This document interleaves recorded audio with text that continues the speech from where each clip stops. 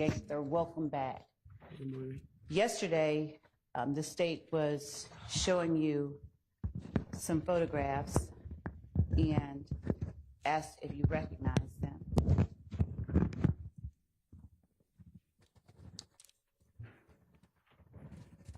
I am showing you again State's Exhibit 526 Yankee Bravo from page 195 of State's Exhibit 526 Yankee.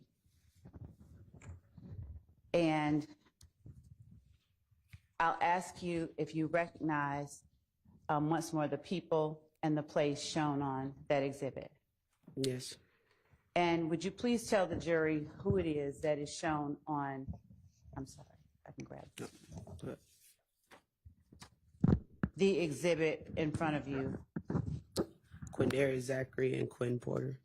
And may I ask you to just lean into the mic or pull that mic a little bit closer to you. Thank you. Go ahead. Zachary, and Quinn Porter. And where is it? Are you able to recognize where it is that Quindarius, Zachary, and Quentin Porter are standing? Yes, where they're sitting. Sitting, Yes. thank you. Where are they located? At the dugout gambling house. Your Honor, the state tenders State's Exhibit 526 Yankee Bravo as evidence. Thank you. Would you please tell the jury, you can hang on to it as what date and time that State's Exhibit 526 Yankee Bravo was posted on Mr. Zachary's Twitter account? October the 8th, 2014, but it doesn't have a time. Okay. And what is the caption? Me and Big Boo. Now, is this Quentin Porter, thank you, the same Quentin Porter that you referenced earlier as Big Boo? Yes. And is this the same Big Boo that Mr. Zachary talked about as having known Tay, who grew up in Capitol Homes with him and Montune? Yes. All right. And is this the person that you indicated was a member or a leader within Rock Crew? Yes. I'm not suggesting. Thank you. You may answer. Yes. All right.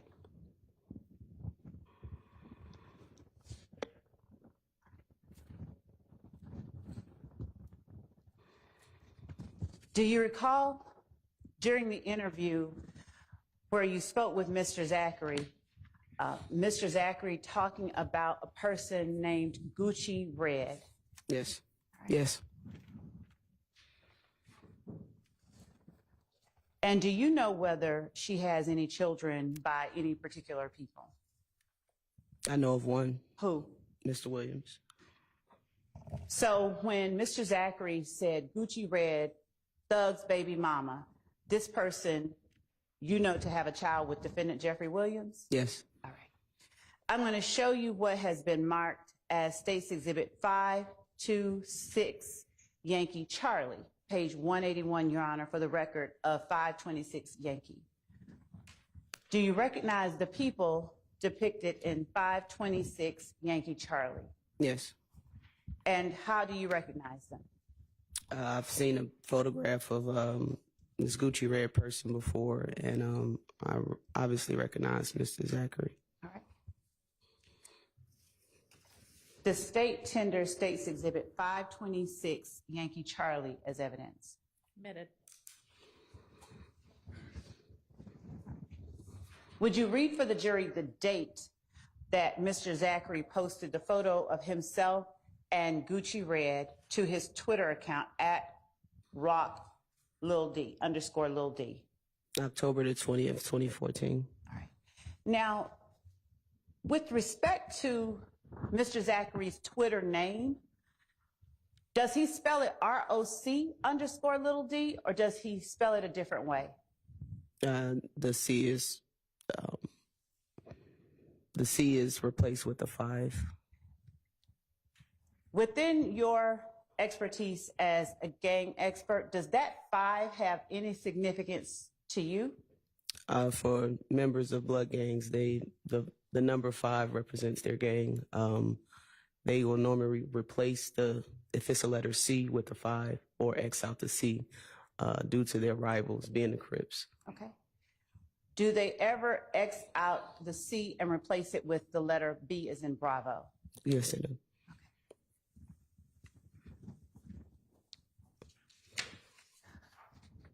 Holding up for the jury, do we have that available for display? All right.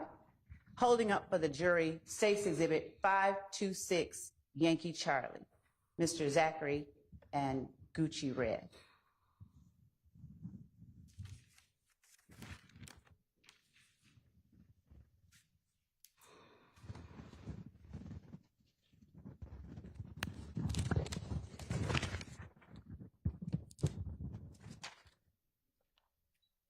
Your Honor, may we approach? Yes. Thank you.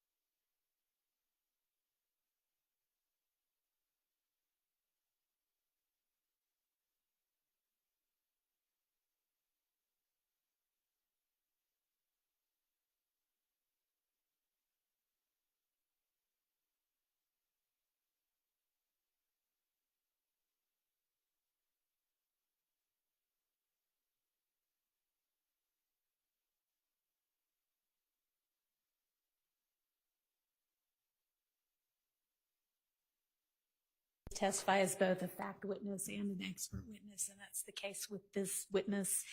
And I think you noticed a couple of minutes ago, Ms. Love asked a question in your expert opinion or with your expertise as a gang expert or something like that. If she is ever testifying in her expert capacity, Ms. Love will preface her question with words to that effect. So those are the only times she's testifying as an expert. Otherwise, she's just a regular old fact witness, just like any other witness that comes in here. Okay. All right, let's get her back in.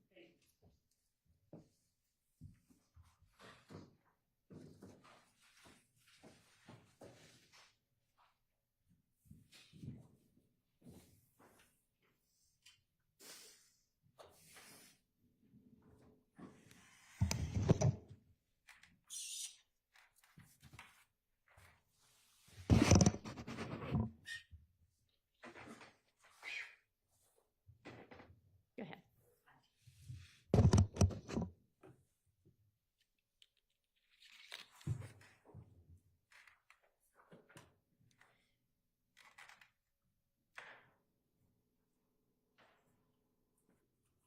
Yeah, I'm not sure if the batteries are low, but I'm holding it down. We're having a little trouble getting it on before. Well, this battery sure doesn't last long.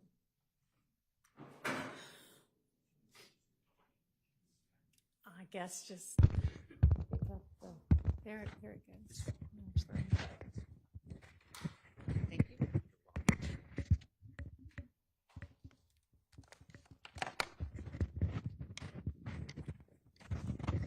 My apologies for it.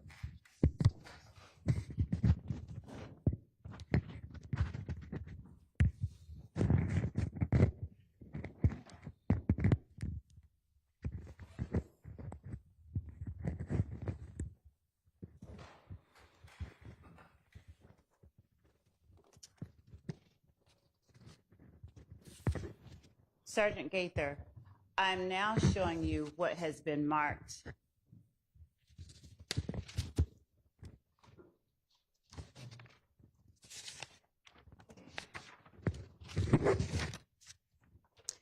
as State's Exhibit 526, Yankee J. And I'm going to ask you if you recognize the image depicted in 526, Yankee J. Yes. Now, first of all, who are the persons depicted in 526 Yankee J? Quindarius Zachary, Trontavia Stevens, and Kenneth Copeland. And where is it that they are standing? The BP gas station located at Cleveland Avenue and Old Hateville Road. I believe it's 151 Cleveland. 151 Cleveland? I believe that's the address. How do you recognize that gas station? I've been there numerous times. Numerous times? Yes. And what is the date of the posting of those three persons in front of 151 Cleveland Avenue, the BP at Old Hateville, you said, in Cleveland Avenue? Yes. December the 2nd, 2014. All right. And the caption, what does it say? My N words, free slug and Woody. All right.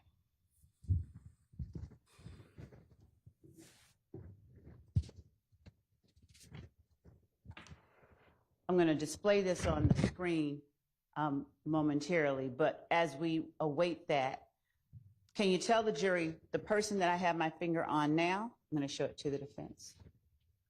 Quindarius Zachary. And the person in the middle? Trontavia Stevens. And the person on the end? Kenneth Copeland. And the gas station that you talked about? That's the BP. All right.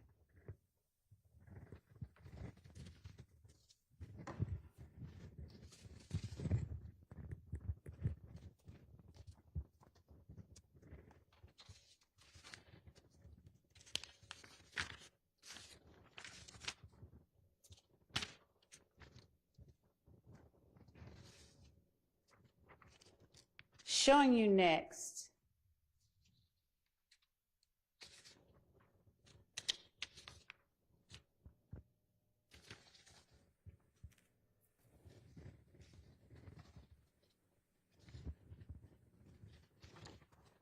what has been marked as State's Exhibit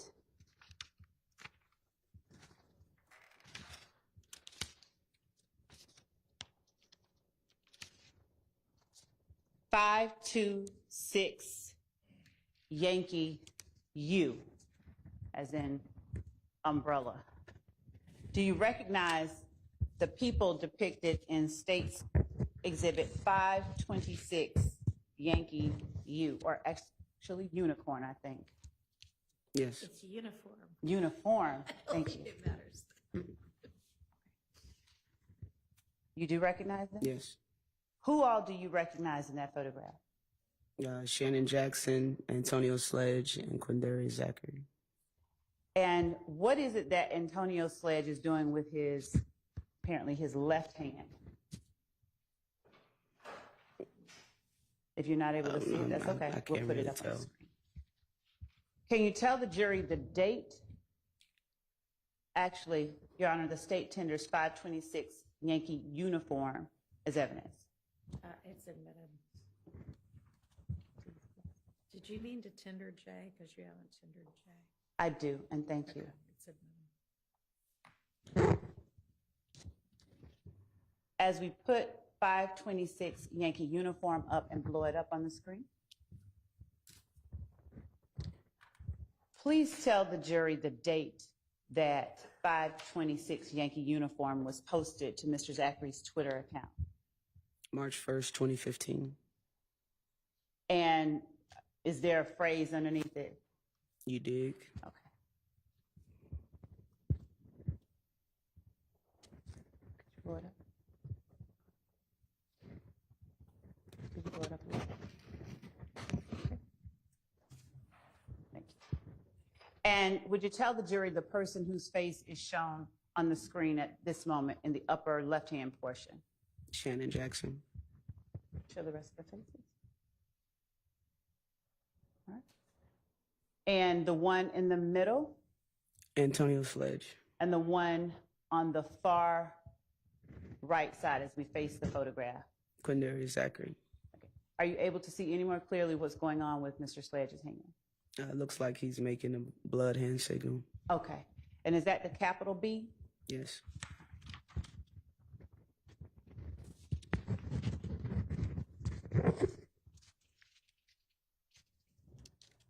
I'm now going to show you what has been marked as State's Exhibit 526 Yankee Tango,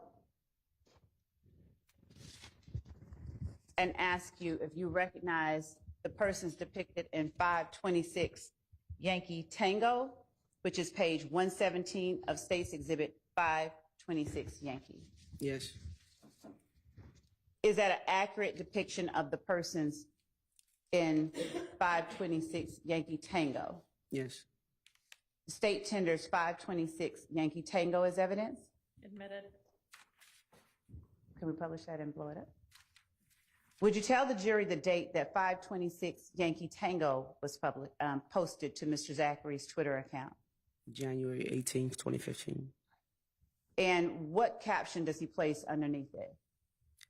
Them B words, no, I'm hot. S word, I got at Bentley_BB. He's standing behind me with all the benefits with 2 money bag emojis. I'm sorry. Which part you need? With all the benefits. With 2 money bag emojis after.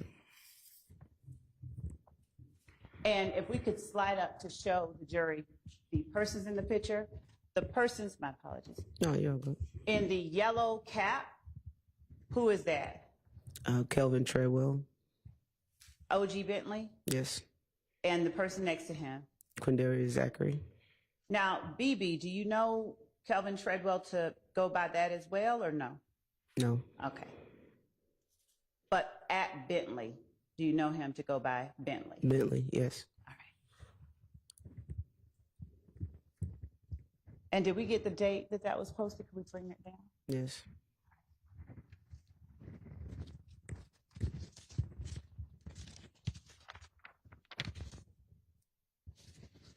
Showing you now what has been labeled as State's Exhibit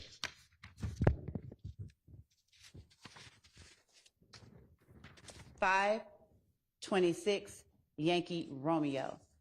And I'm asking you if you recognize the person depicted in 526 Yankee Romeo. Yes. Who is the person, or how do you recognize the person depicted in 526 Yankee Romeo? I arrested him. Okay. Is that an accurate depiction of the person depicted in 526 Yankee Romeo? Yes. The state tenders 526 Yankee Romeo as evidence. Could we publish? Permission to publish. Yeah. Would you tell the jury first the date that 526 Yankee Romeo was published to Mr. Zachary's or posted to Mr. Zachary's Twitter account? January the 12th, 2015. The 12th. And what is the name underneath, or the caption underneath the handle Lil D at rock_Lil D? Hard Nard. Who is the person depicted in 526 Yankee Romeo? Demise McMullen. Okay. And this date that's posted, is that 2 days after the murder of Donovan Thomas? Yes.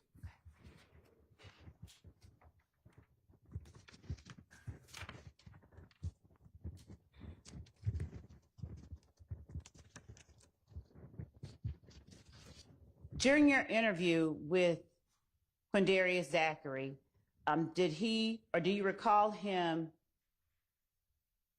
discussing Demise McMullen and where he was in the days after the murder of Donovan Thomas? Yes.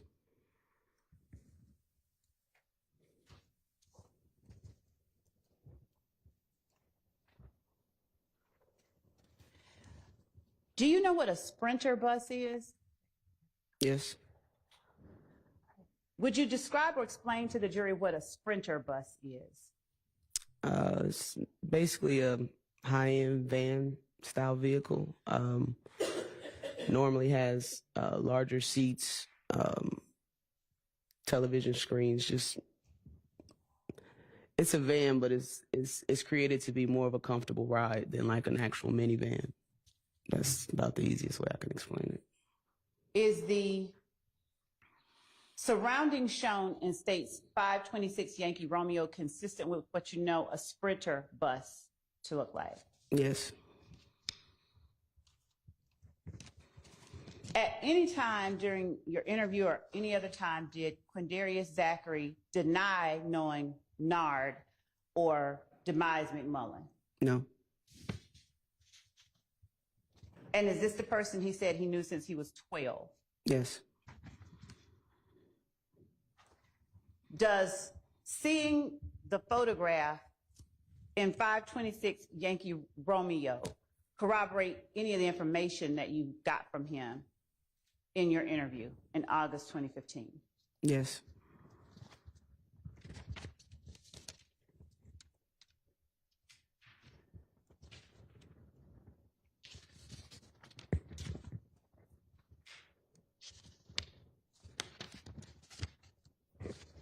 Showing you what has been marked as State's Exhibit 526 Yankee Hilo. Do you recognize the people shown in 526 Yankee Hilo? Yes. Have you seen those people in person before? Yes. Are those accurate representations of each person depicted in 526 Yankee Hilo? Yes. Your Honor, the state tenders 526 Yankee Hilo as evidence. All right, are you saying Help. K or H? H. That's hotel. It's admitted. Thank you. K is kilo. I don't know of either. I have a chart. I don't have the chart in front of me. Thank you. Would you please tell the jury the date that 526 Yankee Hotel was posted to Mr. Zachary's Twitter account? November 20th, 2014. And would you tell the jury what the caption is that Mr. Zachary placed underneath that date? Bullying with my N-word, his birthday at Monte Rebel, 100 emoji, snake emoji. As a gang investigator, have you ever seen the word bullying before? I have. And in your investigations, when have you seen the word bullying?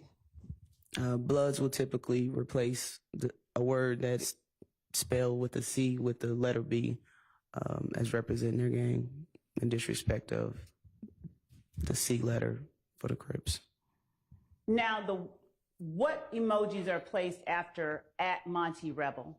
The 100 and a green snake emoji. And if we would scroll up to the photographs, would you tell the jury, as we hover over the zoomed in photograph of the person on my left, who the person is to my left on the screen as we look at the picture? The marker over, the person to my left. The person that the marker is over now. Diamante Kendricks. And the person to his left and my right, who is that? Quindarius Zachary. Does this person, to your knowledge, have a nickname that he answers to as well? Which one? I'm sorry, the person to my left, Diamante Kendrick. Yak Gotti. Yakgotti? Yes, ma'am. Okay. Thank you.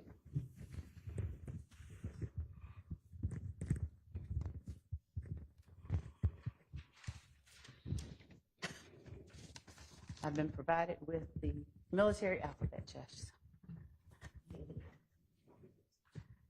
I'm now showing you what has been marked. State's Exhibit 526, Yankee Golf.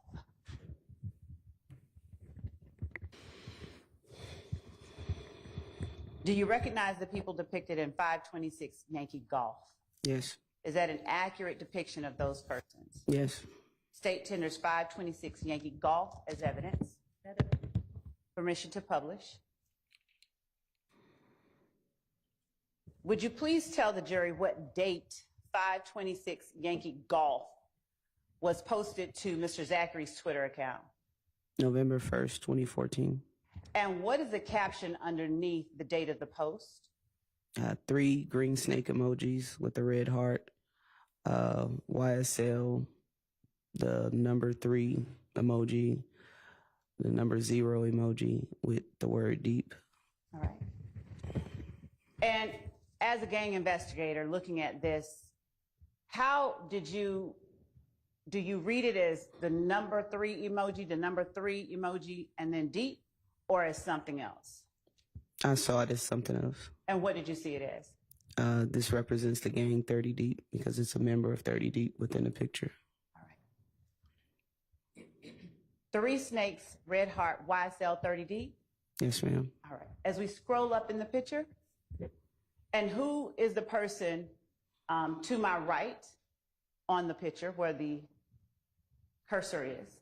Demikion Garlington. And the person to his right, is that Mr. Zachary? Yes. And who is the person that you spoke of that was a member of 30 Deep? Demikion Garlington.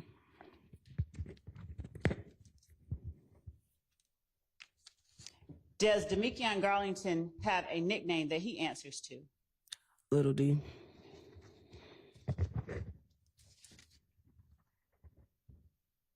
Showing you what has been marked as State's Exhibit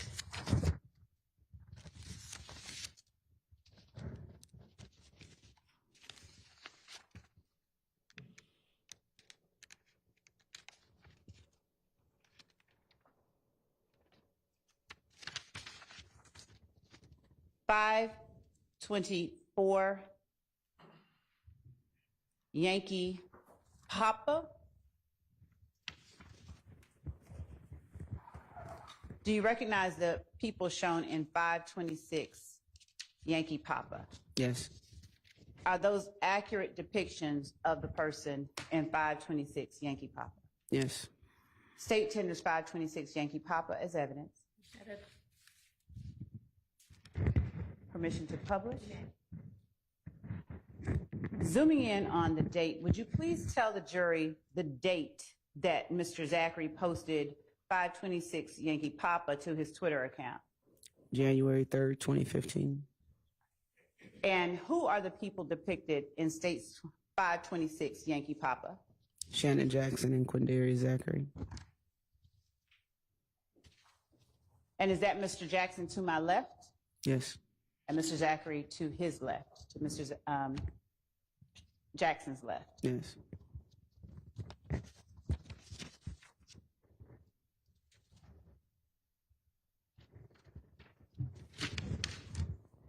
Showing you what has been marked as States Exhibit 526 Yankee November. Do you recognize the persons shown in 526 Yankee November? Yes. Is that an accurate depiction of the people depicted in 526 Yankee November? Yes. State tenders 526 Yankee November as evidence. Submitted. Permission to publish, Your Honor? I'm assuming it's granted. Go ahead and publish. May we publish, Your Honor? Yes. Sorry.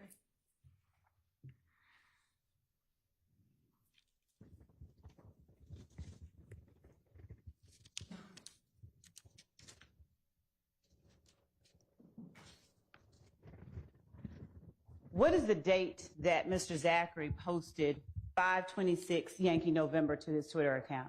January 1st, 2015. And who are the people depicted in 526 Yankee November? If you could just describe them by what they're wearing or hair or something. Jeffrey Williams with looks like a white jacket, and Kenneth Copeland with a red hoodie. All right. And what is the caption underneath the posting date for 526 Yankee November? Ain't going back and forth, all one word.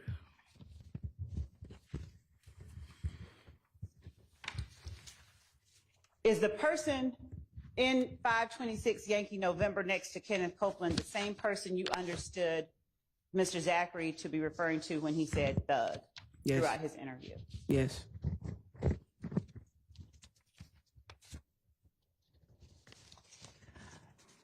Let me ask you this. Bless you. At any time during your investigation of YSL before the start of this trial, had you ever heard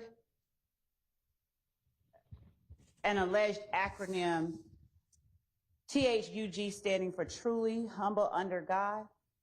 No.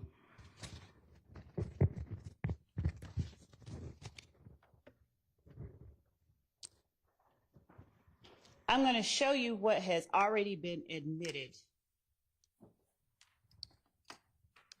as States Exhibit 2, Juliet, and States Exhibit 3, Juliet.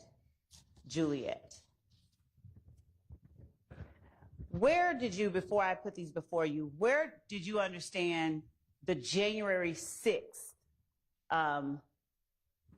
incident with members of YSL and members of IF gang to have occurred? Where? Club Crucial and the surrounding streets on the backside of it. All right. Showing you States 2, Juliet. Do you know where that sign would have been posted around January 6, 2015?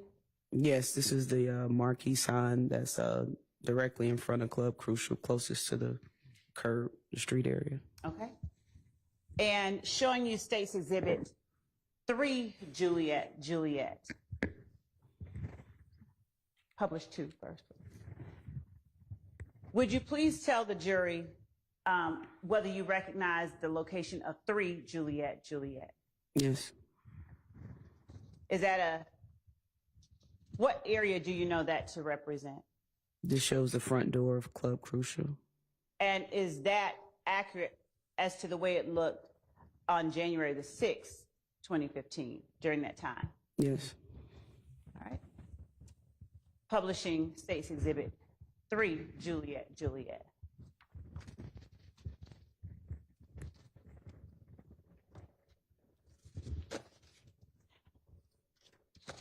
Prior to learning of the incident on January 6th, 2015, after you began this investigation, did you go out to that scene or know that there was any kind of shooting at Club Crucial on January the 6th, 2015? No, I didn't know when it occurred that it actually had happened. And did you have any knowledge that Diamante Kendrick had gotten arrested up from this club at that time? Not at the time, no. Did you learn about it later? Yes. And did you discuss that incident in your interview with Mr. Zachary? I believe so.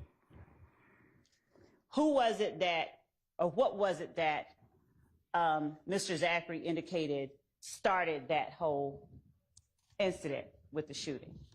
I believe he stated Mr. Copeland was jumped in the club. Mr. Zachary was inside with Mr. Williams. Several people after the fight exited the club. Another fight happened with Bloody J, where Bloody J was hit in the face. Mr. Zachary stated that he stayed inside with Mr. Williams while everyone else went outside and got their guns to basically escort Mr. Williams out.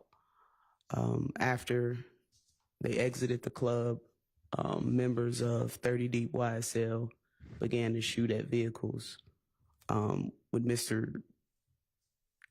Shellcal, which is Kelvin Watts, and other members of If Gang as they were leaving the parking lot area.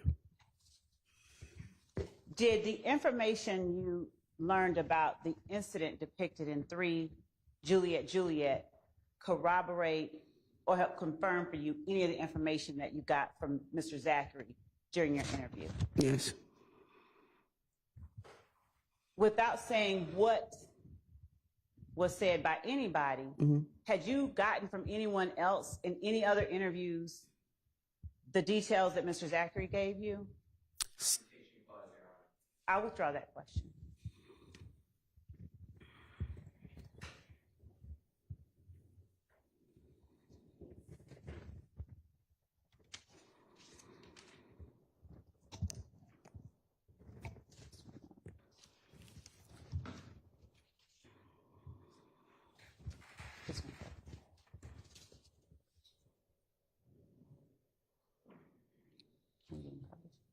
Okay. And putting up on the screen the second photograph that we showed you.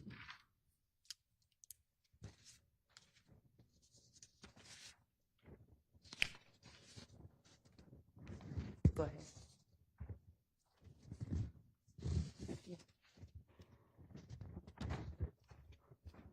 Yes, 526 Yankee Charlie.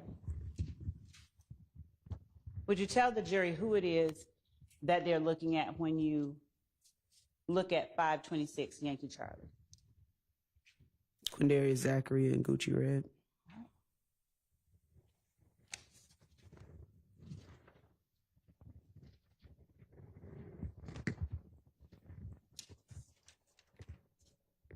The photograph that you described for the jury as being Quindarius Zachary and OG Bentley, is that the same person who had the spot on Oak Drive? Yes.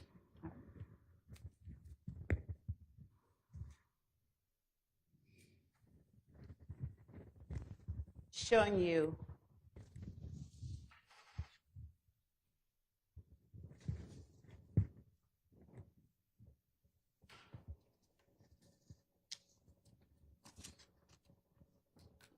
X-ray. Stacy Exhibit 526 Yankee X-ray.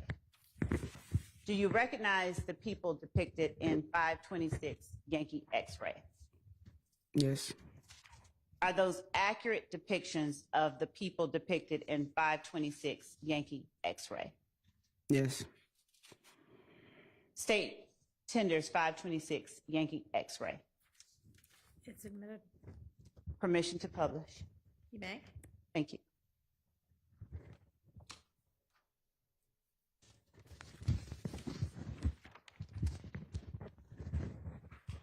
Would you please tell the jury the date 526 Yankee X-ray was posted to Mr. Zachary's Twitter account?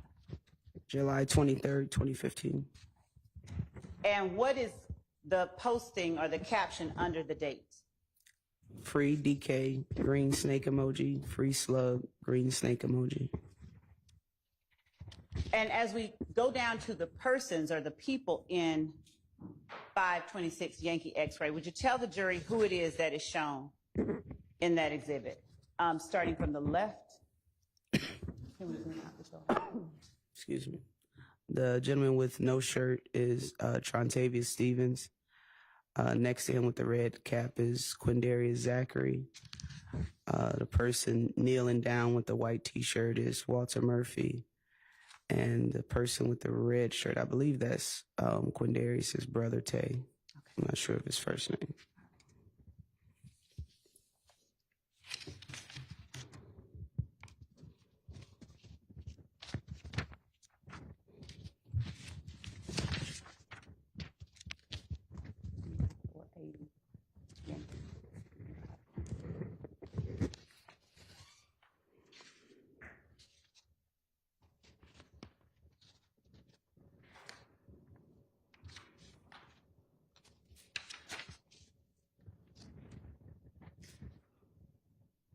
Okay.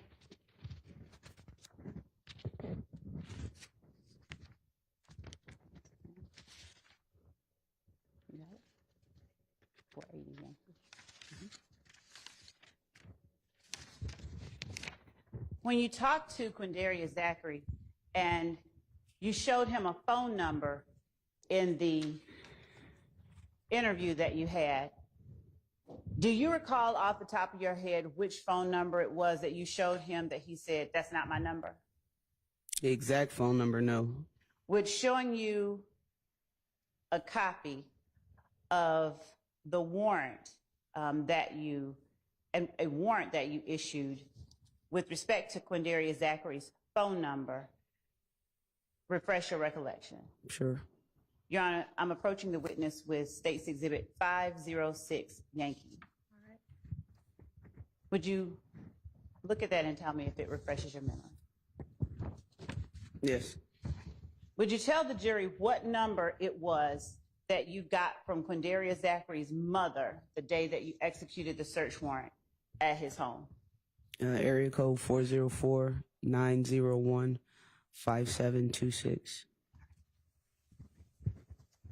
Did you do anything with that number in order to corroborate or disprove anything that Mr. Zachary told you during the interview on August the 5th? Or had you done anything with that number? Yes, I had already received cell phone records from the cell phone provider for that particular phone number. Okay.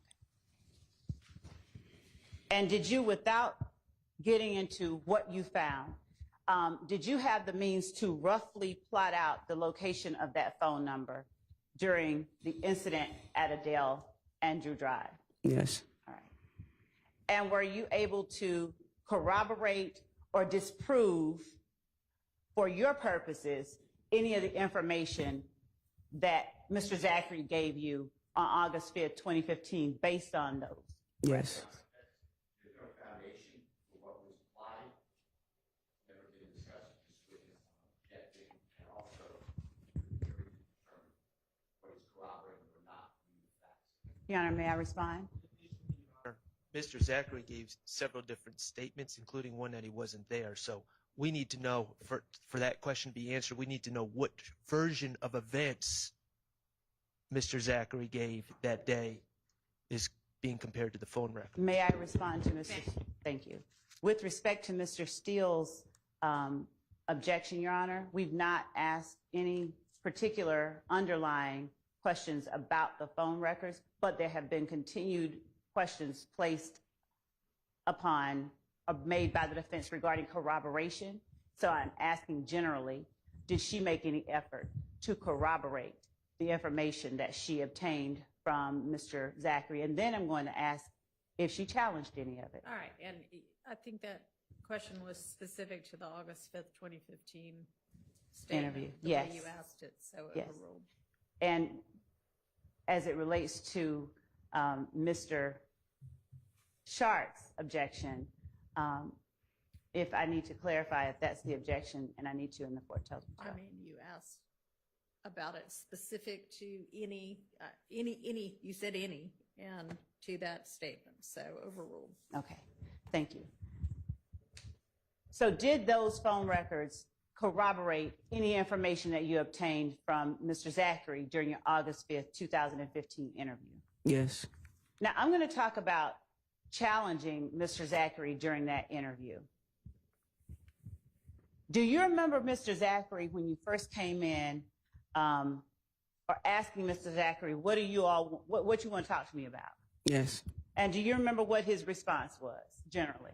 Yes. And how would you describe what his response was? He wanted me to tell him what information I already had. He wanted me to start the interview. And after you told him, no, that's not how this works, you got to tell me what you want, what was his first bit of information that he gave you about that incident at Adele Drive on April 28, 2015? Did he deny being there? Yes, he stated he wasn't there. Now, did you initially say, I know that's not true, or did you talk to him for a while? No, I talked to him for a minute. I wanted to lock him into a statement. Why did you talk to him for a minute after getting information that he wasn't there? Did you believe that he actually wasn't there? No, I already knew that he was there. Okay. So why did you let him talk to you after telling you something that you believed to be false? Why did you let him give you more information? At that point, I knew I could disprove what he was saying. I like to give people the opportunity to just say whatever it is they want to say. And once I confront them with facts or information that I already know, more than likely it kind of persuades them to just tell the truth. Okay. Now, at some point, did you do what you would consider confronting Mr. Zachary with facts or challenging what he had just told you? Yes. And at that point, is that where you said, I can just get up and leave? Yes.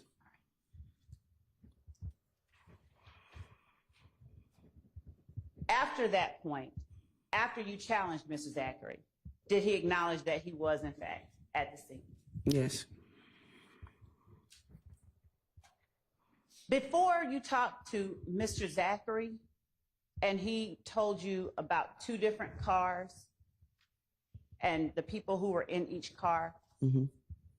had you talked with any investigators from the Adele Avenue shooting who told you about a witness who said that they saw someone with dreads shoot? Sustained. Your Honor, may I approach? Yes.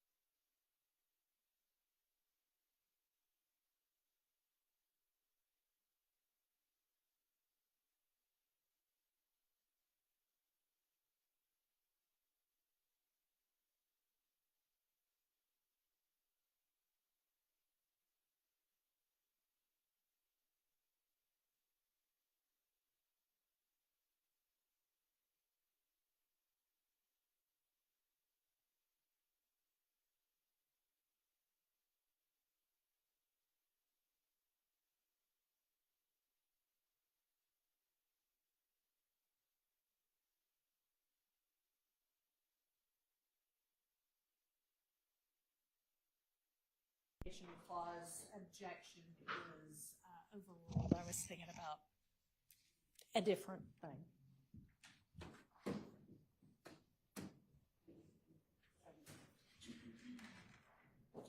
We can get the witness back.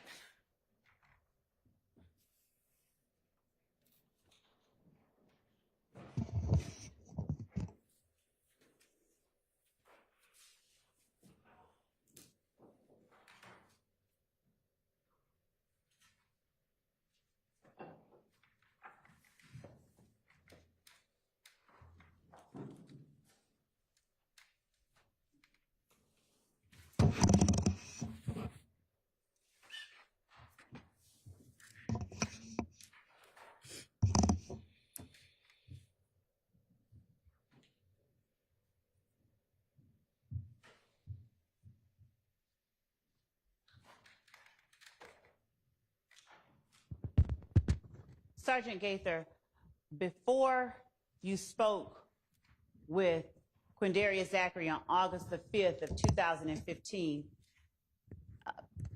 did you know of any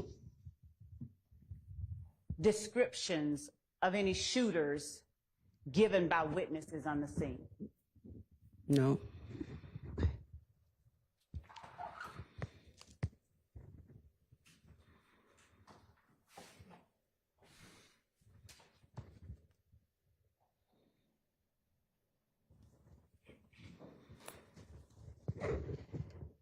When Mr. Zachary talked about a deer gun or a deer rifle, what did you understand him to be describing?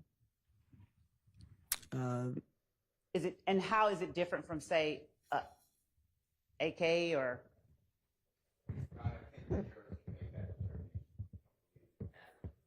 Overruled. The way he described it, he was in the interview, he used his hands like this and stated a chopper, but he said it looked like a deer hunting rifle. My idea of a deer hunting rifle is something with some type of wooden pieces to it. So he didn't go against what I was saying, but his description, I understood what he was saying. All right. And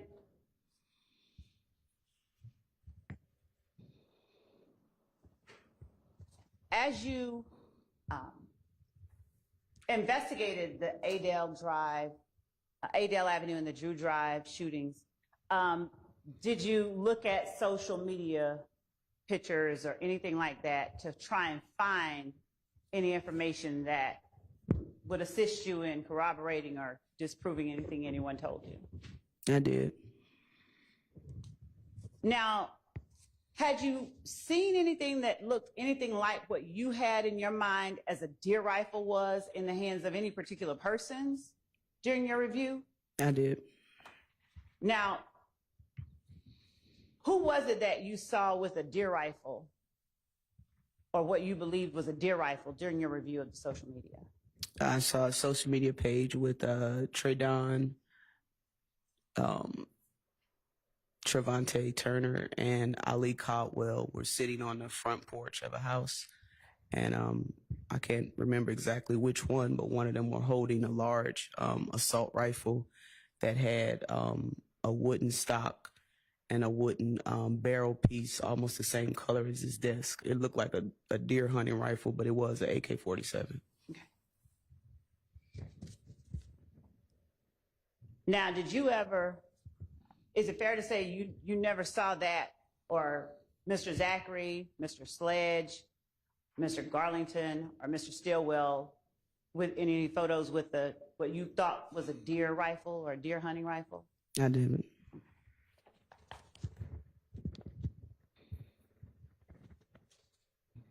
And the Ali Caldwell person that you spoke about? Caldwell. Is that the person that you said had what did you call them? Trunk dreads? Like plank. Plank, thank you, plank dreads. Mm-hmm. All right.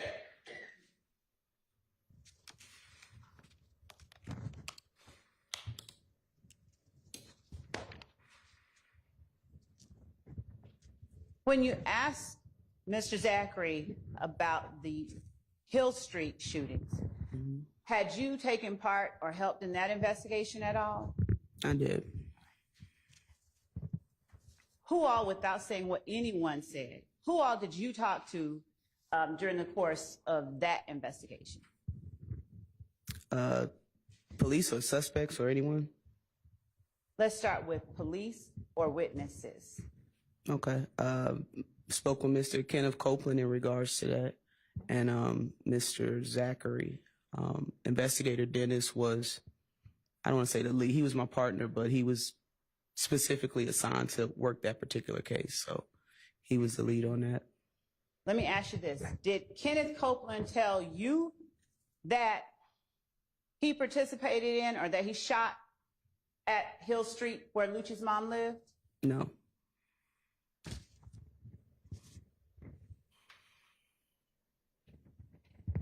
And are you familiar with the person who goes by the name Pokey?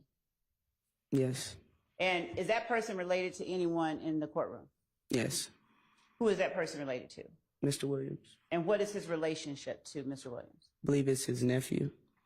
Did anyone by the name Pokey tell you that he had participated in that shooting? No.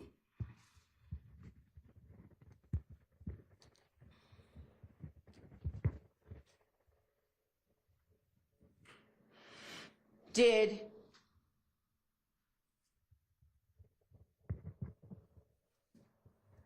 Your Honor, out of caution, I'd like to approach before I ask the next question. All right. You can stay.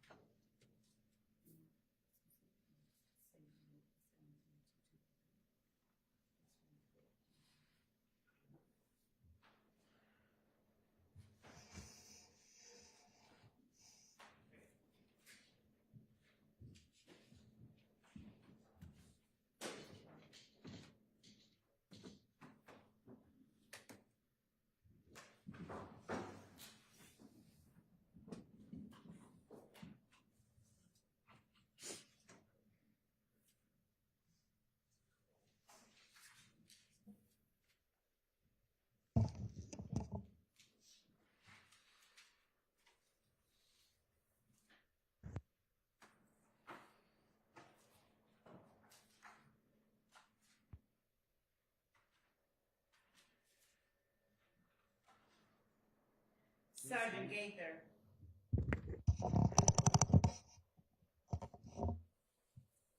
Do you recall during the time that you and Detective Dennis spoke with Quindarius Zachary, talking to him about the day Lucci's mother's house was shot, or one of the shootings at Lucci's mother's house? Yes. Before you spoke with Quindarius Zachary on August the 5th, 2015, did you have information, any other information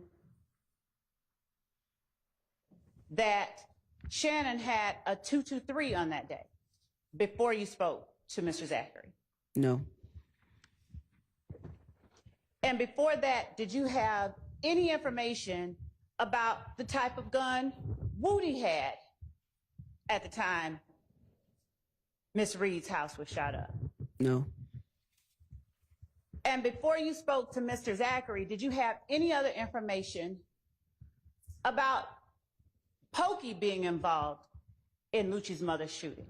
No.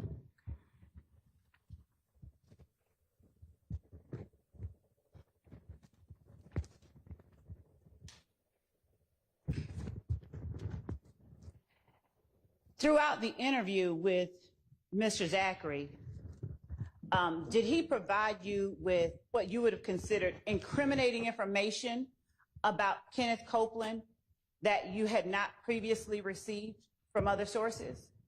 Yes. And what about Mr. Garlington? Did he give you information about Mr. Garlington that you had not received from other sources? Yes.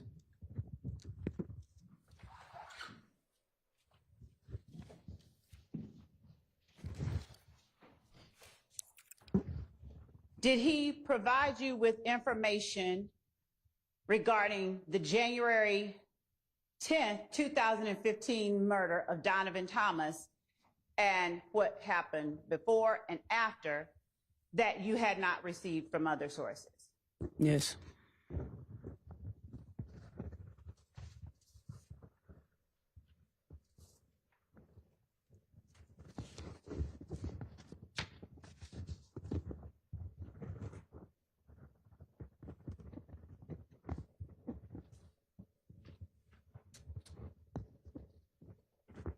With respect to Antonio Sledge, did Mr. Zachary, during your August 5th, 2015 interview with Mr. Zachary, give you what you would have considered incriminating information about Antonio Sledge?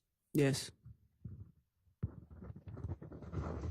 Was that information known to you from any other source before you talked to Mr. Zachary on August the 5th? Yes. Some of it, yes. Was all of it? Not all of it, no.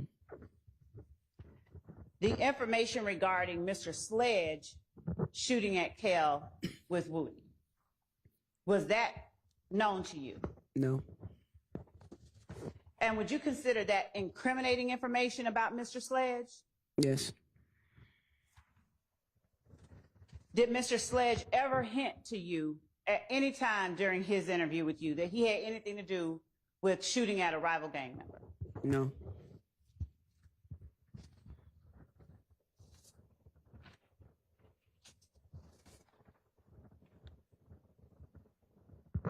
Did the information that Mr. Zachary gave you about Tay being a person that you knew to be affiliated with MDC, did I get that right or did I get Yes. that wrong?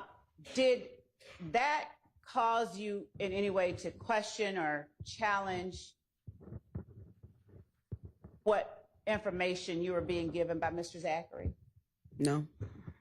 Why not when MDC is a different group from YSL? He provided information that some of it, which I already knew, would.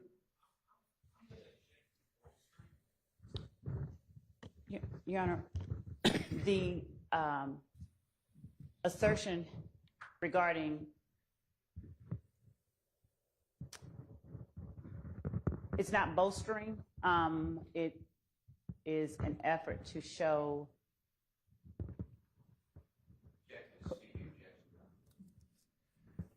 I'm going to sustain and you can rephrase. Okay.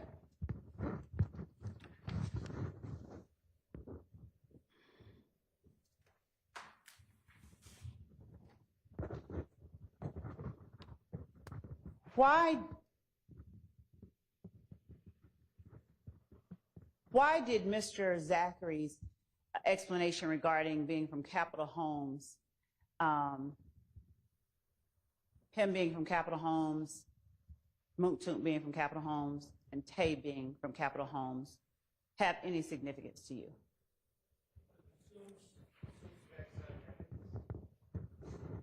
Sustained.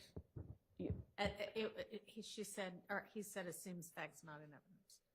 During the interview, do you recall Mr. Zachary talking about himself being from Capital Homes, Mooktook being from Capital Homes, and a third person that belongs to another group being from Capital Homes? Yes. What was that third person? Tay.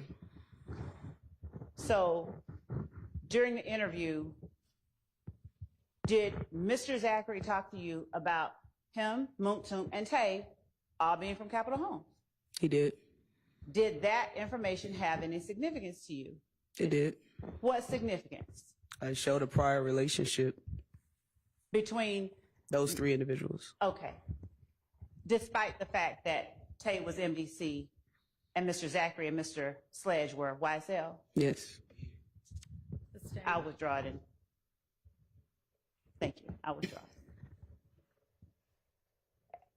Why was the fact that those three people had a prior association of any interest in your investigation? It showed their continued alliance, even though they were from different gangs and lived on different sides of town. Presently, it showed their prior relationship from their roots, which was Capital Homes. Did that information in any way help you corroborate or disprove the information you were getting from Mr. Zachary? It made me believe him more. Corroborated. Sustained. So not talking about what you believe, Okay. did Hang on that, just a second. Move to strike. That'll be stricken. Please disregard that last answer. did that information corroborate or disprove for you any of the other information that you got from, and Your Honor, my understanding is her belief is irrelevant, but corroboration towards her, what she considered corroboration is relevant and important. Because, I hear an okay, objection. Yes. so Yes. did it, okay, thank you.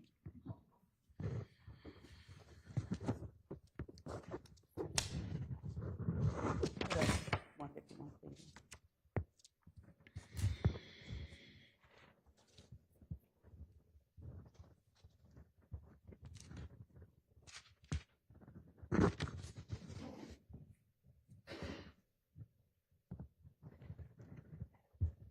showing you 526 Yankee Juliet.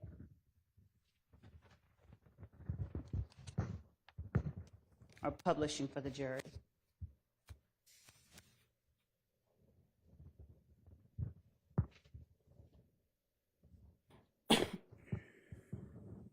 Is that location the one that you described as 151 Cleveland, the BP gas station? Yes. All right. Thank you.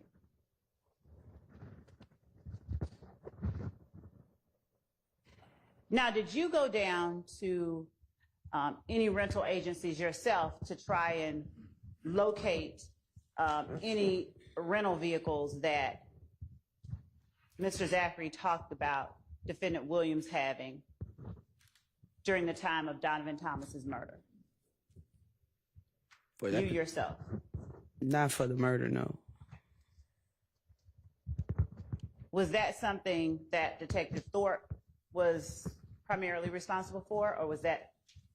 Yes, that was his case. He was a primary.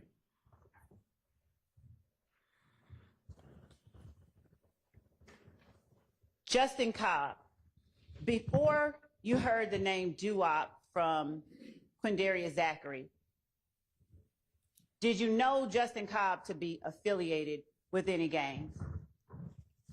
No. And did you ever classify or get information that caused you to believe that he was or wasn't? Confrontation clause. Overruled. I don't recall. I don't believe so. Okay. Was Quindarius Zachary the first person that you learned of the name Justin Cobb from? Yes.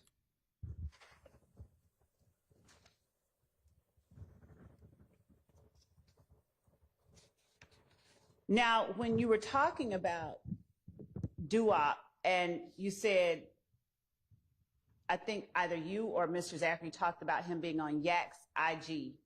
Mm-hmm. Do you remember saying one of the people in the room motioning, or Mr. Zachary actually motioning about height? Yes. And at that time, had you already seen Justin Cobb on Diamante Kendrick's IG? Yes. Okay. So if he was not someone that you had known of before your interview with Quindarius Zachary, what was the circumstance that you would have seen him on Diamante Kendrick's IG? He was like a rapper and had some song out. Like, I don't remember exactly how the words go. It was a little catchy little song that I saw on Mr. Kendrick's Instagram page that tagged him in it. But I didn't know the significance of, him necessarily being involved with YSL at the time that I saw it. And is Justin Cobb someone who is significantly short or significantly tall, or just average height? Yeah, a little thing. He's small. He's small. Short, rather.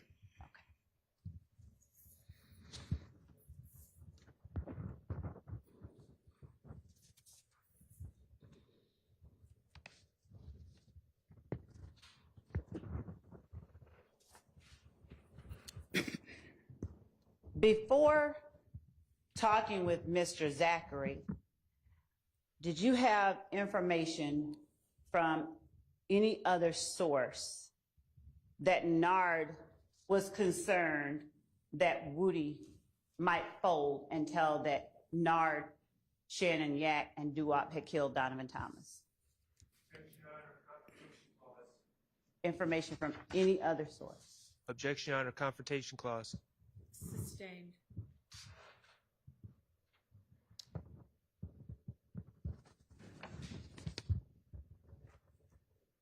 Your Honor,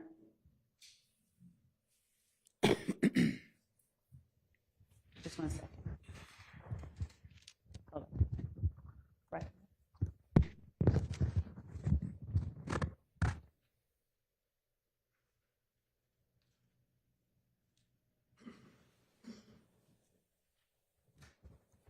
When you heard from Mr. Zachary that Nard was worried Woody would fold, that he, and tell police that Nard, Yak, Shannon, and Duop had murdered Nut. Was that the first time that you had heard that? Yes. What? Yes.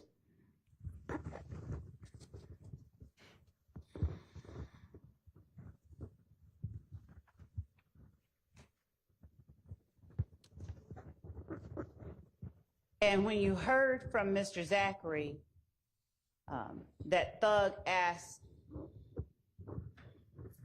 the members of YSL responsible for killing Nut, why'd y'all kill Nut? I'm objecting that is not, that is misrepresentation. Sustained. Okay, let me play for you.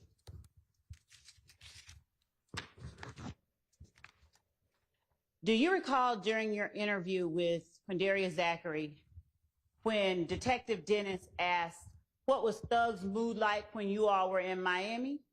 Yes. And do you recall or whether that was immediately following the Donovan Thomas murder? Yes. And do you recall whether Mr. Zachary said Thug was calm He was or normal. normal? Thank He you. was normal. All right. And do you recall whether Detective Dennis asked, he didn't care, he didn't give a fuck? Do you recall Yes. that? Yes. And did Detective Dennis ask that question? Yes. And did Quindarius Zachary follow that up with sort of an explanation? He did. Would you tell the jury what that explanation was for why he said Thug was normal? He stated because Nut gave the whoop or the green light for members of YSL, so he was just like, whatever after that. And when you say Nut gave the green light, when he talked to you about Nut giving the green light, did he also tell you or state that Thug asked, why did y'all kill Nut? Yes, he did. And was that the response Mr. Zachary told you was given to Defendant Williams while they were in Miami? Yes. And did Mr. Zachary tell you that Thug seemed then satisfied with why they killed Nut? I'm objecting to best evidence. Sustained.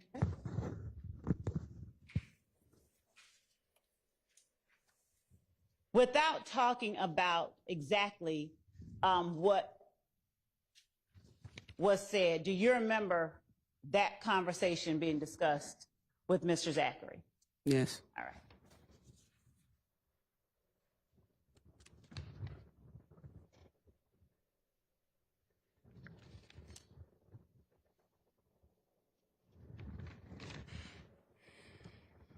When Detective Thorpe came into the room, did you already know that, or his former, or if whether he had a relationship with Mr. Zachary in any other capacity?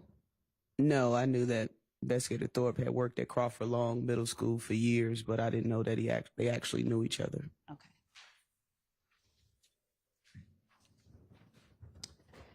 And during the course of your interview with Mr. Zachary,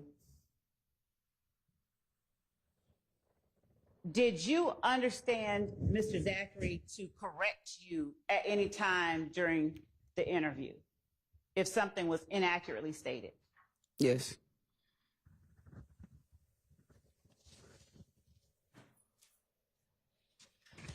Other than changing his account of his whereabouts on April 28, 2015, as it related to the Adele Drive shooting, did Mr. Zachary give you changing accounts of anything else during the course of your interview? No, he was pretty consistent with the information that he did provide.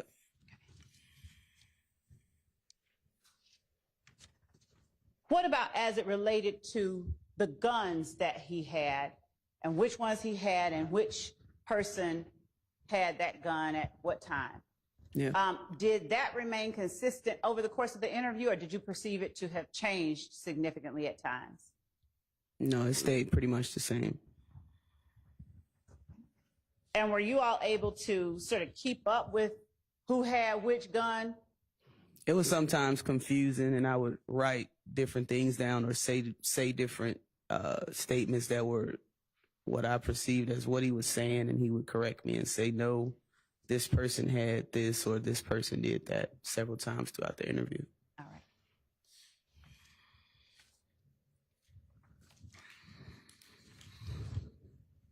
After you talked to Mr. Zachary on August the 5th of 2015, did you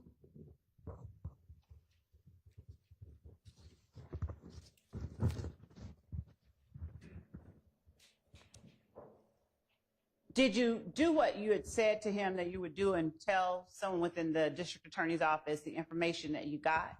I did. Now, did you have anything to do with any charges federally that were brought against Mr. Zachary? Did you take out any federal warrants? No, I didn't. The proffer that, are you aware of whether Mr. Zachary sat down in a room with investigators 2 years after he spoke with you and Detective Dennis and Detective Thorpe on August 5th, 2015? Am I aware of it, or was I there? I'm sorry. Do you know about a 2017 interview with Mr. Zachary? I heard about it, but Were you there? no. Okay.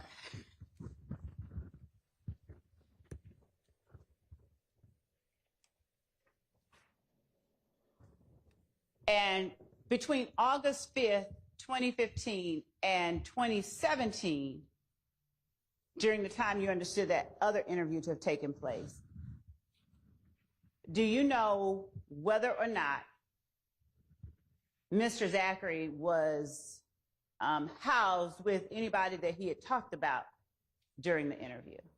No, I'm not aware. Okay. You don't know one way or the other? I don't know. Okay.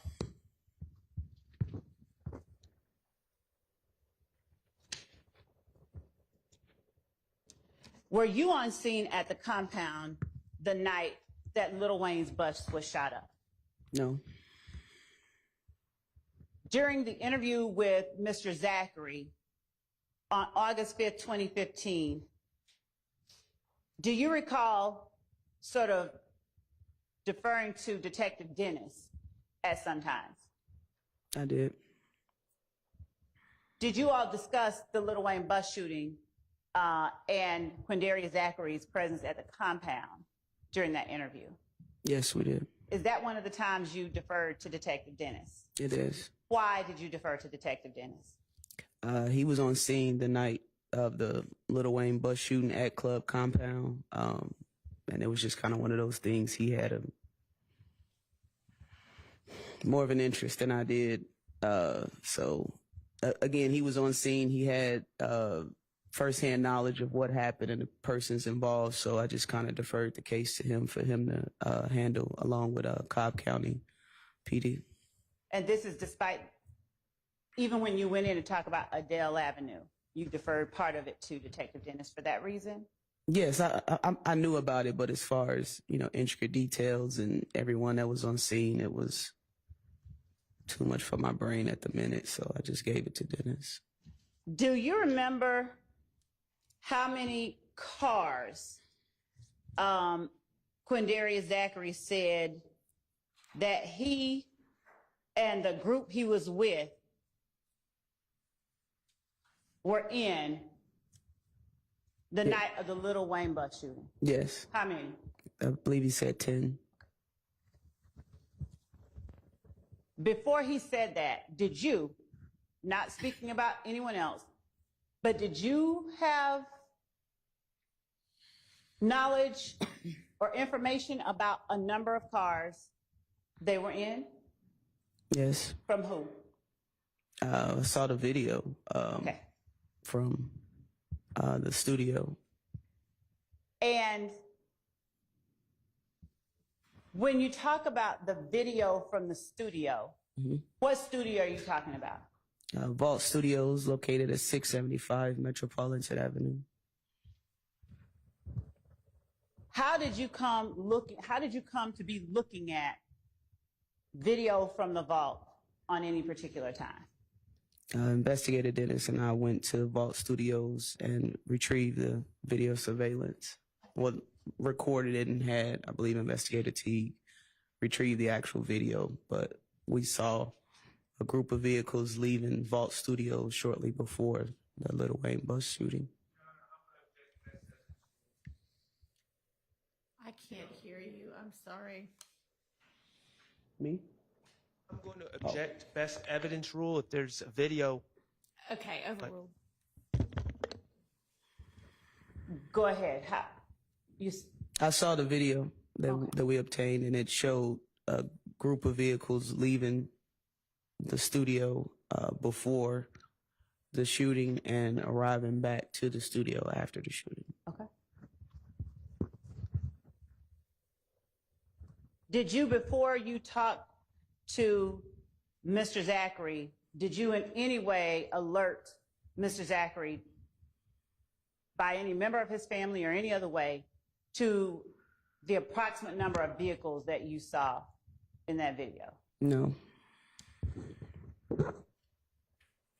Outside of the investigation that was conducted by Detective Dennis in that Lil Wayne bus shooting, did you have independent information about the details Mr. Zachary gave you during that August 5th interview around this Lil Wayne bus shooting? No.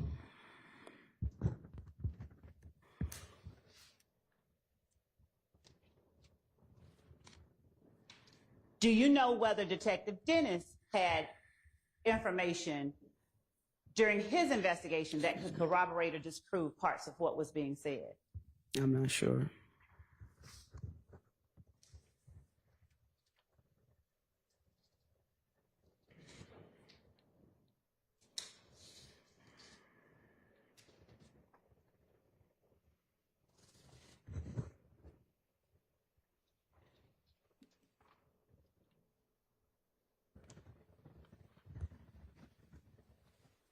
Have you ever had interviews where you're sort of forced to decide or determine whether somebody is trying to put blame here to get blame from somewhere else during your time as an investigator with the gang unit? Sustained. Okay. During your interview with Quindarius Zachary, did he give you any indication that his reason for talking to you was to get Shannon in trouble and get Demikian or Woody or Muntu out of trouble? Objection, Your Honor, bolstering Speculation. and speculation. Uh, Yeah. Overruled as to speculation. Overruled as to bolstered. You may answer that question.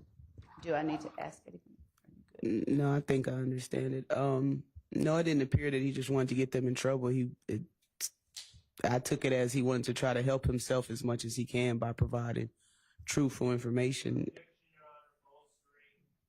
Speculation. Overruled. Well, sustained as to speculation. Okay. I also have a motion, Your Honor. You have a Motion. all right. Time for our morning break anyway.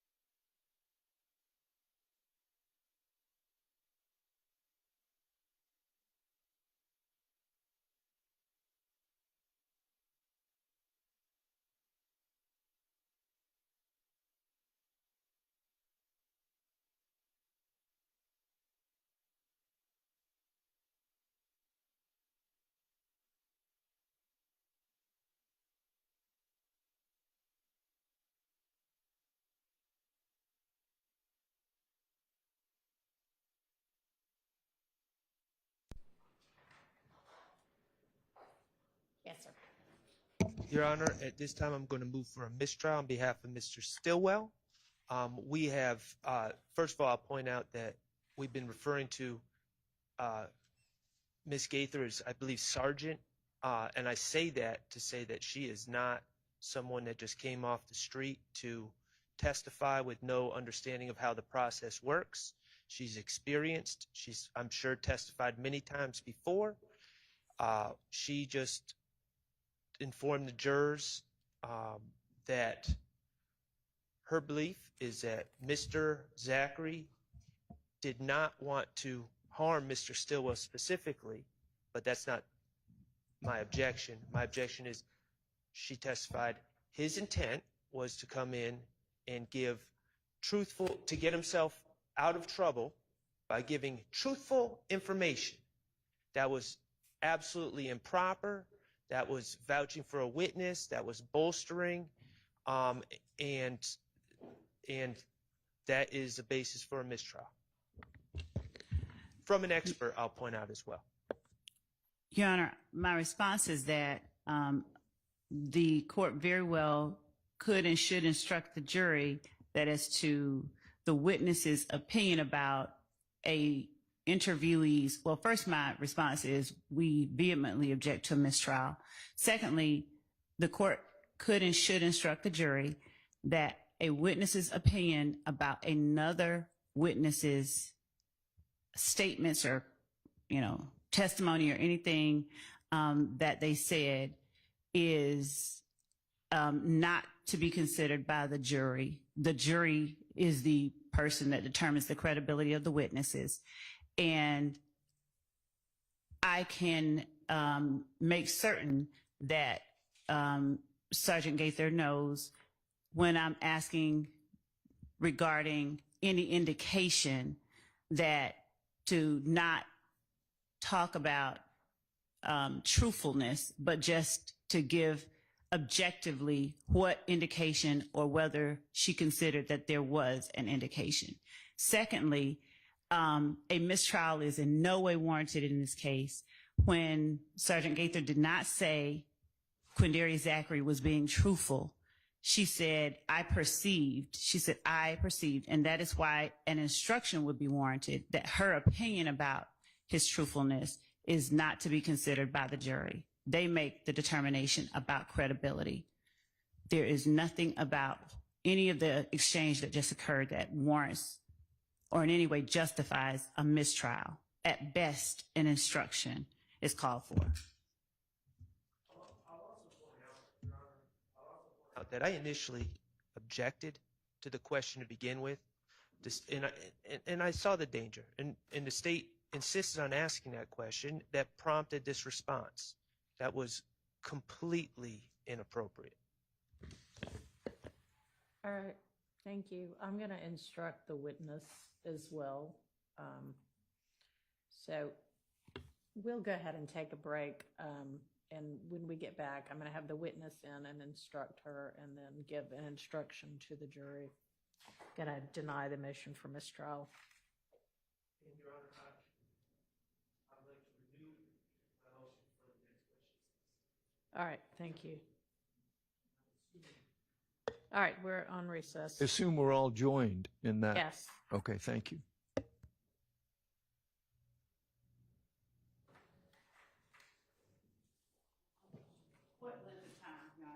I mean, yeah, 10 minutes. And by the way, that witness, Bernie, if he's not here already, he's on his way, the one who needed to testify in Cobb. So just in terms of scheduling, if y'all want to take him next, he's available. And I knew that we wouldn't be done with this Gaither anywhere near 10 a.m. I won't feel offended.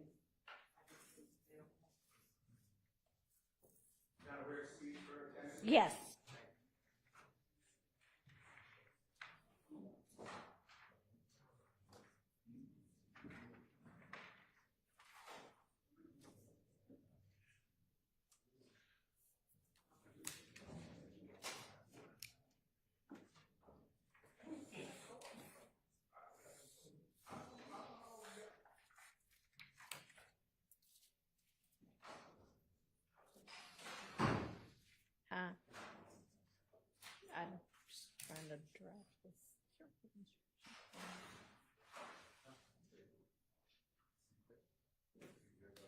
Okay.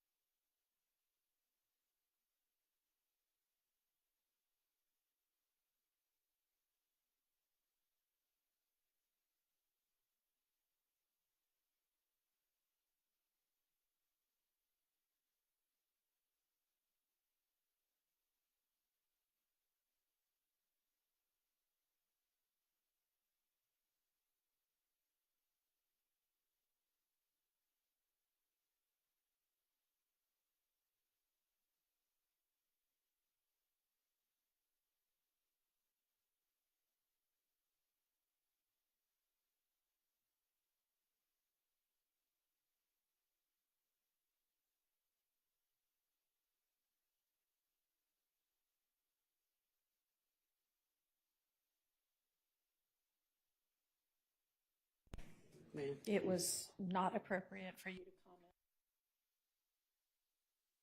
the truthfulness of any of the people you were interviewing. Don't do that again. Okay, all right. And Your Honor, just for the record, we discussed it as well, and I explained that if I say corroborate or indicate. I'll be loud in the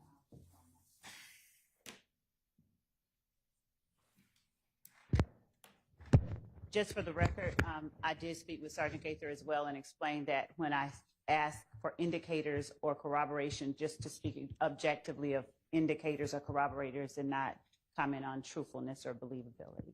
We had that conversation as well. Okay. All right, so jury. Yes.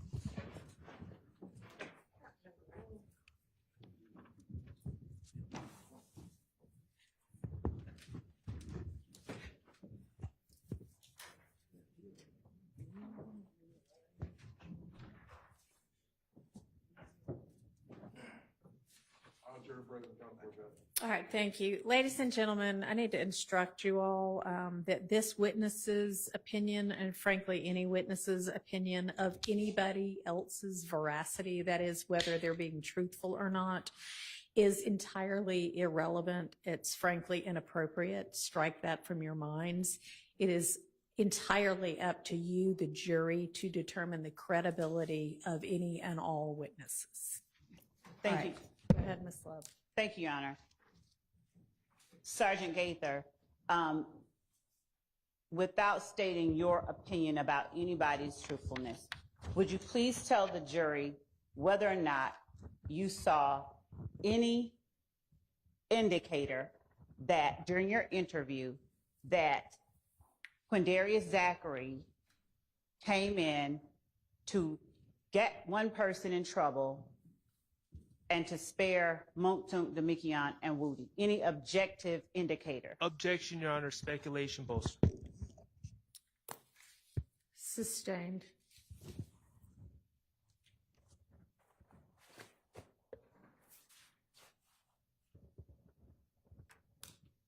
Did you consider or did you take from Quindarius Zachary the information that he gave to you about Monktunk, Demikian, Shannon,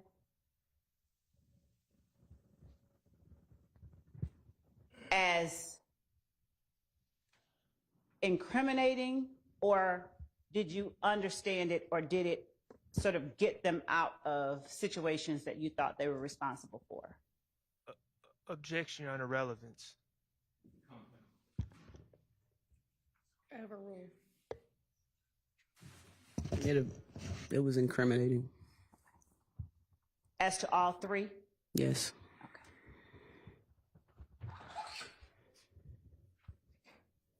When you talk to Mr. Zachary and he encouraged you after Detective Thorpe got in the room to talk to Bushi, she knows. Did you know who Bushi was?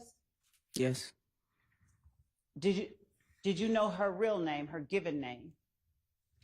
At the time, I believe I did. Did you make any effort to go out and interview Bushi as it related to the Donovan Thomas murder? No. And why not? It seemed relevant for Investigator Thorpe to interview her, seeing that he was the lead detective on the Donovan Thomas murder. Okay. And do you know or have any information about whether anyone after Detective Thorpe may have interviewed this person? Objection, Your Honor. Relevance. Sustained. All right.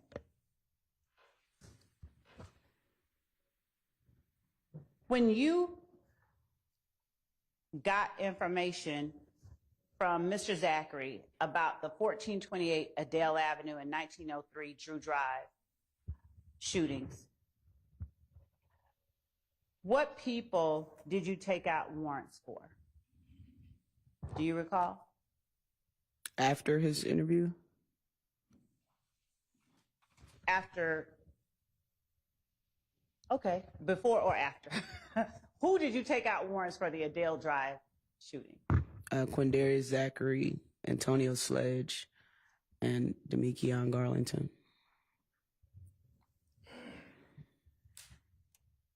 Did either of those people at any time during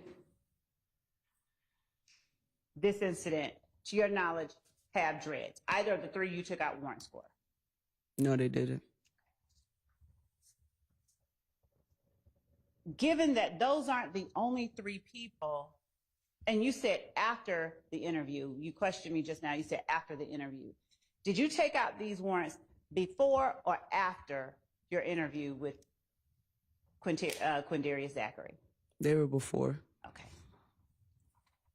And after the interview with Quindarius Zachary, did you take out any more warrants?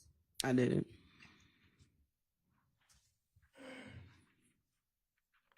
Why, after your interview with Quindarius Zachary, didn't you take out warrants for Ali Caldwell? Mm-hmm. Ali Caldwell, for instance. What was going on? I didn't have any corroborating information to do so. I tried locating a telephone number for him. To my knowledge, there wasn't an eyewitness that can identify him outside of Quindarius saying that he was there. You know, I didn't have anything else to go on to corroborate what Quindarius stated. Now, when you say that you didn't, is that the way that, explain why that meant something for you as an investigator, for you personally, not any other entity or any other person, just you. Objection, Your Honor, relevance. Sustained. Okay. What about Tay? Did you want more information about Tay's Objection, Your Honor, involvement? leading. Overruled.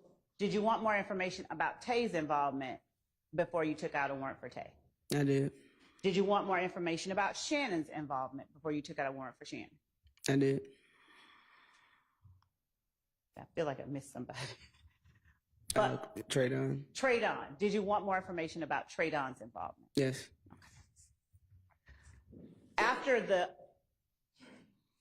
After your investigation of the Adele Drive shooting, did you cease or stop investigating the back and forth between YSL and If Gang or any other group? Did it cease? Yes. Did you stop? Or did you continue looking into other incidents? No, it was definitely more incidents after. Okay.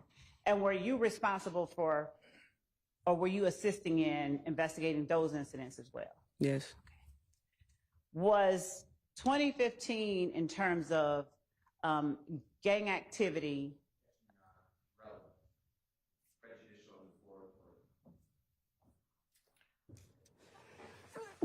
Excuse me. Sustained. Thank you. I don't know exactly what the question's going to be, but I'll say the question and the court can make the decision based on the actual question. Was the activity you saw in 2015 that you considered part of this retaliatory shooting, was that more or less activity that you saw in either 2014 or 2016? overruled. I'll give Lay a foundation. Were you a gang investigator with APD in 2014? Yes. Were you a gang investigator with APD in 2016? I was promoted in March of 2016.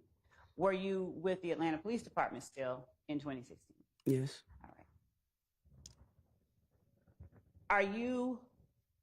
Are you able to tell the jury about your observations of the number of gang incidents or shooting incidents involving gangs in 2014 and 2016 as it related to the Atlanta Police Department?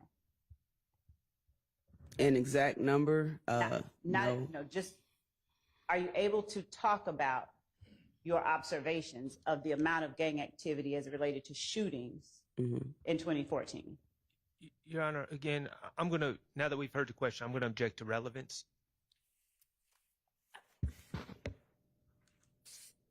Ms. Love, maybe ask a different question. Was the amount of gang activity that you investigated during the 2015 period where you were looking at YSL and If Gang, was that a usual number of gang-related shootings for you as an investigator? Objection, Your Honor. Relevance, it's the same question.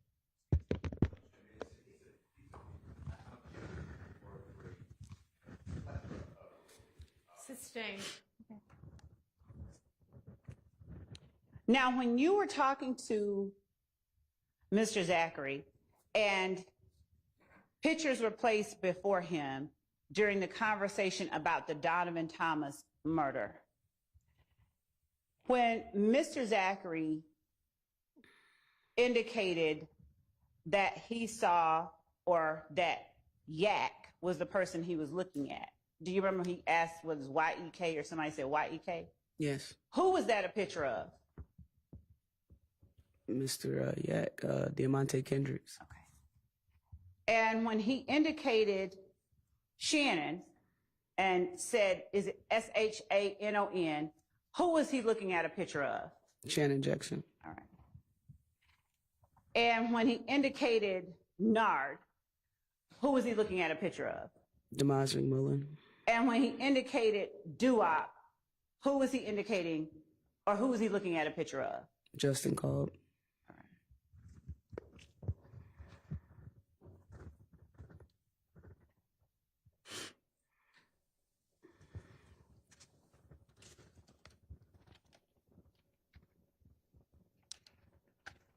When you spoke about wanting to, when you spoke about the Browns Mill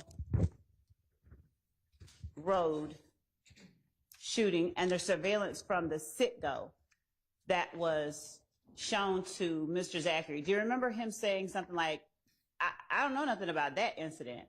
Yes. All right.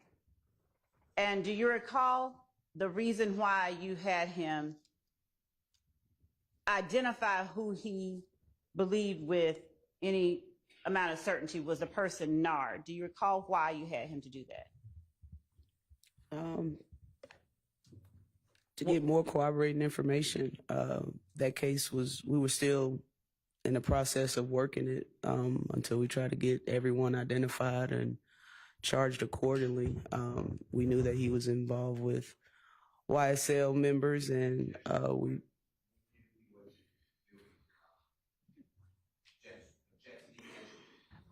I can. No. Did you have information, or were you working on leads as it related to a Nard? Yes. The Browns Mill Road shooting. Yes. All right. And I think I asked you whether you knew who Nard was at the time that Mr. Zachary signed that piece of paper showing Nard. Correct. And am I correct that at the time you hadn't yet identified him, or you had and were still trying to confirm? I believe I had his name. We were trying to confirm if he was the person in the surveillance video. Now, when you said something like, did I hear you say Big Nose Nard that had been charged with kidnapping? Did I hear you say something like that during the interview? I believe Quindarius said that. Okay. And did you have information that Demise McMullen had been arrested for kidnapping? Yes. Did you pull that report, that incident report? Yes. And did you also, during your investigation, obtain a phone number for Demise McMullen or Nard? Yes. And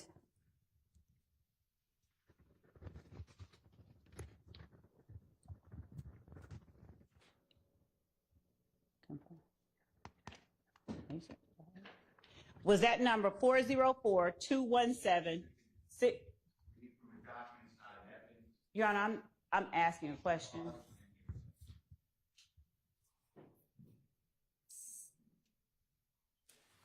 Sustained. Do you recall the number that you obtained for Demise McMullen? Not off the top of my head, no. Would seeing,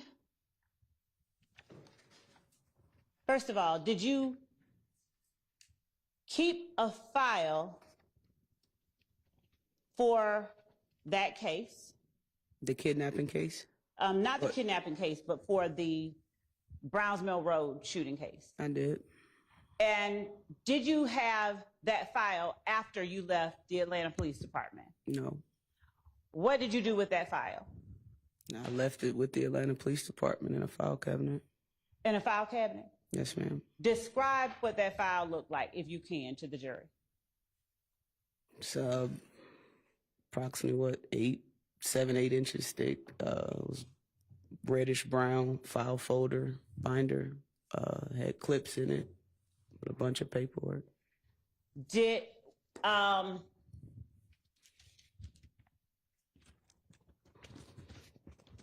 Did you look at, with the state, any such file before coming here right now? Did I look at it? Yes. Okay. And did you recognize that to be the file that Yes. you kept? Okay. Would showing you a portion of that file refresh your memory as to what phone number that you had? Your Honor, may we approach? Okay.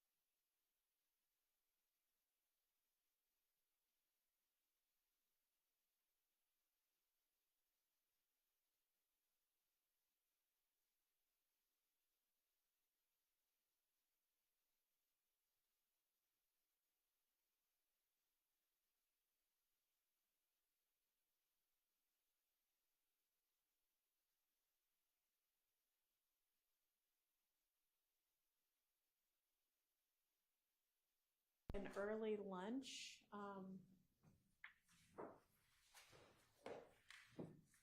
Be back at 1. An early and long lunch. All right, from jury.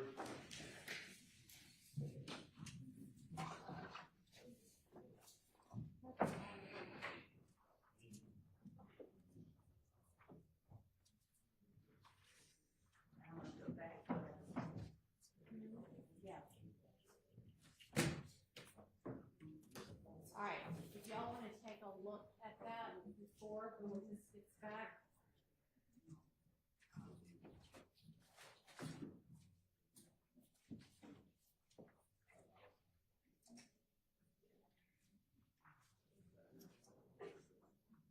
You,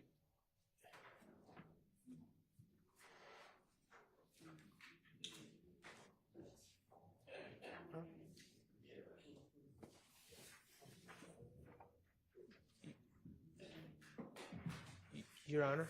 You're just going to put it back in the condition it was in just a minute ago and then permit them to look at it. Your Honor? Yes, sir. Before we ask Investigator Gaither any questions, I would ask the court to inquire of the state when they received this file and how they received this file, because we're completely in the blind. Okay. We went over to the Atlanta Police Department. When? Obviously, before. Is your mic on?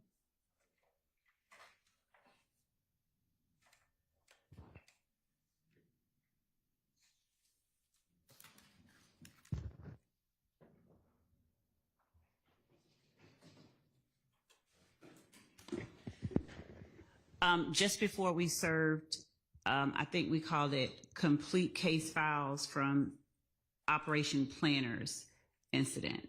This is where we got this one, the other ones that were included in that discovery tranche from the Atlanta Police Department. That's where they came from. The one titled Complete Case Files of 2015 Operation Planners. If the court will allow me, I will ask our legal assistants to give me the date that we served the file called Complete Case Files of Operation Planners. Okay, and so the contents of that file were served whenever that was? Yes. All right, what led you to suddenly ask Detective Gaither if this was her file? As I was looking through for a particular number, I was trying to find both that photograph where Mr. Zachary had signed 8515 Nard on the Browns Mill Road photograph. So I was looking for that. And I was just looking through everything that we had. And in looking through it, because I knew I'd seen it somewhere, I found it in this particular file folder. And looking at it, I initially I'll show the court what I was about to show. Well, why don't you put it back together and I know we're asking you to do several things at once. So how about put it back together and then you can finish your answer.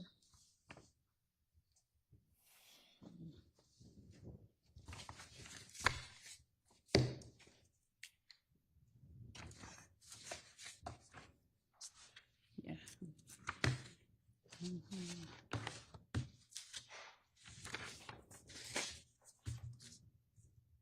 Hold this.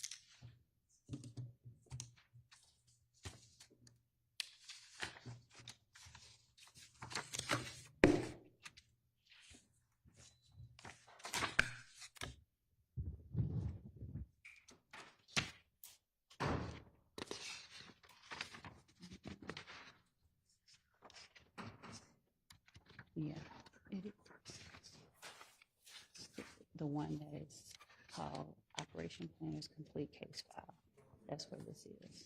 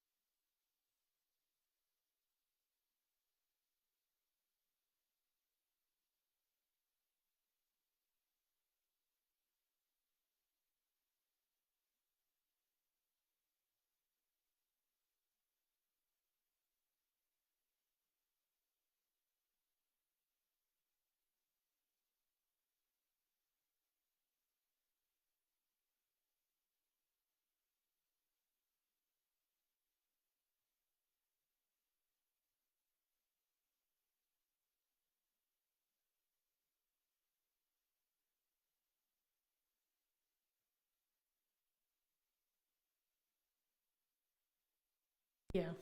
Okay, now you can finish your answer as to why this suddenly seemed like it might be Sergeant Gaither's file. Just pull up discovery.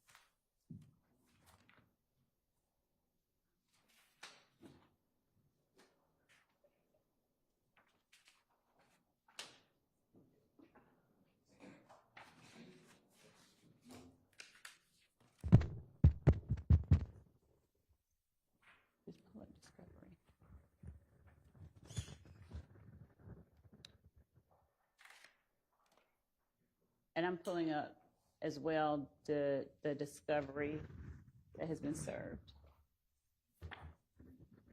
Let somebody else do that. Okay, someone else is pulling up. So anyway, Your Honor, as I said, I was in trying to, when we were getting ready for Mr. Zachary, actually, I think it may have been another witness, Mr. Murphy, but I remembered seeing somebody's handwriting on a picture of someone at the Browns Mill Road gas station, the Citgo. So as I was looking for that, I started looking for, I said, I remember somebody's signature being on it. I don't remember if I thought it was Mr. Zachary or whomever. In either event, I found this particular, the one that we've entered as, anyway, the one that Mr. Zachary signed.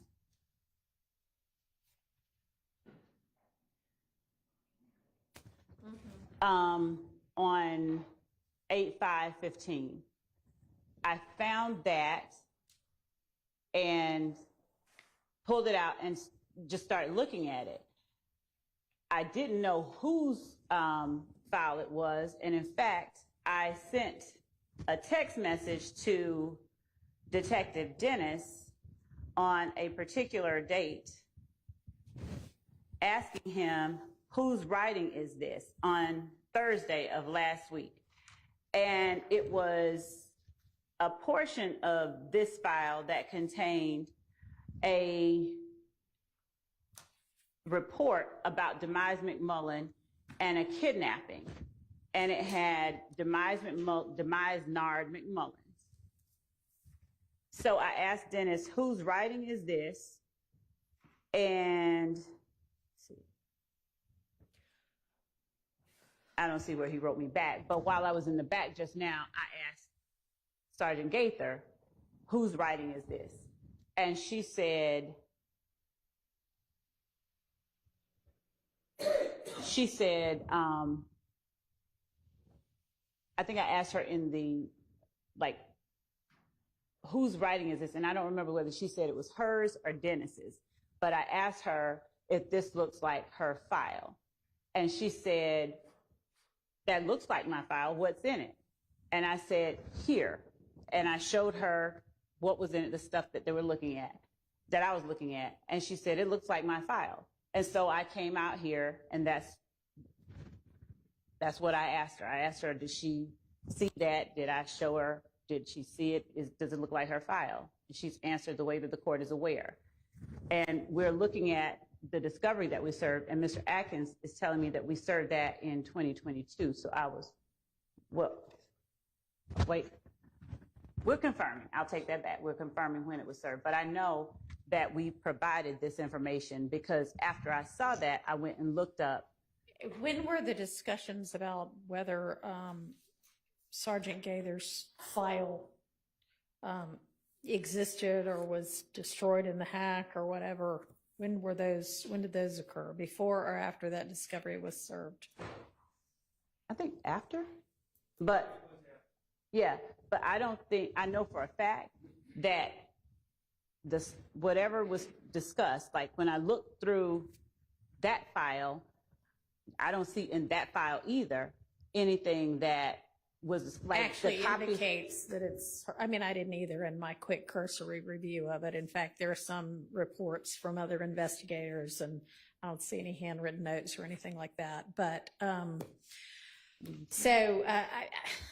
mean, I guess Did you recall at this time that what everybody previously thought was that Sergeant Gaither's file no longer existed?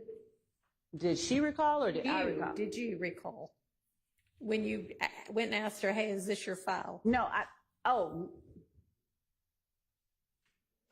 You didn't remember that? Did you remember that? I mean, when she was like, yeah, that might be my file, were you like, huh, so it actually exists after all? Or were you like, not even remembering that it didn't exist? No, I remembered when they were asking her questions about interviews or certain parts, certain things within that she said were within her file, and I didn't see, that's not in what I have. I've never seen that. So I cannot say, no, I didn't say, oh, this now exists, because nothing that she said didn't exist existed. It's in there still. Correct. I didn't see anything. Y'all, if you want to take a look at it, and if I'll let you ask Sergeant Gaither whatever you want to about it, or if there's still things missing from it. I'm sure that, this is obviously a hard copy paper file, and I imagine in this day and age, people don't download everything from the computer, and maybe she had an electronic file also, and that's what she meant, but y'all can find out. Can I just clarify the record a little bit? Yeah. And I would very much like to look at that file. Last time, and I believe it was last time, I can't recall how many times Investigator Gaither has testified, but I'm going to say last time. She took the stand. There were specific things that she said she did, and they were not in the reports given to us. I'm aware that the state gave us electronic copies of certain documents in 2022. No one's disputing that. She claimed that, well, I did do that and I did document it. I wrote reports. Right. And I said, well, where are the reports? Because we had discovery and it didn't have any of these reports pertaining to the work she claimed she did. And so then we talked to Judge Glanville about it, and Judge Glanville kind of summarily attributed it to the hack, which I didn't necessarily agree with, but he also told the state, you need to go to APD and make due diligence, your best to find this file. Everyone was looking for this file. And then apparently the state obtained this file and never reported back to the court or to defense counsel, hey, this file that everyone was looking for, last time Investigator Gaither testified, we found it. This is what's in it. Here you go. Because my understanding, I haven't looked at it, but other people on the team have, the new discovery that was served does not contain that amount of information from the file. That I'm looking at how thick that file is. There's like one police report in the new tranche of information that they're claiming they served after the file, but at no point did anyone from the state tell anyone on the defense, to my knowledge, at least to me, hey, remember that file that you guys were asking about and Judge Glanville instructed us to go find? We actually went and we found this file. And I just don't know how that happens, that we're learning that this missing file has apparently been discovered. I guess we're going to review it to see. I don't know how we learn about that in the middle of direct testimony. That's just tough for me to reconcile with everyone being above board.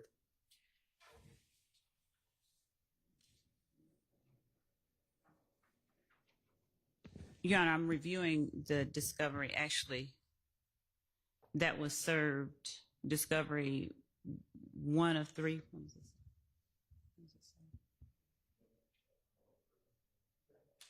Got anybody from the defense that wants to go ahead and take this file and look at it, you're welcome to. And just for the record, Sir, I've been informed April 29th was when Gaither, Sergeant Lieutenant Gaither testified previously. April 29th of this year. Okay.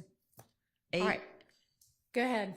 8/2/22 is the date that those items were served in discovery. Is it 2? And by those items, you mean What's in that? the contents of this brown paper file that's about 1.5 inches thick.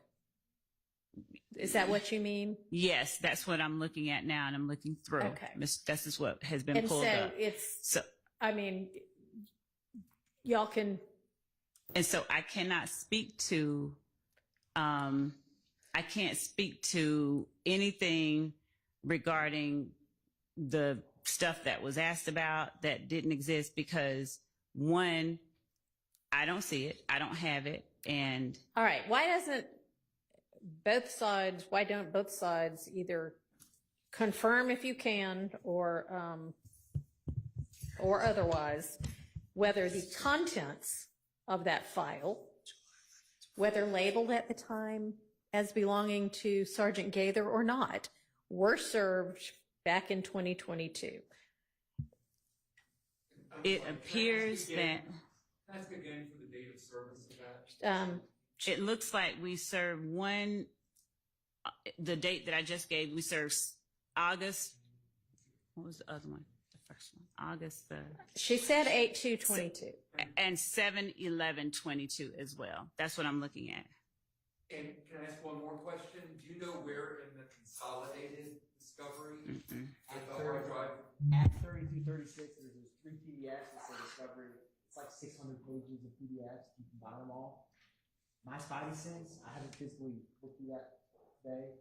I'm pretty positive those 3 PDFs are those documents. Because that's not a new file.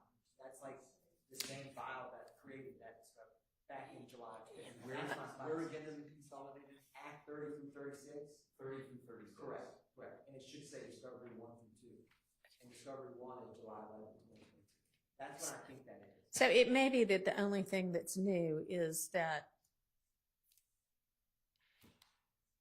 it now maybe realized that this is actually whatever part of Detective Gaither's file still exists. It's new to us. I mean, it's my understanding from what Ms. Love has said that it's new to her as well as of today. No, that we had the red files. We scanned red That files. it might be yes, Detective Gaither's. Yes, I'm sorry. Okay, Yes, yes. that I didn't know. I know. Okay.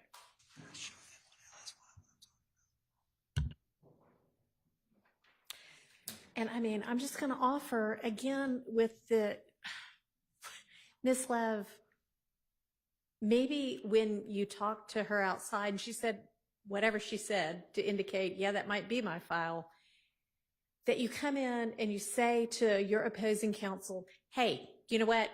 The file of Detective Gaither's that we thought was entirely gone. Well, you know what? Apparently a part of it is this portion that we sent you 2 years ago. You know, I mean, it just I would do make understand, things but easier. I just want to make clear that this is not something that was we tried to conceal from anybody, given we served this. I understand, obviously, if they confirm that they already have the contents, that's not necessarily up for debate. It's just that the knowledge that it's Sergeant Gaither's is new. And when you learn it, it'd be nice to share it with the other people. And yes, Your Honor, I understand what the court is saying, but I do also remember when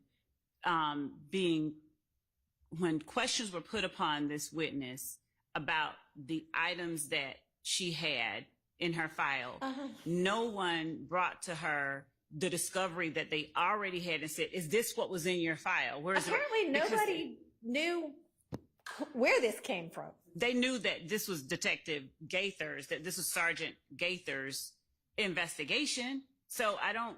The stuff we were questioning her about was not in the discovery. She was claiming she did Is work it- that was not provided. And okay, and it may still not exist. And we all know, I can't remember the dates of the hack, but we all know because we practice in Fulton County that there was some gigantic, what we call hack of the whole city, and APD legitimately lost a whole lot of files that were never able to be recovered. So, I mean, that's just a fact. But we have a paper file, Your Honor. I see that. And the hack does not affect paper files. I understand that. Investigator Gaither specifically testified that she wrote reports for certain things. They were in her file that has now been lost. Okay, Now, and so you if- can ask her when she said that, what did she mean? Because like I just said, I mean, all of us in this day and age have things we print out and things we just keep on an electronic file that only exists in wherever it exists, in the cloud, and we never print it. And Your Honor, I have also talked to Sergeant Gaither about not what she told them, but in previous, looking at previous information, having reviewed information that I know for a fact she kept on a terabyte drive, I asked, where is that? And she has told me in the past that the terabyte drive where she had all of her information about all of her cases was connected to her desktop computer at the time that the hack occurred. So I don't have access to it. She didn't have access to it. I know that just from talking about other cases. Okay. So I didn't ask her specifically about this one, whether this was on that terabyte drive, because those weren't the questions that I put on her. Those were questions posed to her by counsel for each of the defendants. Like, where is this? Okay. Your Honor, Yes. also when it's time for Your Honorable Court to rule, just so we don't waste time with the jury, the question is, let me show you something from your file, and I'm going to object because even though it's potentially, sounds like in Sergeant Gaither's file, retired Sergeant Gaither's file, it is hearsay. It sounds like, and I have not looked at it, there were a lot of people looking at the files, but it sounds like it's somebody else's information that somehow got into someone else's report on a phone number of Mr. McMullen. So based upon that, that's going to be my objection. That's how this whole question began. So I just want to give you a heads up. Okay, and honestly, yeah, it was a question about a phone number, but what was the question going to be? It was going to be after she talked to Quindarius Zachary, did she attempt to locate or did she have the kidnapping file? Right. Was she able to locate a phone number for Demise McMullen? Okay. And I still don't know whose handwriting that is on the phone number information, but it was just going to be what was the phone number. Okay, well, could you locate what is fine? What it was would be, I don't know why we have that echo all of a sudden.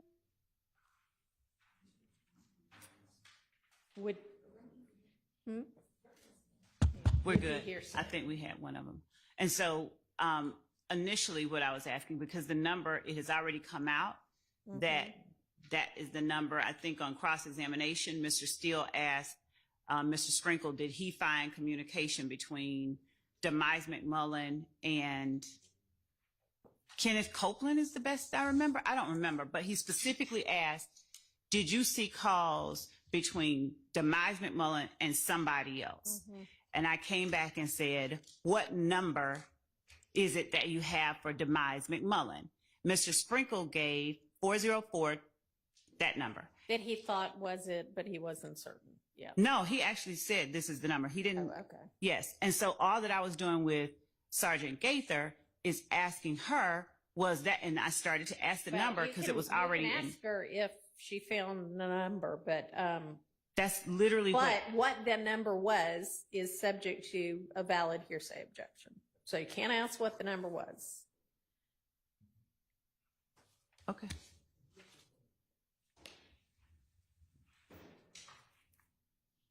How much longer do you expect to have with? That was literally the last question. Okay.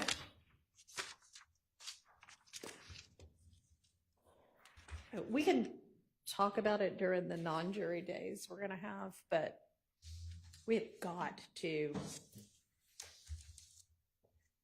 streamline this case some more. This is, you're just going to have to figure out a faster way to get to what it is that you want from each witness. I mean, in federal court, You know, they might just say, you got an hour with this witness. And Do they limit we both will- sides to we cross will and talk state? We'll talk about the witness list next week. And Your Honor, yes, I understand. Oh, yeah, we'll be done by 10 with this witness. And we haven't even gotten across yet.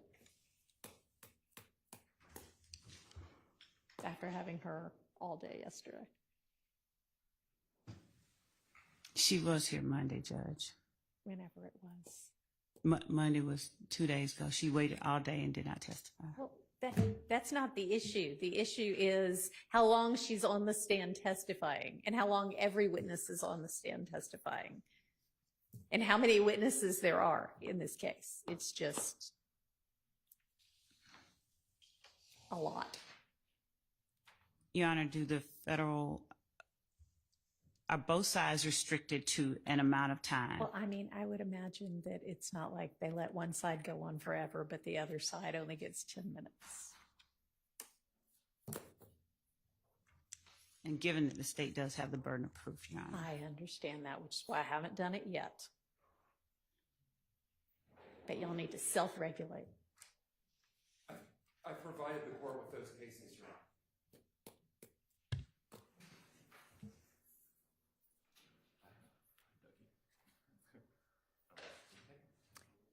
So do the attorneys want to let your clients go have lunch while y'all examine this, or do you think y'all will be done in a few minutes and you want to question Gaither, or what's our best use of time? I think we'll be done. Oh, Okay. Your Honor, also, I'm being told I have not reviewed the transcript or anything, but I think that Sergeant Gaither may have said that she left APD and didn't have any of her files with her. I don't know, Okay. with respect to that testimony, if what was represented is what she said. That seems to happen a lot, that detectives leave and they don't have access. And then for some reason, the DA's office, who would have access, doesn't seem to be able to get it. But that's just my observation from other cases. Until they're doing direct testimony. What we can, we do. but when I've we been don't have it, we overruled by don't. my colleagues, and we're asking for a little bit of time to review this, and we're asking for our clients to be allowed to. All right. to Well, eat. I don't know if their lunch has quite arrived yet, but it should arrive soon if it hasn't yet. So do we want to reconvene at like 12:20, which would give you all a half an hour, or 12:30, which would give you 40 minutes? Because if we're going to. Not here yet. Okay. 12:20 will be. Okay. Well, that might not be enough time if it hasn't arrived yet, but. Oh, you were going to have. Okay, I misunderstood. They were going to eat while we were out. I mean, ideally, well, there is no way that this group of lawyers can get anything done in 15 minutes. So no, if we're going to examine Detective Gaither before the jury comes back at 1, we need to be back before 12:45 because we're not doing this part in front of the jury. So 12:30. And the defendants can use the restroom before they eat and get that out of the way. All right, see y'all back at 1.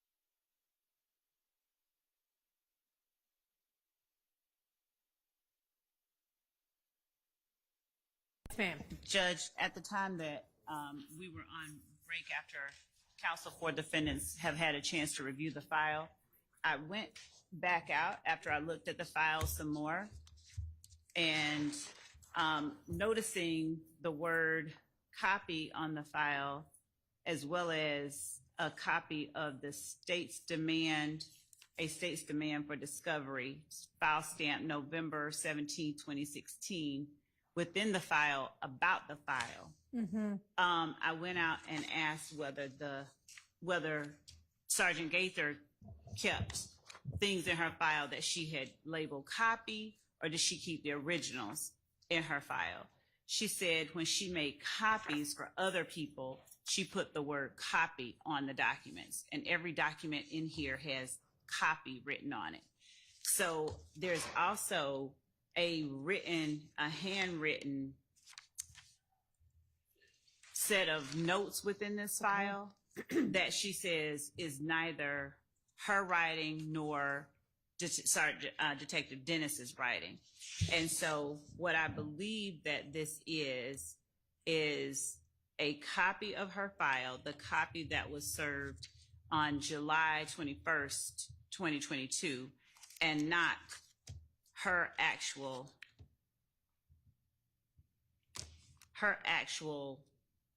original. Even the document that I was looking at with respect to the name Nard Quindarius Zachary has the word copy written on it. So she said her original file would not have copies. It would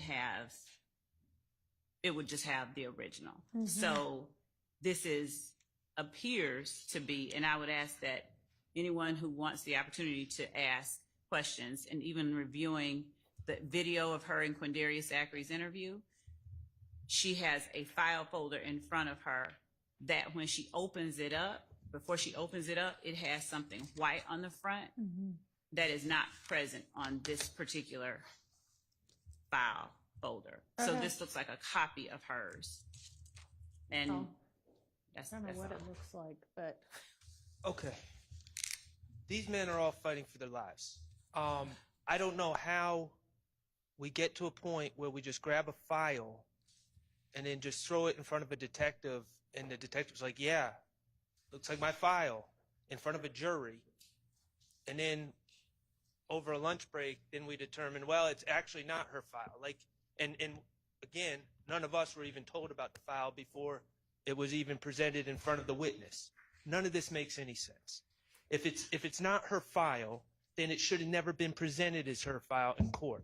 Well, if it's a copy of her file, I mean, why don't we just get her in and ask her? Go get. I agree, Your Honor. And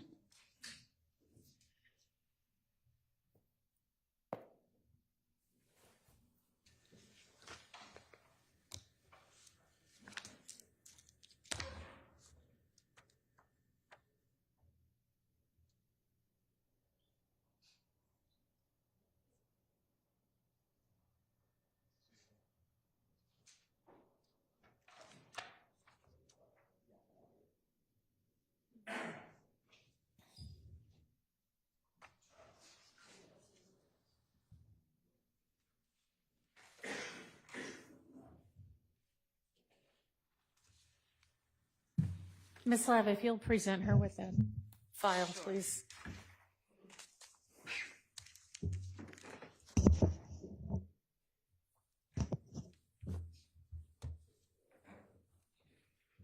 Sergeant Gaither, do you have any idea what that document is, or set of documents is, that Ms. Love just presented to you?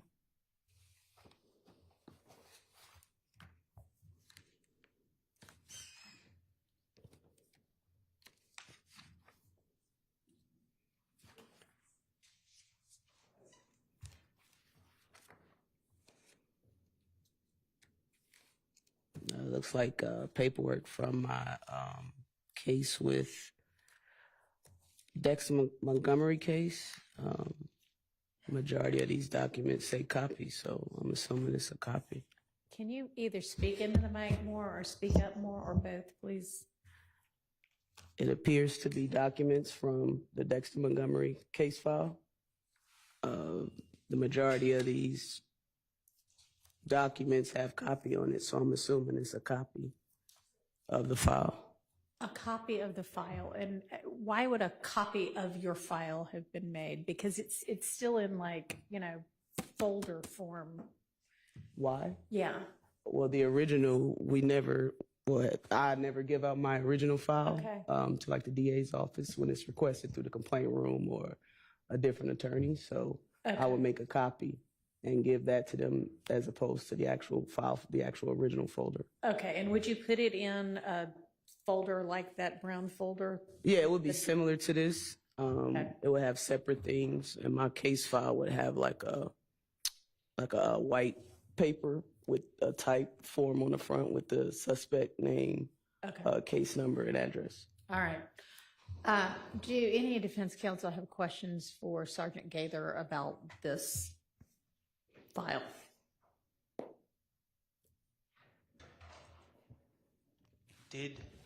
Come on up where she can hear you.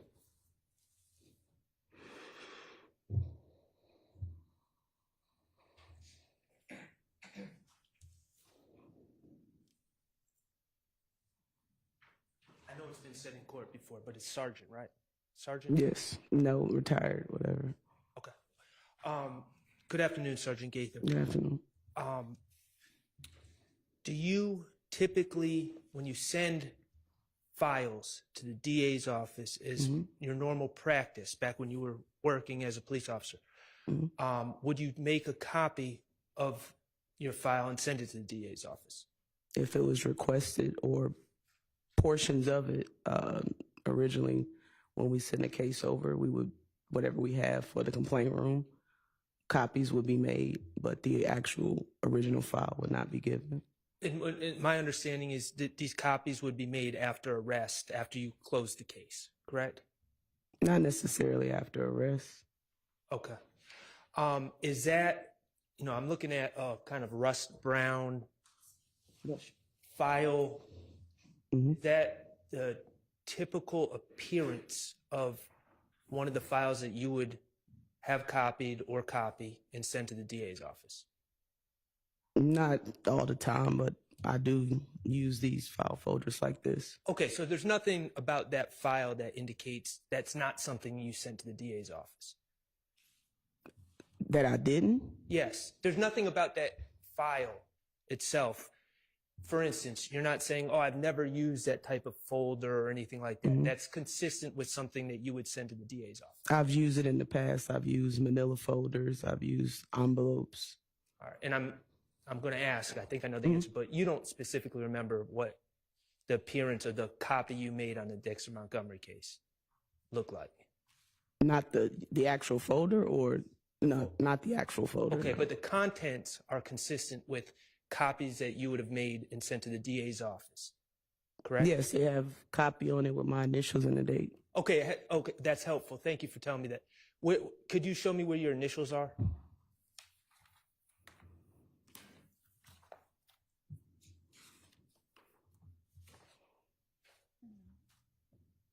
So that initial right there, and I'm not trying to give you a hard time, I'm just trying to understand. That initial right there, is that in relation to that specific document, or is that the first document in the folder, so it relates to the folder itself? If you're talking about the actual folder, not the contents, I can't say that I initialed the folder, but the contents, if a copy was made of a particular document, Gotcha. I wrote copy with my initials and the date. Okay, gotcha. All right, thank you.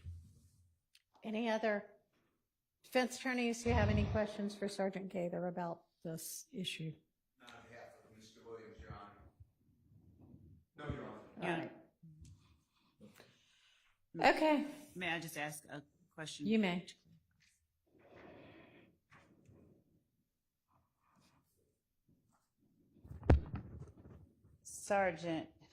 Retired Sergeant Gaither, does this file, is this the file that I asked you whether you recognized before you came in to testify the last time? This whole? Just now, yes. Yes. And you mean when you say just?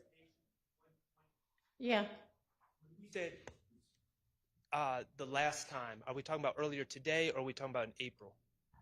Earlier today, is this the file that I asked you if you recognize? Did I ask you before you came in here, before 11:30 and testified, whether you recognized this file? Yes.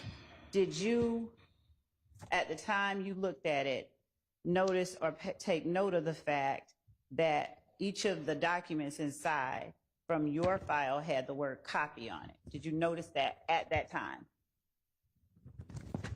Were you? Yes. I noticed my initials just now. No, not just now. Oh no, when you prior to, yes. And when I spoke to you before you came in, before you testified, where there was where the jury was in here, did I ask you specifically about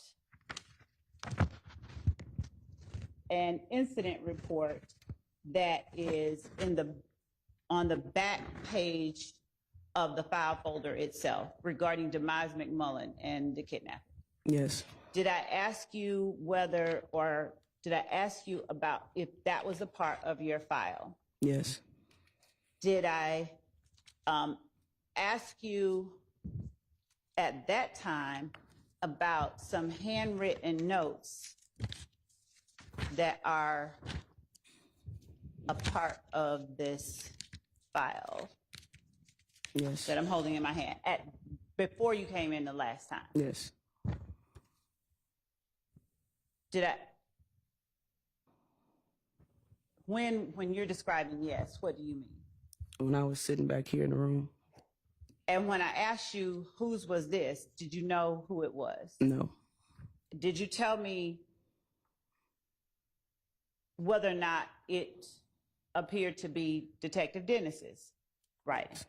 And did this appear to you to be Detective Dennis's writing? No. Before you started testifying, before when I asked you about it, did you notice then, before you were testifying in front of the jury, a certified copy of a conviction for Walter Murphy in the file before you got in front of the jury? No. On break, while we were at lunch, did I ask you whether you got this certified copy of Walter Murphy's conviction during, or would that have been in your original file? Yes, you asked me that. Would, Yes, you asked me that. what was your answer? No. So this certified copy of Walter Murphy's conviction was not in your original file? No, ma'am. And this writing on this piece of paper I'm holding up wasn't either? No. Okay. But did I ask you about any of the things that had copy on them before you testified in front of the jury? Or was my question about what was in the back? What was in the back regarding McMullen? And when you looked at it, did you tell me that it looked like your file? Yes.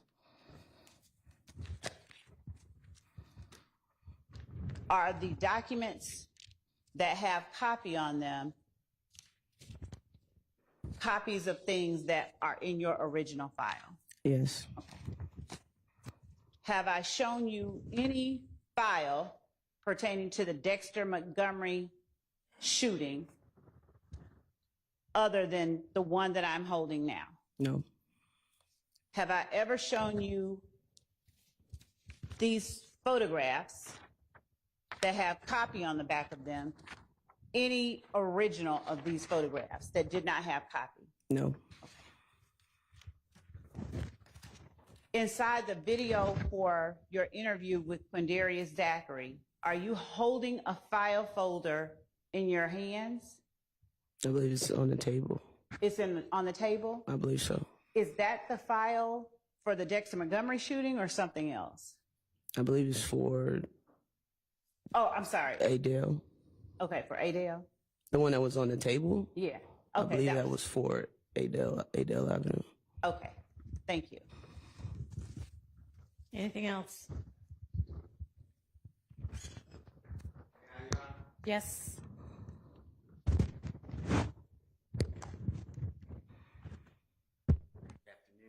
Good afternoon. Have you looked through what's everyone's calling the file, but I'm referring to the brownish colored? It's being held up right now. Have you looked through all those documents by any chance today? Not thoroughly, no, sir. All right. If the court lets you, would you just look through it and just tell us if there's anything from your file on this April 12th, I think I got the date right, April 12th, 2015 shooting, the Dexter Montgomery shooting, that is not in what Mr. Atkins is holding right now? I couldn't tell you every piece of information or document that should be in the original file. That was almost 10 years ago. I couldn't tell you either way. All right. Okay. Thank you. Thank you, Your Honor. Yes.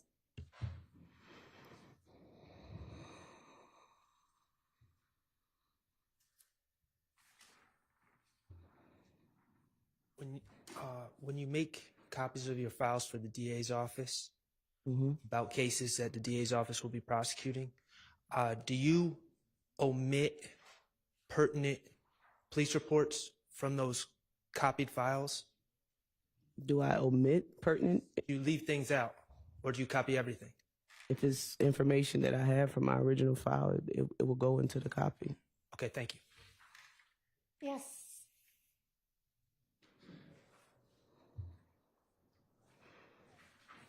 Hey, Sergeant, good afternoon. Sir, good afternoon. I have a couple of questions just to follow up. You testified earlier that you said portions of it I will send over to the district attorney's office. Can you tell the court, as a practice pattern of what you do in terms of getting that information to the DA's office, what are those portions that you would send over to the district attorney's office when you're sending the file over? Well, initially, I don't know if APD still uses the complaint room or what the process is now, but that's what I followed up with that question. A lot of information would not necessarily be in a complaint room case file that you would initially send over to the DA's office. So that's what I was speaking of. You would have the original police reports. There's surveillance stills or videos, stuff like that would be sent over to the complaint room. If whatever district attorney is assigned to the case for preliminary hearings or information like that, if they would like the entire file, then the file would be copied and sent to them. So I was speaking more or less about portions of the file would be sent to the complaint room. Okay. If that makes sense to you. Okay. So what are generally the documents that you would, as a matter of your practice, Yes, sir. would routinely be held back with your office, with you and your file, that would not go to the district attorney's office? Your Honor, could he clarify when he says would not? Does he mean initially or ever? Well, I don't know what he means. Okay. Well, let's just break that up. Yes, sir. The documents that are in your file that you house in your folder as part of an investigation, you said portions will go to the district attorney's office. So that suggests to me that there are portions that don't. Well, to the district attorney's office, I mean the complaint room. So early on in the case, when you're charged and you obtain your warrant, it has to go to the complaint room. So a lot of information or documents may not exist yet until, let's say, after you interview a person, and you may obtain more information. So therefore, it will be added to the original file. Okay. All right. So then it's basically the investigation is continuing to be ongoing from the time that some documents make it to the complaint room and the time that other pieces of your file will eventually go to the district attorney's office at a later date. Am I understanding you? Correct. The complaint room is part of the district attorney's office, but it's one of the initial, I guess, attorneys that touch the case. So once the case is, I don't know what the process is of assigning a case to a particular district attorney to prosecute in court for preliminary hearings or trial, the initial portions of an original case file will go to the complaint room, which is just the first portion of evidence that you obtain.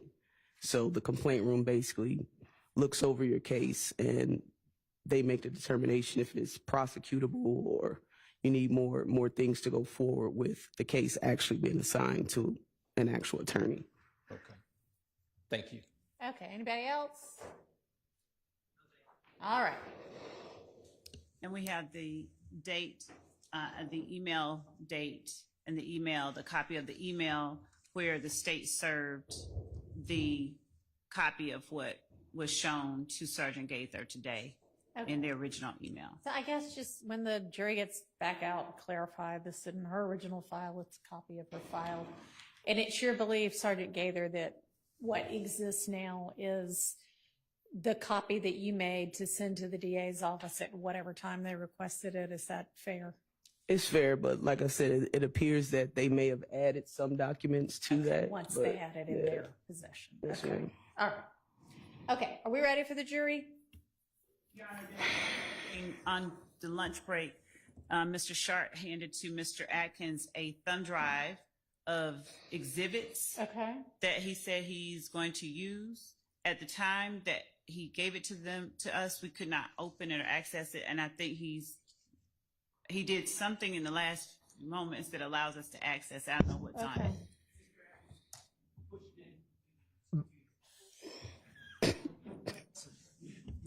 Your Honor, we can use them now. Yeah.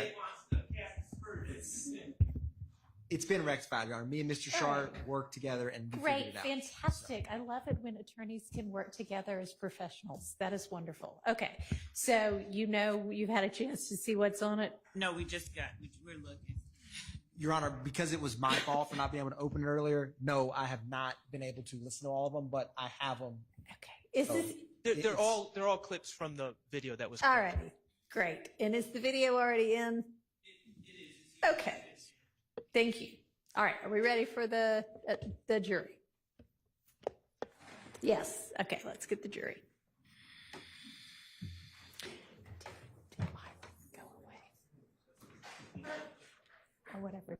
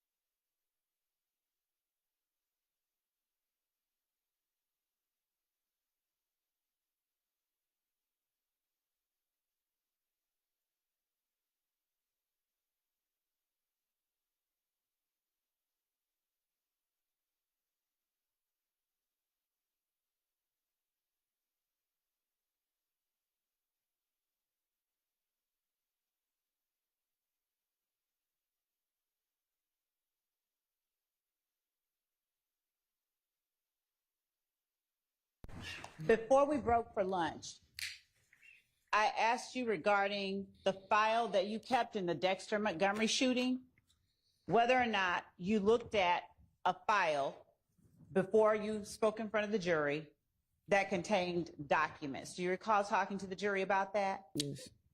And do you recall telling the jury or telling me that it looked like the file that you kept in the Dexter Montgomery case? Yes. Have you had a chance to look at portions of the file even more closely while you were on lunch break? Yes. And does the portions of the file that you looked at have the words copy on them? Yes. And was the file that you saw, did it contain portions of your file, your original file? I'm going to overrule that. I think we're just trying to get through this to establish what this is. And we all, so. Based on information we were just given, that's a misrepresentation of what it contains. Okay. Sustained. I don't know. Ask another question. Ask it differently. Okay. Is the file you looked at, in fact, your original file or copy of portions of the file? It's a copy. It's not a copy of portions. What? Overruled. She can say what it is or what it isn't. She can say yes or no. And then she can explain. From what I looked at, there are documents that were in my original file, and there are documents that were added to that particular file. Okay. It is not the original. It what? I don't believe that is my original file. Okay. And in your original file, did you have information regarding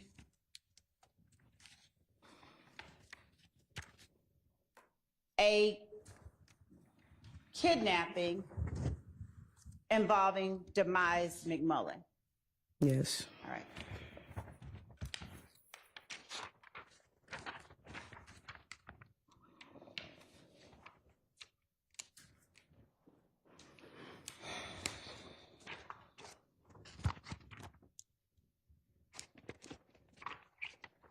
And in that,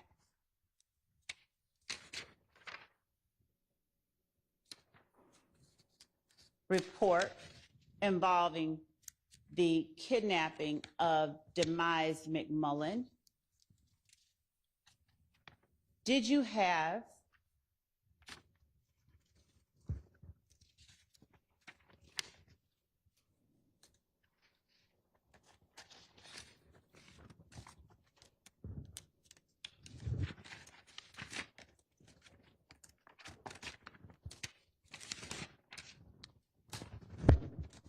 a phone number for Demise McMullen? Yes. And did you obtain, or did you have someone on your behalf obtain records for that phone number? Cell Yes. phone records? Yes.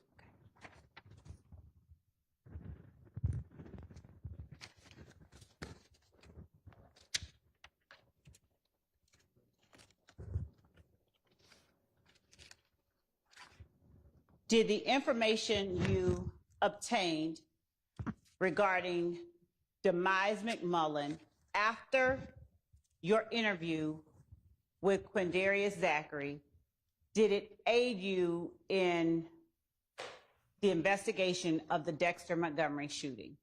Did those records that you obtained aid you in the investigation of the Dexter Montgomery shooting? Sustained. Did the information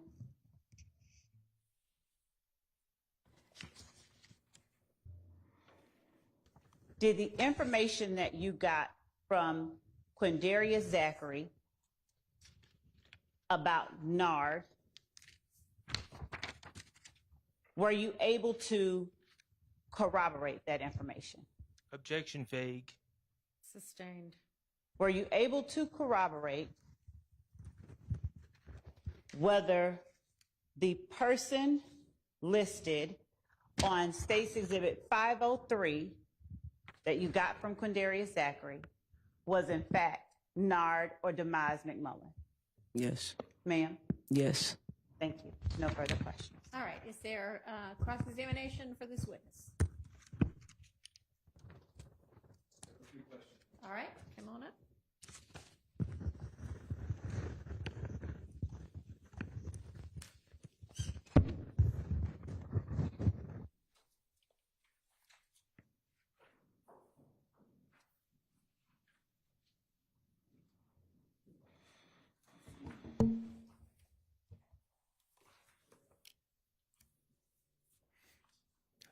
Good afternoon, Detective Gaither, or Sergeant Gaither. Good afternoon.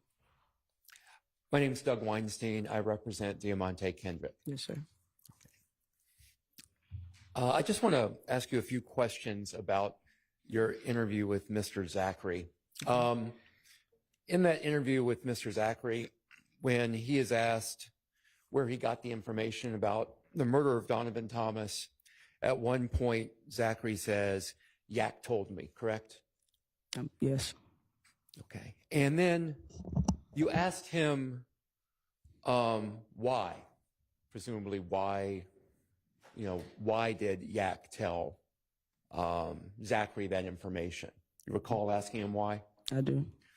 But he didn't respond to that. He did not give you a why as to why Yak would tell Mr. Zachary that, correct? Objection, Your Honor. The video is the best evidence of that.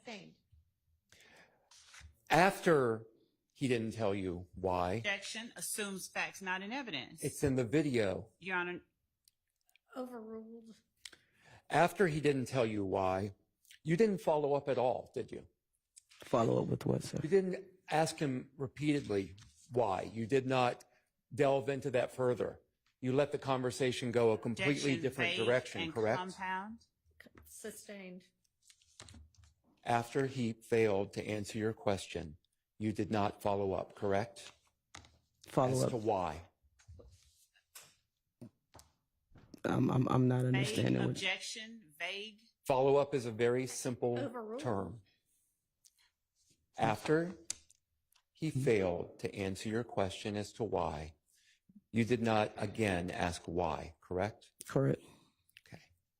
And you also asked a little later in that same interview, what exactly did they say? What exactly did Yak say? Do you recall that? At what portion of the interview? In what portion? You stated that About later 45 minutes into the interview. Okay. Okay. You say, what exactly did they say? What exactly did Yak? You don't use the word Yak, but you're referring to Shannon and Yak. Do you remember asking what exactly did they say? I'm not recalling which context or what part of the interview you're speaking of. Okay. So you don't remember asking what did they say? I don't know. I'm just want to ask, you don't remember? Objection, Your Honor. Number one,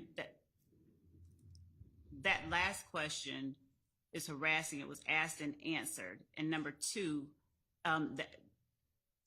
if Mr. Weinstein has something to, she says she doesn't recall or know what he's talking about. I can move on. It's fine. Okay. I'll withdraw the question. Mr. Zachary never told you in that interview exactly what Yak said, correct? He did. I'm sorry? He did. He did. What did he tell you that Yak said? From the best of my recollection, he stated that Yak told him about the murder as well. But you asked what exactly did he say? Right? That's what you asked him. What did Yak say? For example, correct? I asked him what did Yak say, yes. Right. And you asked also, what did Shannon say? Do you recall that? I do. And do you remember Shannon's, or allegedly, Shannon's answer, what Shannon told Zachary?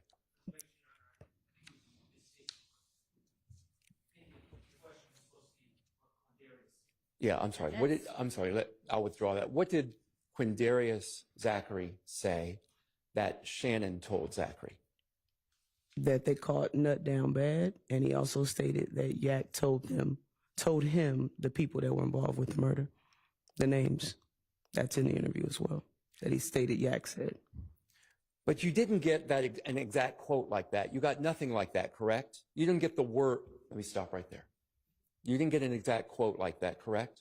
Objection, vague. Sustained. You did not get a quote from Zachary about what Yak allegedly said the same way that you got a quote from Zachary about what Shannon allegedly said, Objection, correct? relevance, and objection, and objection, vague as to the. Overruled. If you don't understand the question, Sergeant, just say that. I understand this question. He gave me the names of the people that were involved. He did not elaborate more about exactly what Yak said. Okay, but could you answer the question that I asked? What's your question again, sir?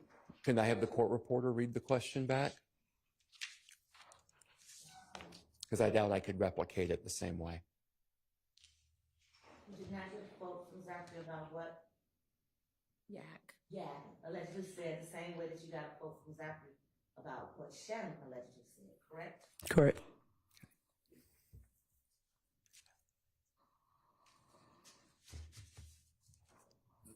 So you didn't really ask Zachary a lot of detail as to the specific information that Mr. Kendrick, Yak, allegedly said to Mr. Zachary, correct?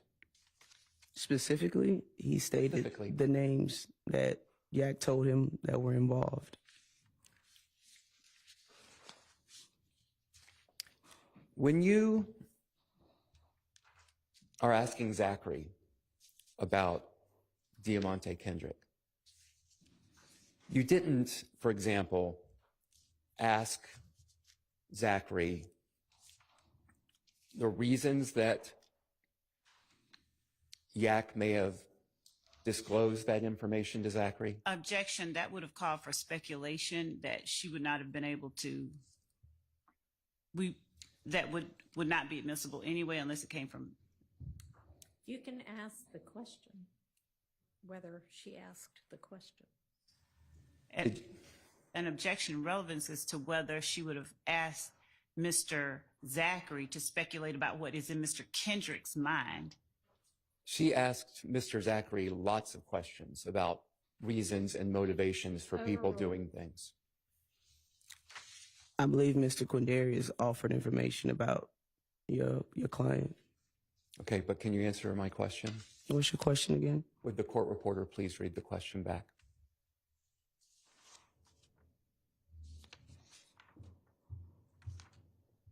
Asking Zachary lots of questions about reasons and motivations for people doing things. For overruled. You need the question before that. There, yeah. No, it's my fault. I'm sorry. Thank you for your help. Could you read the question before that part? There's going to be a lot of back and forth between the two of them before you get to the question. When you're asking Zachary about Diamante Kendrick, you did, for example, ask Zachary the reasons that Yak may have disclosed that information to Zachary. Did I ask him the reasons? Yeah, did you ask him the reasons? No, I did not. Okay. So really, you didn't ask Mr. Zachary a lot of questions about the specific information that he allegedly got from Diamante Kendrick. No, that's not on the video. Sorry? No, that's not. On the video, no, I didn't. I'm sorry? No, I did not. Okay. Let me ask you something else. There was a discussion on Direct about the shooting at Club Crucial on January 6th, I believe. Do you recall that? Yes, sir. And one of the things you testified to is that Diamante Kendrick, Yak, he'd gotten arrested up the street from Club Crucial. You remember that? I didn't say up the street from Club Crucial. She asked me if I knew that he was arrested that night of January 6th, and I stated after. Okay. I found out after. You found out after? Yes, sir. And you know that that arrest had nothing to do with that shooting at Club Crucial? I don't know. I didn't charge him for that. He wasn't. I'm sorry. I didn't mean to cut you off. No, I didn't mean to cut you off. Your So Honor, I object to assuming facts not in evidence. Sustained. there's been. Could I just respond? We've had officers in here Your Honor, testify. Move on to the next question. Okay.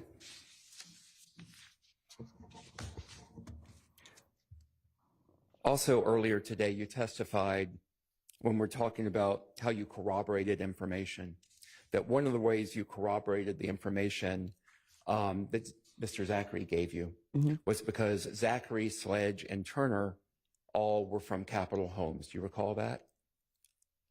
How I corroborated information? Yes. I don't believe I answered. Corroboration came from them because they were from Capitol Homes. That wouldn't make any sense, would it? Objection, Your Honor. Relevance and Overruled. That wouldn't make any sense, would it? To who? To anyone that you corroborate information because they are from Capitol Homes. Your Honor, objection. Number one, it mischaracterizes the testimony. Sustained.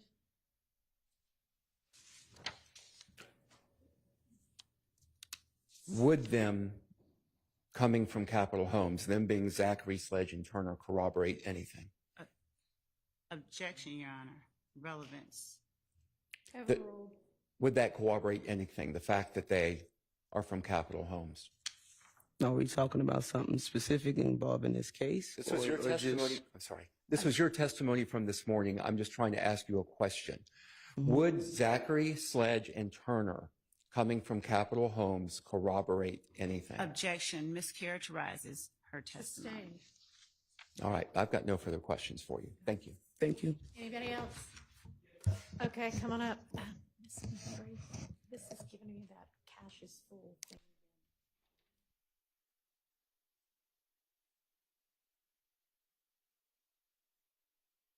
Right here.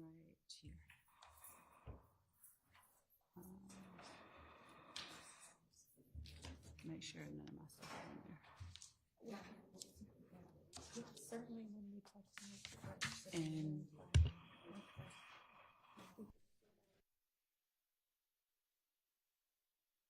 utilize that. Okay. All right, go ahead. Thank you, Your Honor. May it please the court.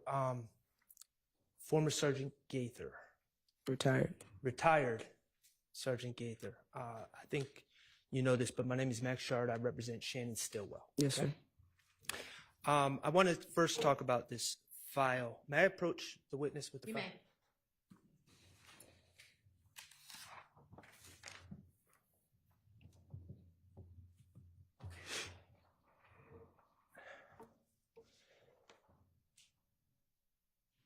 Can I just refer to you as Sergeant Gaither? I know you're Sure. retired, but okay. Sure. All right, thank you. Sergeant Gaither, as I understand it, you were the lead investigator on the Dexter Montgomery shooting case, correct? Yes. Okay, and The secondary investigator. I'm sorry. that shooting was from April 12th, 2015. The secondary investigator, yes. It was originally assigned to someone, and then my unit took over the case. You eventually took over. Yes, sir. Okay. And as part of your duties as the lead investigator, once you took over, you maintained a case file, correct? Yes. Okay. And that case file was an original file that would have the work you did, the police reports generated, and all the information regarding the work that you did on the case, correct? Your Honor, these questions were asked and answered several months ago, the They first were. time that Sergeant Okay, Gaither was well on. then, And now we- they were, let's not go over Well, it again. we now have the case, copy of the case Well, file. no, we don't. Okay, we have a copy. So, Your Honor, I object to the testimony. The jury has heard what the witnesses said, and I object to Mr. Sharp attempting to put information before the jury she's not said. And Okay, just ask her a question about So, it then. But as don't recover stuff that's already been established. as I understand, that original case file was left in a cabinet in APD. objection, that was asked and answered months It's ago. overruled. He's just recalling her to whatever it was she said before. But move on and get I to will. whatever you want to ask now. As I recall, you've testified that original case file was left in the cabinet of APD when you left. Yes. Okay. And you have now identified that file that's next to you that Ms. Love brought to court today as a copy of that file, correct? I don't think those were my exact words. What are your exact words? I stated there are portions of this file that are copies of my original file. Okay, so let me break that down. Yes, It's sir. a copy of your original file, but then there's also additional materials that someone else added. Objection, Your Honor, mischaracterizes what the witness said. She can correct me if I'm wrong.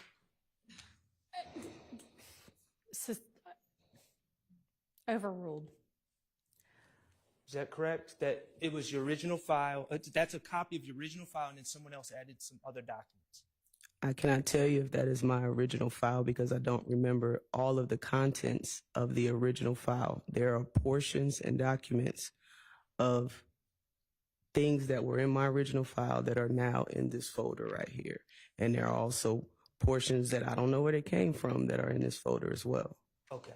And when you make a copy of your original file and send it to the DA's office, you would want to include the pertinent parts of your investigation, correct? Sure. Because they're the ones that are going to be prosecuting the case, the DA's office. At what stage of the case, like I stated to this gentleman here, different stages of the case going through the court system, you will receive different pieces of evidence. Maybe starting in the beginning, like the complaint room, you may not have all pieces of evidence or documents that'll end up in your original file at the end. So therefore, different stages that the case goes to the DA's office, you may not have all of the information. It would contain the information for the work that you had done up to that point. In the original file? Yes. Or portions of the file? At different stages, once again, you will receive different pieces of information. Okay. When I'm done with the case, all the information that I have for a particular case will be in that original file. Right. And then the original file is copied and sent to the DA's office. Correct?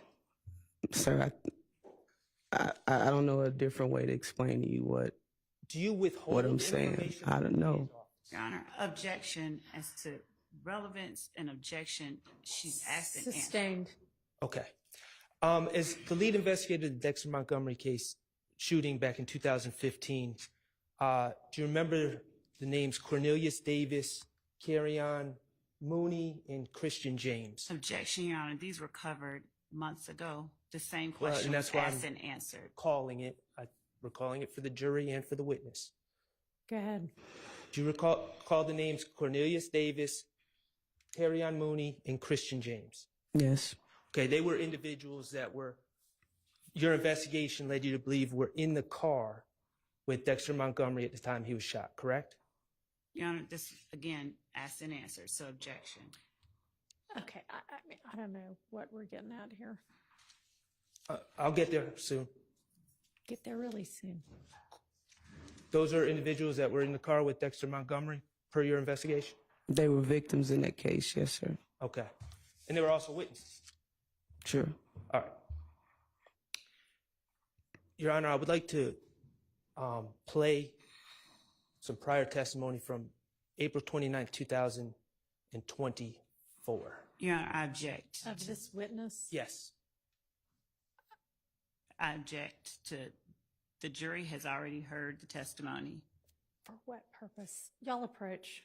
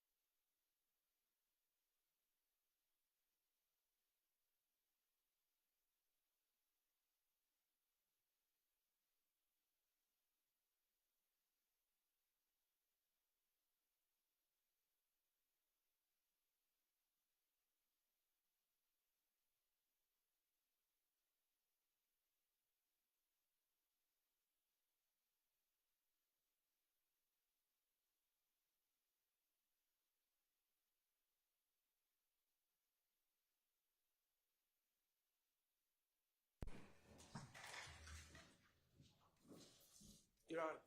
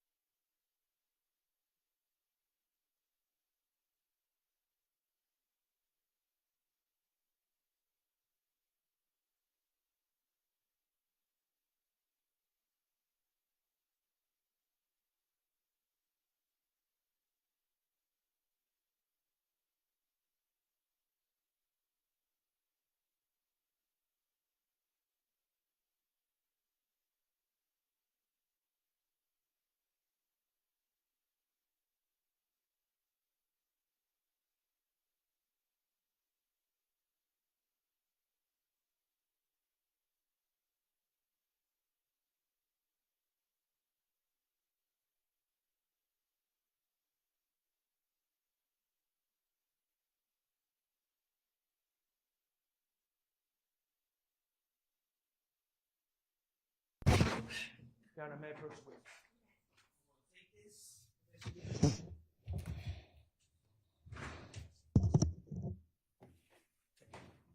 I'm not going to ask you anything else about the case file. Let's talk about August 5th, 2015. Okay, that was the date of the interview with Mr. Zachary, correct? Okay. Could you speak up a little bit? Okay. Okay. So, Mr. Zachary was in jail, correct? Yes, he was in custody. All right, and he was in custody for a series of shooting residences from April 28, 2015. Yes. Oh, and you were the lead investigator in that case. Later on, yes. Okay. You were the one that took out the warrants for Mr. Zachary. Yes, sir. All right. And he was arrested on that case on July 28th of 2015, correct? That sounds about right. Okay. I'm not sure the exact date. The charges Mr. Zachary was facing, is you took out the warrants, 3 counts of ag assault. If you can remind me what the case, the charges are, actual warrants, I don't know off the top of my head. Okay. Everything he was charged with. Aggravated battery for shooting Denise Bell. If you have something that can refresh my memory, I don't know of all of the exact charges Okay. off the top of my head. All right. Did you charge him with aggravated battery? Your Honor, the question has been asked and answered if Mr. Sharp would provide something. She's asking for something to refresh her memory. She says she doesn't know the exact charges, so I'm trying to work through it with her.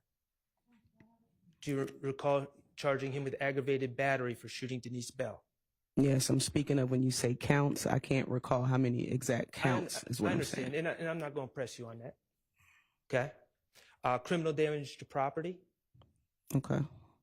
Was that gang charges? It sounds about right. I don't know off the top of my head everything that he was charged with. You charge him with gang charges, gang act violations? Yes. And you charge him with possession of firearm during commission of a felony? That sounds about right. All right.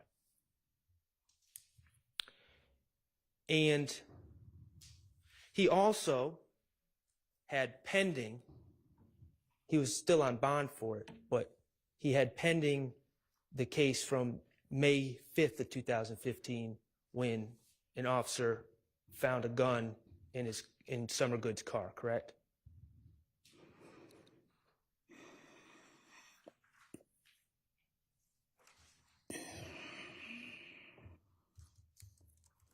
Okay. You discussed that in an interview about his bond conditions and all the rest. I'm trying to remember. Okay.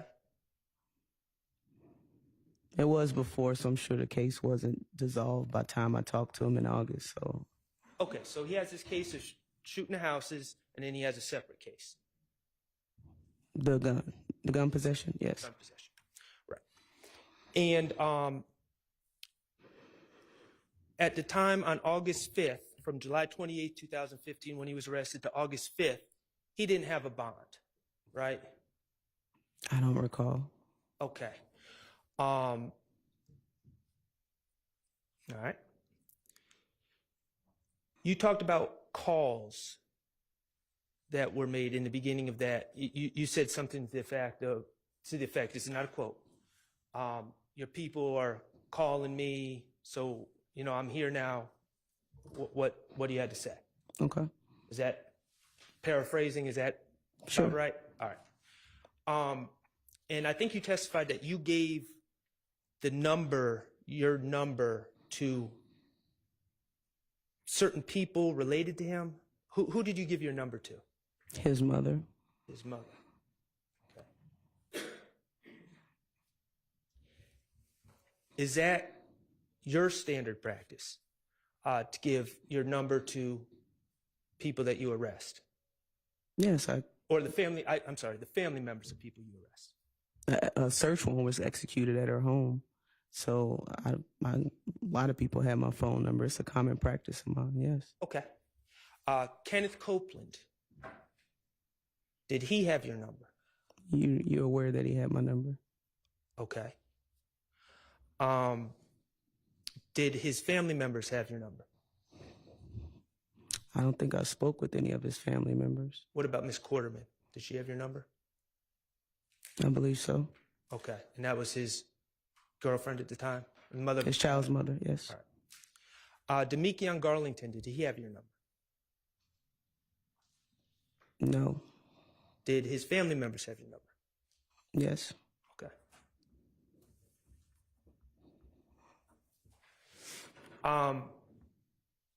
Going back to, and I'm specifically talking about Mr. Zachary now.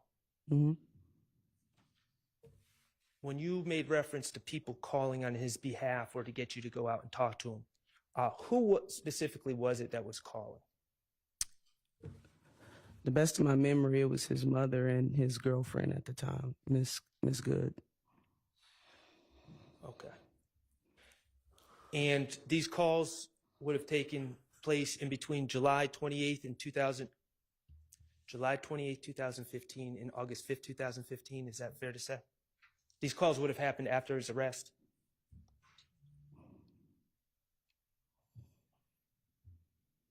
I would assume. I'm not 100% certain. But it was definitely after the search warrant was executed at his home. Do you know what date the search warrant was?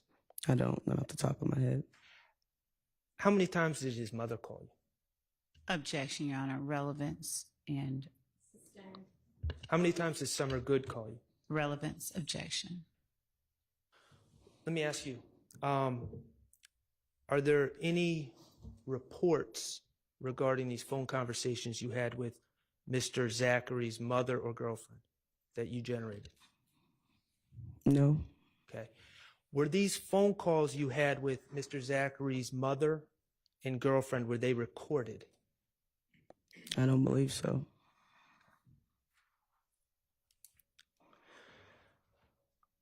All right. On direct, you talked about your practice of not revealing your cards first. Remember that? I don't think I used the word cards, but I understand what you're saying. Okay. Well, I'm not directly quoting you. Okay. But the idea that you hold back your information because you don't want the person that you're interrogating to know what you know and then structure a story around what they know you know. Okay. Does that sound about right? More or less, yeah. Okay. People lie in the interrogation room, don't they? Objection, Your Honor. One, relevance as to what people do, and two, speaking on the veracity of a witness is exactly the thing that the court has instructed the witness not to do. That's not as to a particular witness overruled. And Your Honor, then objection relevance as to what other people do. Sustained. Okay. You hold back information because you're concerned about people crafting their lies around what they would know you know. Objection, Your Honor. Rephrase. Why do you hold back information from people in the interrogation room. An objection that was asked and answered. Sustained. Your Honor, it wasn't asked and answered by me, and I'm trying to lay the foundation to go somewhere with this. Okay, well, you just asked a question very similar to that, so. Well, it was my recollection was objected to. That's why I'm asking open-ended now. Why do you withhold?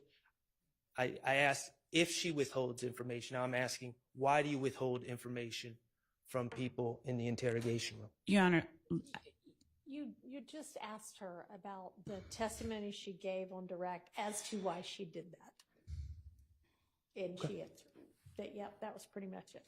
Okay.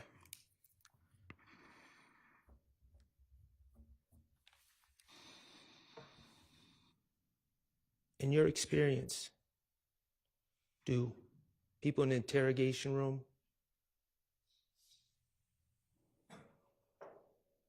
try to protect themselves? objection, relevance as to what people in the interrogation room do. Are we speaking about a particular case? I mean, everybody's different. I'm talking about in your experience. In my experience, everyone is different. They have different reasons and motivations for what they say. In your experience in the interrogation room, do people attempt to shift blame onto others? Everyone has different motives and tactics that they use to try to outsmart us. Unless you're talking about someone specific, I don't want to just generalize all of my experience and all of my interrogations. Okay, well, all right, let's talk about a specific example that came up on direct. Okay. Ms. Love asked you about Quindarius Zachary informing you that Kenneth Copeland, and Antonio Sledge Moontunk shot shell kill on Martin Luther King. Shot at shell kill on Martin Luther King. I don't know. Objection is to, she asked. you know what? I withdraw it. I'll let him ask the question. Thank you. Do you remember? Shot at Kelvin Watts? Yes. Yes. Do you remember being asked about that? Yes. Okay. And you were asked if Woody admitted to that when you interviewed him, right? Okay. And you chuckled. I don't remember chuckling. Just now or then? No, then. I don't recall. Okay. I want to say, of course not, is what I stated. Of course not. Of course not. Why did you say of course not? Because we all know that he didn't. We watched several interviews with him, and he did not state anything about that. Okay. That would have been against his legal interests, right? Objection, Your Honor. As to Sustained. In fact, Mr. Copeland said he denied doing anything out on the streets. He said that people were always throwing his name into Objection, things Your that Honor. other people did, correct? relevance and the best evidence was what they've already seen. Okay. Let me ask you this.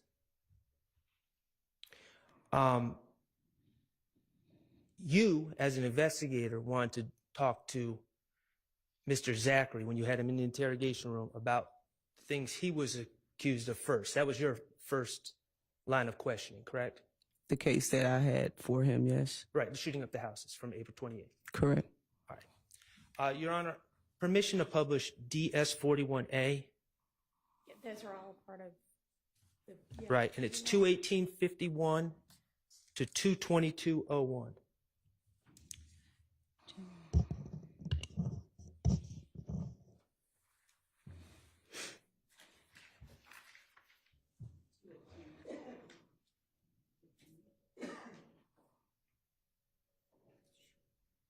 Your Honor, with respect to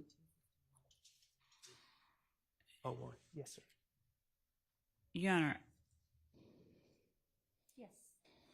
okay, so I would object under 403 since the jury just heard this entire interview and ask that if there's a question that the question be posed, but this portion of the entire interview has been played for the jury. That's true. It was very recently played. Why don't you ask questions, and then if she needs her recollection refreshed about anything, you can do that. You focused Quindaria Zachary on the April 28, 2015 incident, right? In the beginning of the interview, yes. Okay. And his first thing he said to you was, I wasn't there, correct? Yes. Okay. And he claimed to have information about the shooting, though, correct? Your Honor, this has been asked, answered, and shown. Jane, Your Honor, I have not asked this it witness. doesn't matter whether you particularly have asked. It's already been asked. By the state. I'm not trying to argue with the court, but I mean, I've been up here for 5 minutes. If we already have the answer, just move on to something that we don't have the answer to yet. Okay. Mr. Zachary told you that Demekion told him all about what happened, correct? Demekion Garlington. About what, sir? Which The April portion? 28th, 2015 shooting, Sergeant Gaither. I don't believe that was exactly Okay. what he said. Your Honor, may I play the video? You may. Thank you. Can we publish 41A, Mr. Kokomo? And that is 21851 to 22201.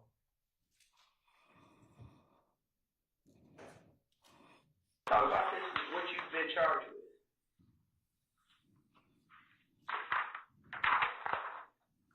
What do you have to say about the case? I went there that night. You wasn't where? What did you hear about it? Well, some had a house waking me up to my DJ had jumped. Like so. And then, you was at the house on Cleveland? Yeah. Apartment, after you said? 4 or 5 people. And then, that when she told me that she had got shot at too. That same night? No, she said that they had gotten a whole bunch of shooting. And then, like, Ill Gang had pulled up at my cousin's house. My cousin over there, boy named Tate. Y'all know. Mm-hmm. Yeah, so I said, yeah, I don't know his name, but she was going in the house. She said that when they started shooting at the house, like they were shooting from apartment. She said, where is this house located at? Like you talking about? Landrum apartment. Landrum and Zone 4? On Campbell. North Campbell? Yeah. So who stayed over there again? My cousin Liz, right? And Tate. That's what Javante said? Yeah. She your blood cousin? Yeah. I mean, you know how people say, no, that's my real cousin. So this gang got to shoot at them at Landrum? Yeah. Is this before or after D got shot at? I mean, got jumped on? She tell you it happened last. It was after all the shooting.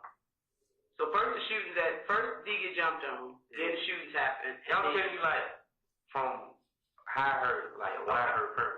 Okay. I like shoot. Most of them call me or something in the morning, they know that. Mm-hmm. But she like, most of them cussing D out because D telling them that he shooting, they had shoot him in the face and something. Most of them told D that he had to find around home. And then that was she like, then that was D told, I would sleep, D told me that morning, like, they had shot up the house. D told you that, say that you kind of skimmed over that part. When you say D, you talking about Demekion, right? That your real name? You talking about Lil D from 30D, yeah. Like Mechanicsville? Demekion. Demekion told me that they had shot at the houses. That who had shot at the houses? Him, Tay, and who it was? Shannon. He just told me nothing. He said him, Tay, Shannon, and some other boy named Traydon be Tay. Named Traydon? Yeah. Mm-hmm. He told you personally. Yeah. How did he tell you over the phone? Nah. In your face? Yeah, he's over my house.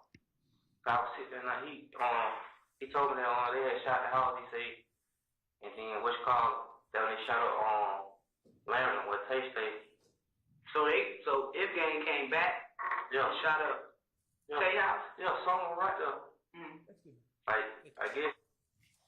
So after seeing that video, Mhm. you would agree that Mr. Zachary first said he wasn't there, Mhm. Yes. and, but he said he had information about what happened, right? Yes. And he said he got that information because Demikian came over his house and confessed it all the next day. Your Honor, He didn't use the I word object confess. to the best evidence, and so Okay, overruled. Did you finish your And question? his source, he claimed his source of information was not from being there, but from Demikian telling him the next day. Correct. And also that portion, that first story that he just told about Demikian telling him and all of this was a lie, that he was actually there. Well, I understand that, but that's Mhm. what he told you. I'm not asking if it's true. That's what he told you. Yes, that's what he told me. Okay. And you had records, phone records. So I'm not asking you to comment on anyone's veracity, but you weren't believing what he was saying. He wasn't fooling you when he told you that. Your Honor, this is asked and answered, so objection. Sustained. Okay. Later on, you called him out. When I say later on, I'm talking about just after that clip. You called him out on what he was saying, correct? You Your Honor, challenged him. Objection under 403. They've just heard, and she's been asked. Okay. He's trying to do his examination, so I'm going to overrule that one. Thank you. You challenged him, correct?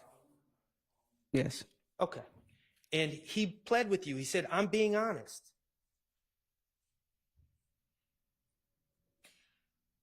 Is that a question? Let's hear it. Well, that wasn't on that clip. That wasn't on that clip. He told you in the interview room he was being honest, correct? Objection, Your Honor. They saw it on the other clip. So best evidence. Sustained. Okay. He promised you he wasn't there, correct? Your Honor, Mm-hmm. I object. Best evidence. The jury has seen it. They keep Asked and answered. if it's best evidence, I will gladly play the clip. Is that Your Honor, they've already seen it. This has been asked and answered. Sustained. all right? Okay.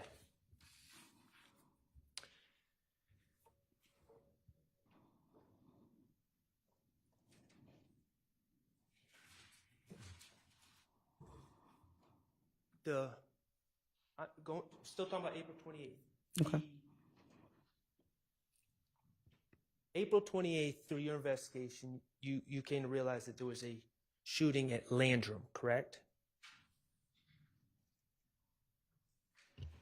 No. No, I'm sorry. Yes.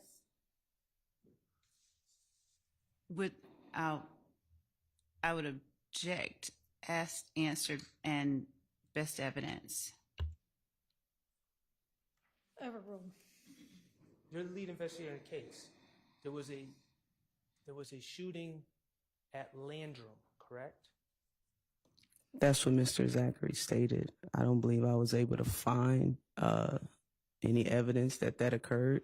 Okay. Just best of my recollection, I don't believe I. That's fair. Mr. Zachary claimed that his cousin Alexis Bryant and his girlfriend Summer Good were in that residence at Landrum when that shooting occurred. What he was claiming was a shooting occurred, correct? Okay. Yes. All right. And the story was that Summer Good, his girlfriend, called him for help. Correct? Yes. All right. And as lead investigator on this case, you're aware that at Adele and Drew Drive, the subsequent shootings for which Mr. Zachary was charged, there were shell casings found on those scenes, correct? Okay. Is that correct? Yes. Okay. And Mr. Zachary, you're aware that he was arrested with a certain gun on May 7, 2015. A certain gun? Yes. Yes, he was arrested with a firearm. Okay. And that was 9 days after the April 28th shooting, correct?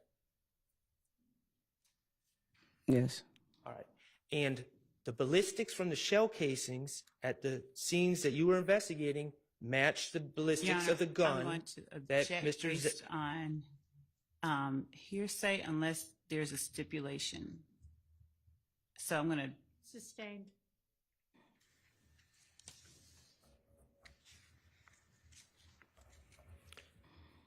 Okay. I will move on.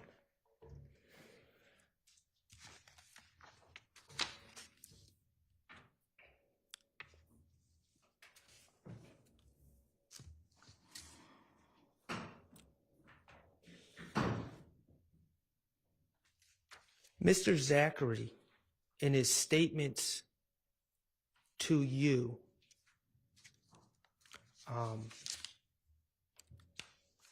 stated that he didn't shoot, right? Once he admitted he was there, he claimed he didn't shoot at anyone or any houses. Correct. He stated that Mr. Sledge never shot. That's what he stated, yes. Okay. And he named 3 shooters as my client, Shannon Stillwell, Shannon Jackson, Trevante Turner, and Ali Lee Caldwell. Or he said Lee. Right. Okay.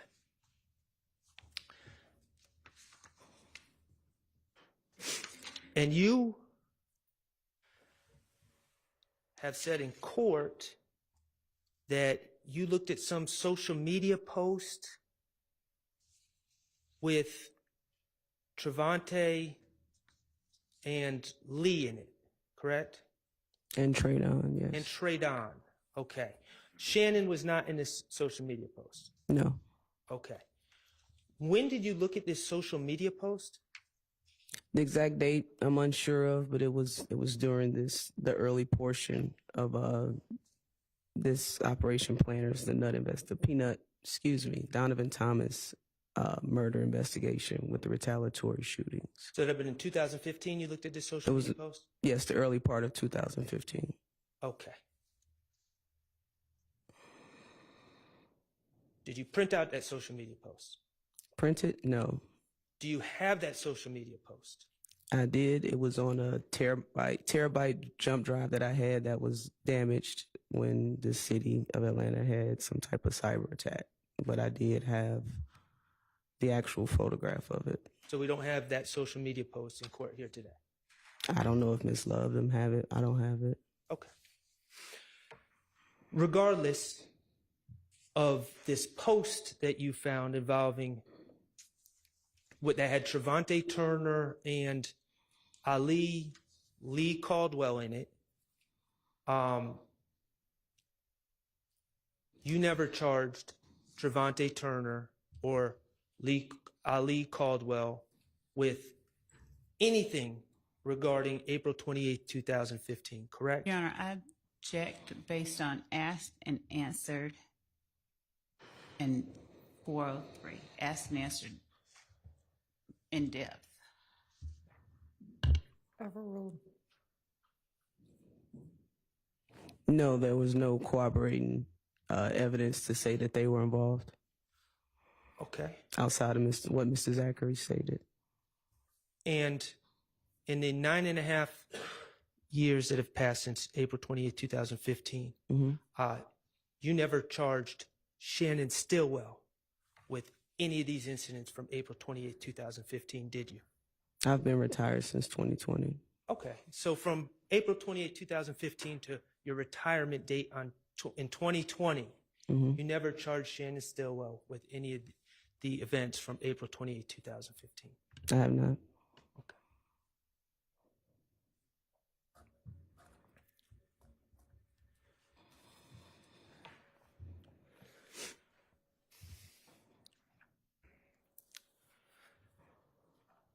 You talked to Mr. Zachary about the Lil Wayne bus shooting from 2015, correct? Briefly. Okay, briefly. Did Quindarius Zachary ever claim to be on 285 or the highway when any buses were shot at or shot? I don't believe so. Okay, did he ever claim to be a witness to the actual shooting? No. Okay.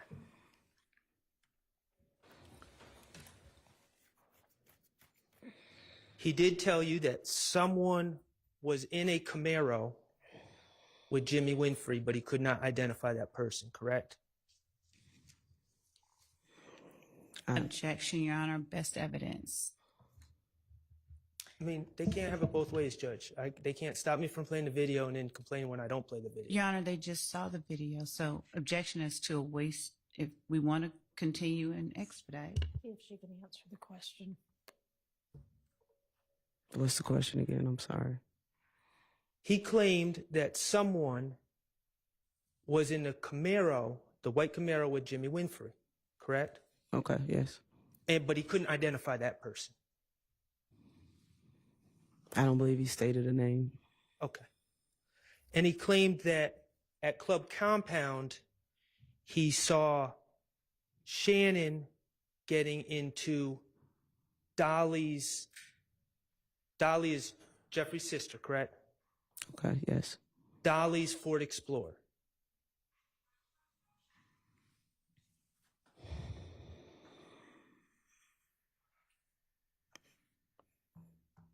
Yeah, I don't recall. You know Dolly's Ford Explorer to be bluish green, correct?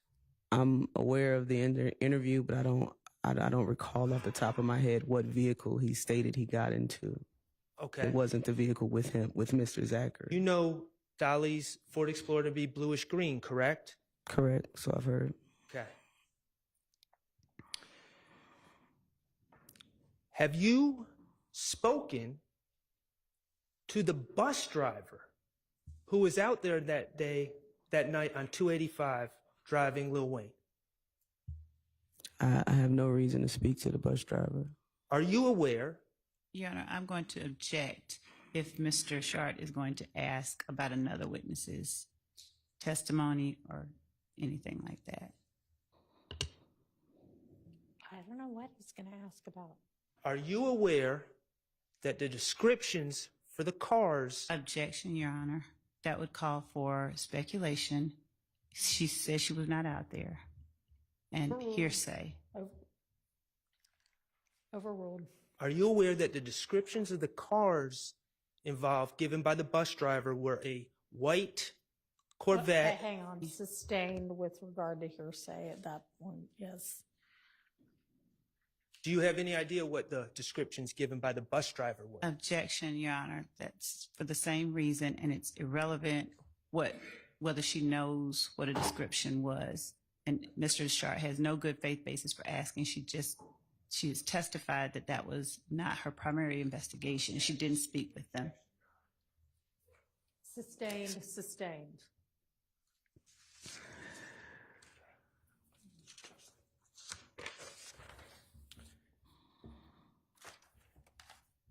Did Quindarius Zachary ever put Shannon in a white truck the night of the Lil Wayne shooting?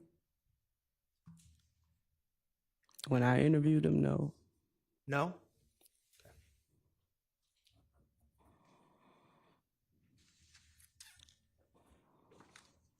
Do you know of Shannon Stillwell ever being charged with the Lil Wayne bus shooting? Objection, relevance and hearsay and relevance. Sustained as to relevance.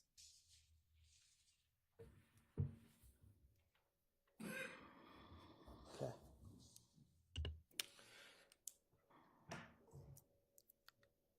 Going to move to the discussion you had with Mr. Zachary about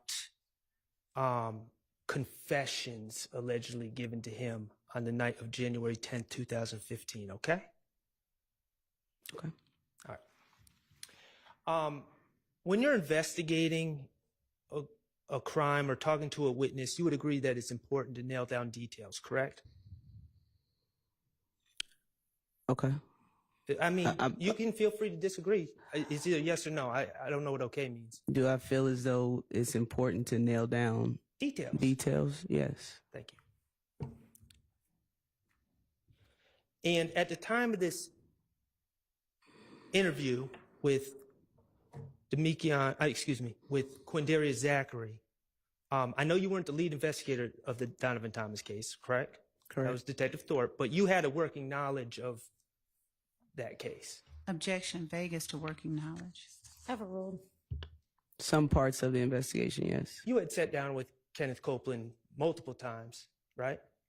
Correct. And all that was prior to your meeting with Mr. Zachary, correct?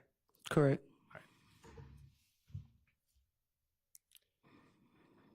Okay.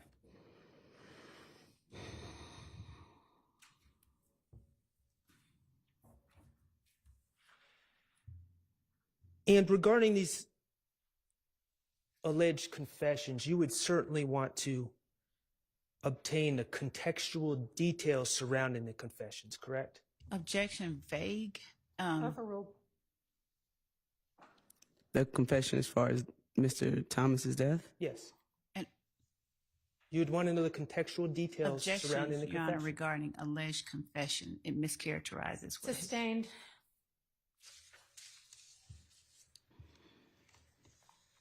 As an investigator, you would want to nail down the contextual details. Objection, contextual details as to what? Vague. Overruled. If she doesn't understand, she can express that. I don't understand. You would want to know who supposedly confessed. Objection, Your Honor. There's, again, the court sustained the objection as to alleged confessions. So continuing on that. Sustained. Sustained. Your Honor, my client's presumed innocent. Understood. And Your Honor. And I'm not accepting that there was any confession. So I'm going to say presumed. Yeah. I'm going to say alleged All right, confession. Stop.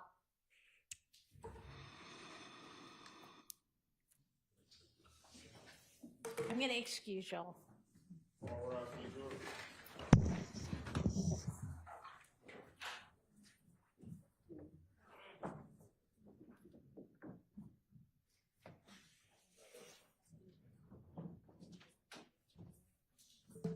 Thanks.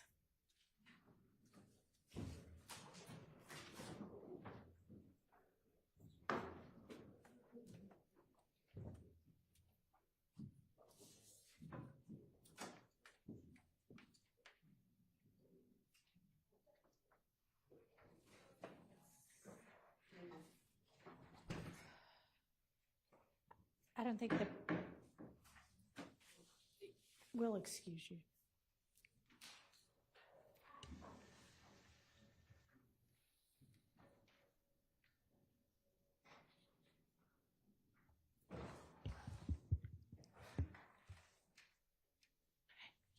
Yeah. I don't think the problem is with the word alleged. I think it's with confession. Yes. Okay. Well, I don't know what else to call what we're. I'm willing to call it whatever, except I'm not going. With all due respect, Your Honor, I'm going to not run afoul of the court, but I'm not going to call it a confession. Yeah, But- I think she agrees to that. I Okay, think well, then that's what her objection is. Well, Mr. Zachary is saying that my client, Mr. Zachary said, he's not saying it now, said that my client came up to him and said he just killed someone. I don't know what other term that Ms. Love would prefer me use. I'm willing to use another term, but I don't know what else. You have to call another that. term, Ms. Love, that would, Statement, co-conspirator hearsay, Your Honor. A confession is something we're not made going to. to use that.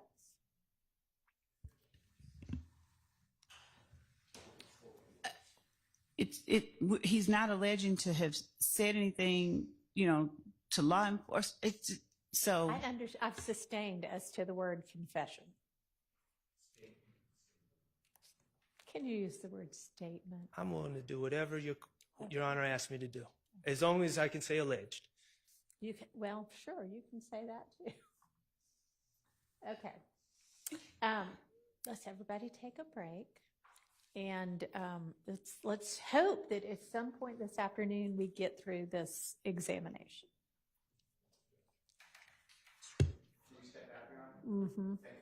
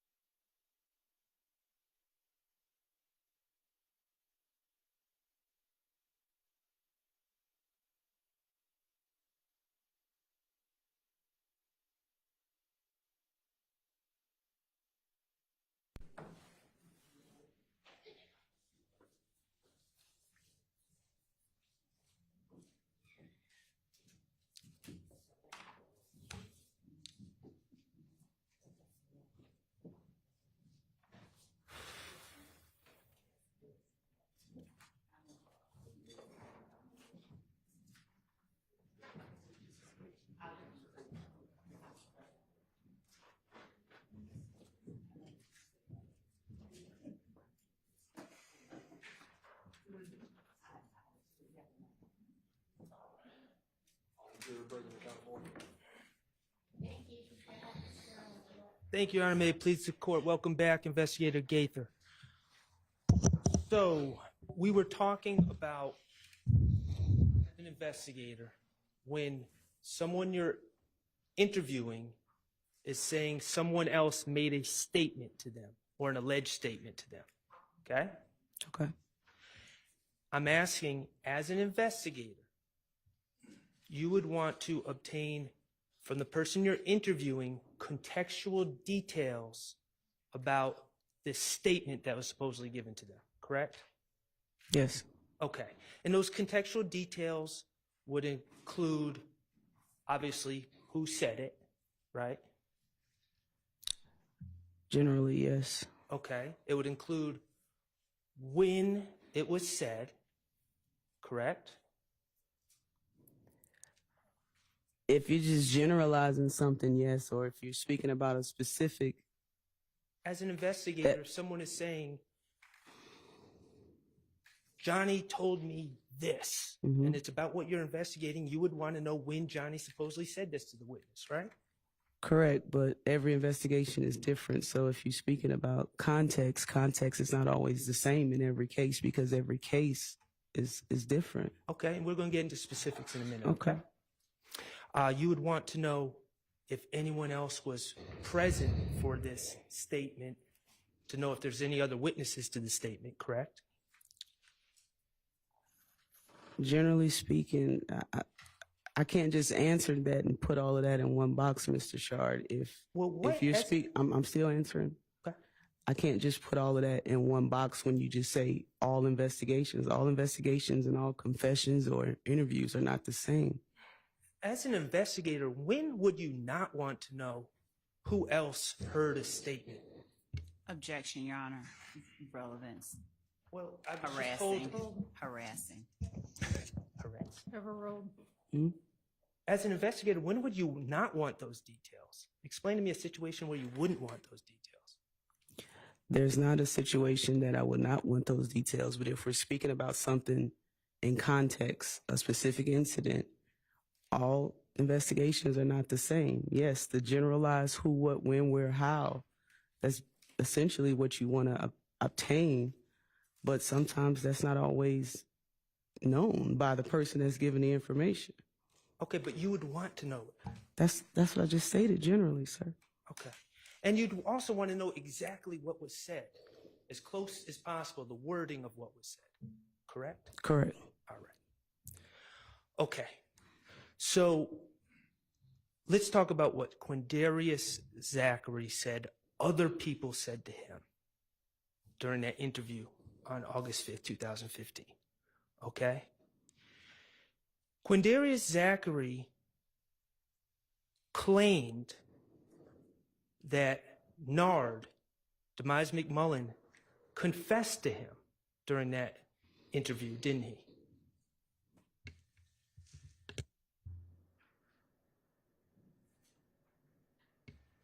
Your I Honor, don't.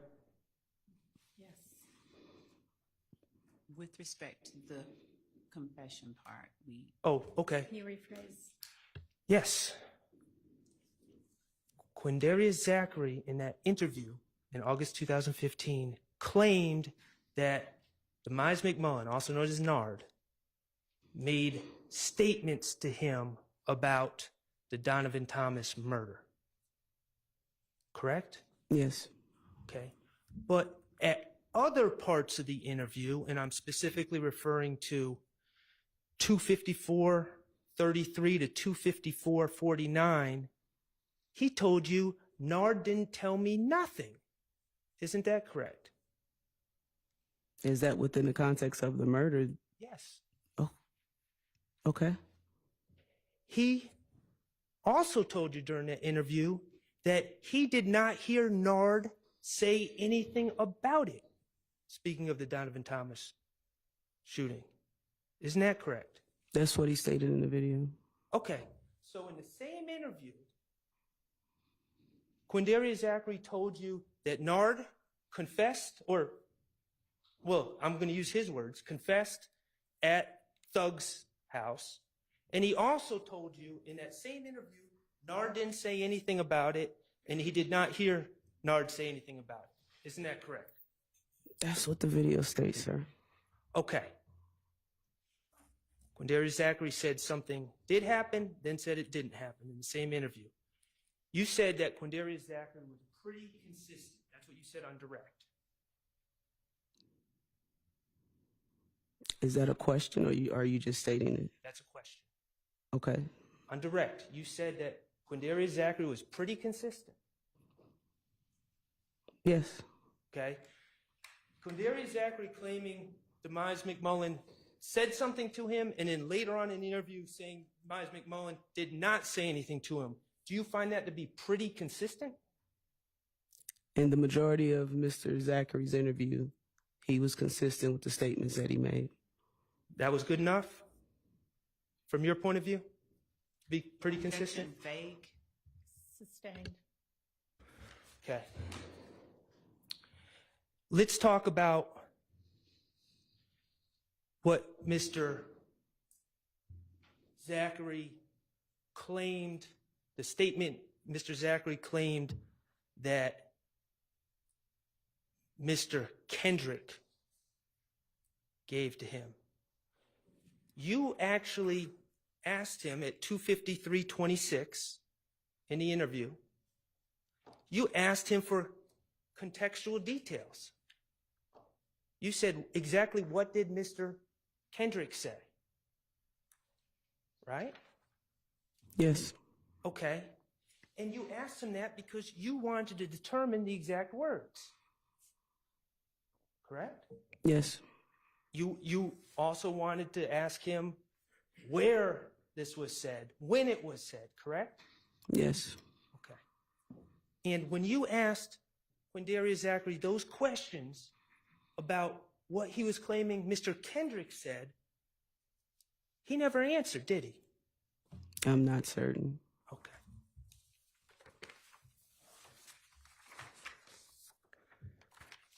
Now let's talk about what Quindarius Zachary claimed my client, Mr. Stillwell, said.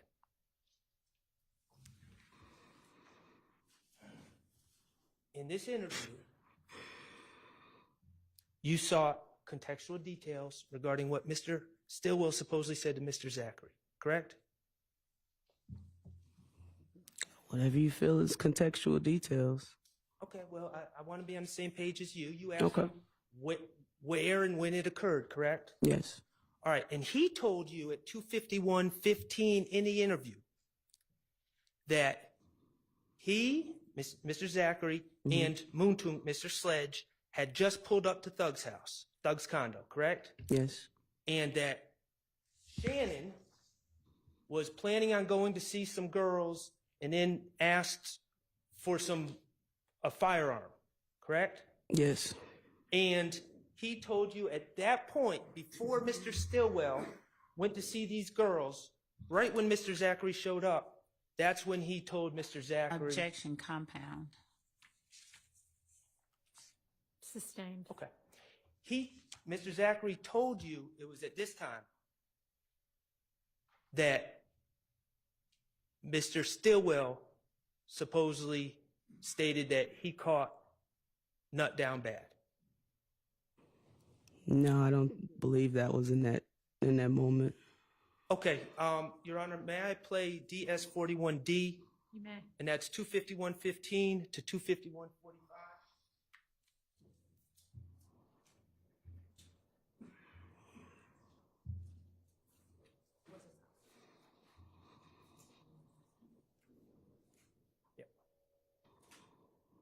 Where were you guys when Shannon was telling you this, and what day was it? Same day or day after?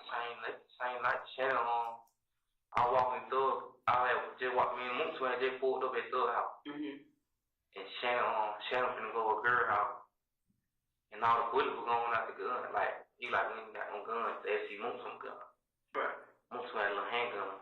They see Moon's some gun and goes to the store. Moon's say, wait, I ain't got no bullet. And then Shannon started talking. After viewing that video, would you agree that Mr. Zachary's story to you was that, and Mr. Zachary also told you that he showed up at the condo around 9 p.m., correct? Which part do you want me to answer first? 9 p.m.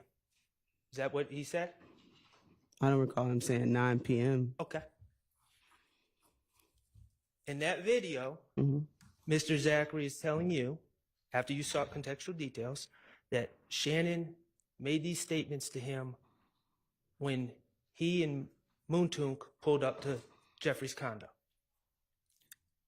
And I believe in the rest of that. In context, he stated that they didn't want to say anything in front of Moontuk because Moontuk talked too much. Okay. So I don't believe it was in this moment when they saw your client walking in that he told him in front of Moontuk. Well, so what's your understanding? When do you believe it occurred?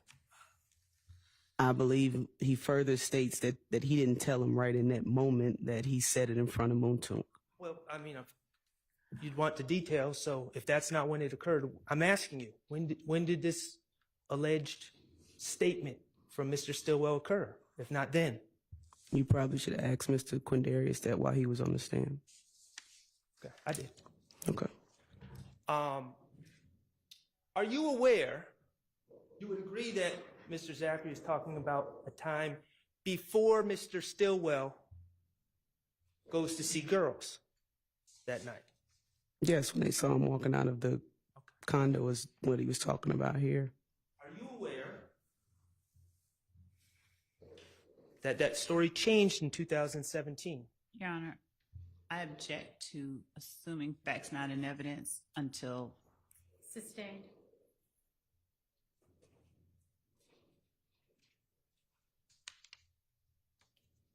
We have played that clip, and that's in evidence with Mr. Zachary. We played the clip from 2017. 2017? Yes. Okay, then overruled. Are you aware that his story about when it occurred changed when he spoke to law enforcement and district attorneys in 2017? I was not in the gang unit in 2017. I was not in the gang unit in 2017. Let's talk about what Quindarius Zachary claimed Mr. Stillwell said. Mm-hmm. In the 2015 interview with you, you would agree that he said Shannon told him caught nut down bad. They correct? caught nut down bad, yes. Okay. And he also, Mr. Zachary also claimed that Mr. Stillwell gave him details about what had occurred, told him what happened. Told him who was in the car, for instance. Yes. Okay, and told him about going to meet Bushi and riding around in the car, correct? Yes. Okay. Are you aware that in 2017... Your Honor, I'm going to object. If the witness has said she wasn't there in 2017, there's no good faith basis to ask if she knows anything about it. She says she never saw the video, so I'd object to lack of foundation. No good faith basis. Sustained. Are these changing stories pretty consistent? Your Honor, objection. Sustained. Now, you were asked if, on direct, if you made any promises to Mr. Zachary. Remember that? Promises about bond or promises about a lenient sentence. I believe so. Okay, and you said that you don't have the authority to guarantee someone a lower sentence, right? Correct. Okay, and you don't have the authority as a police officer, I'm not saying you personally, but as a police officer, you don't have the authority to guarantee someone bond, correct? Correct. And you didn't do that. You didn't make any guarantees, correct? Correct. Okay.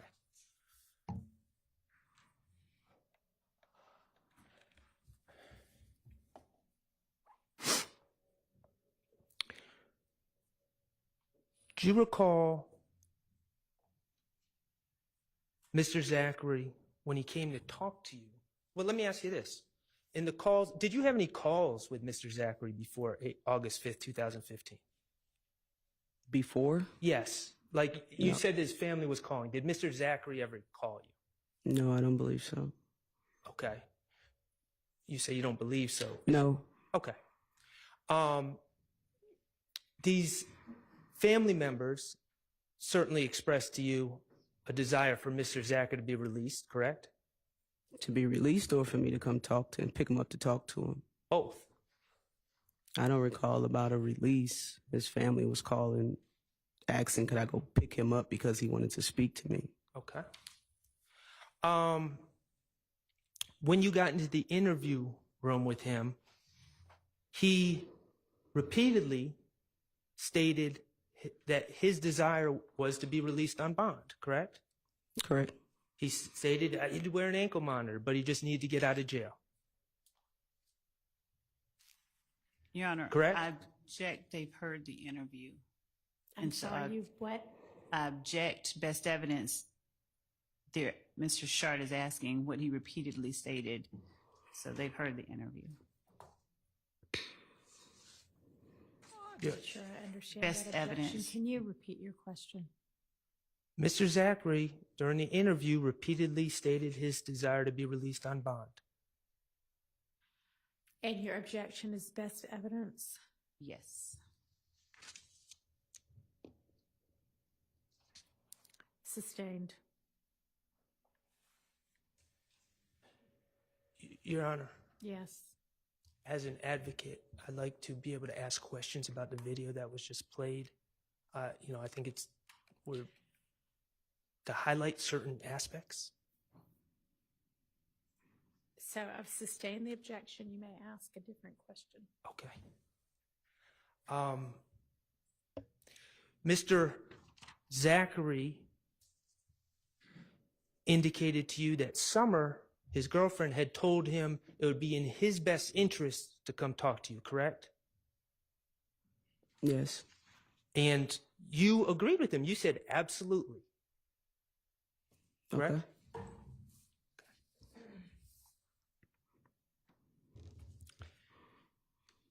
Now, when we talk about corroboration, that's something that you would do after the interview, correct? Check behind details or facts or claims, correct? Are we talking about if someone told me something? Yes. Yes. Okay, I would try to attempt to. Right, but that would be something done after the interview, correct? Yes. Okay, and you weren't corroborating things in real time with Mr. Zachary, were you? In the interview room?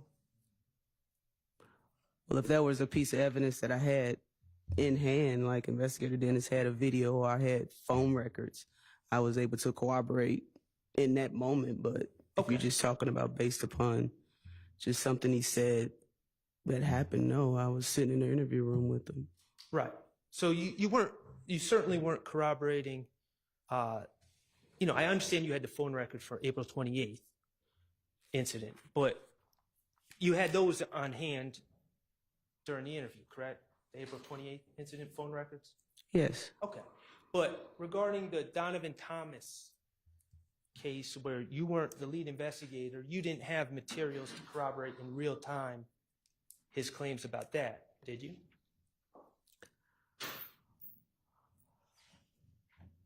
I'm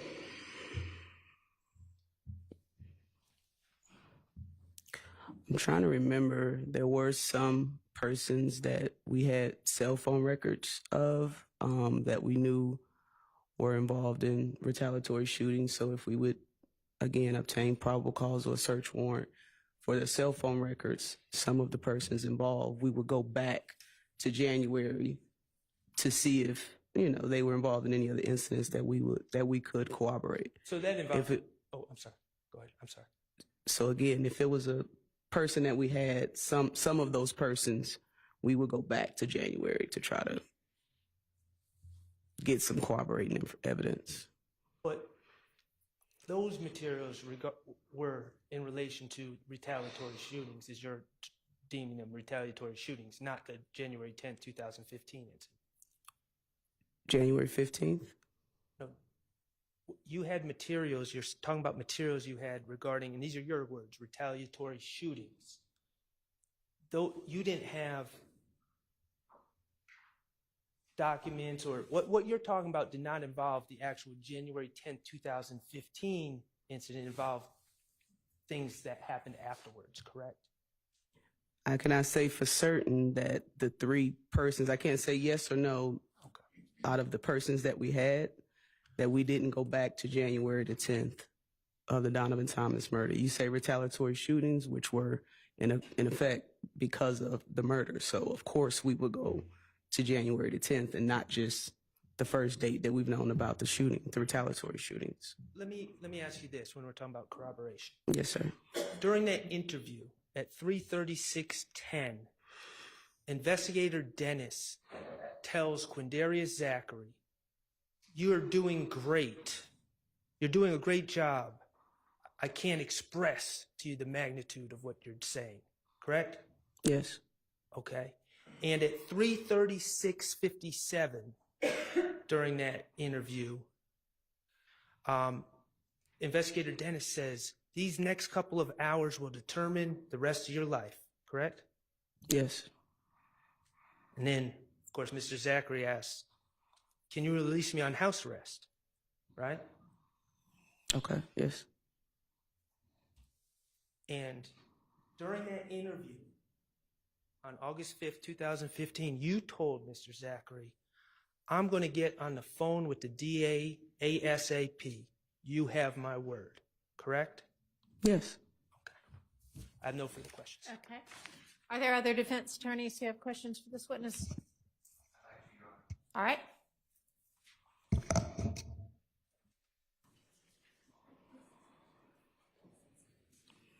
Horrible.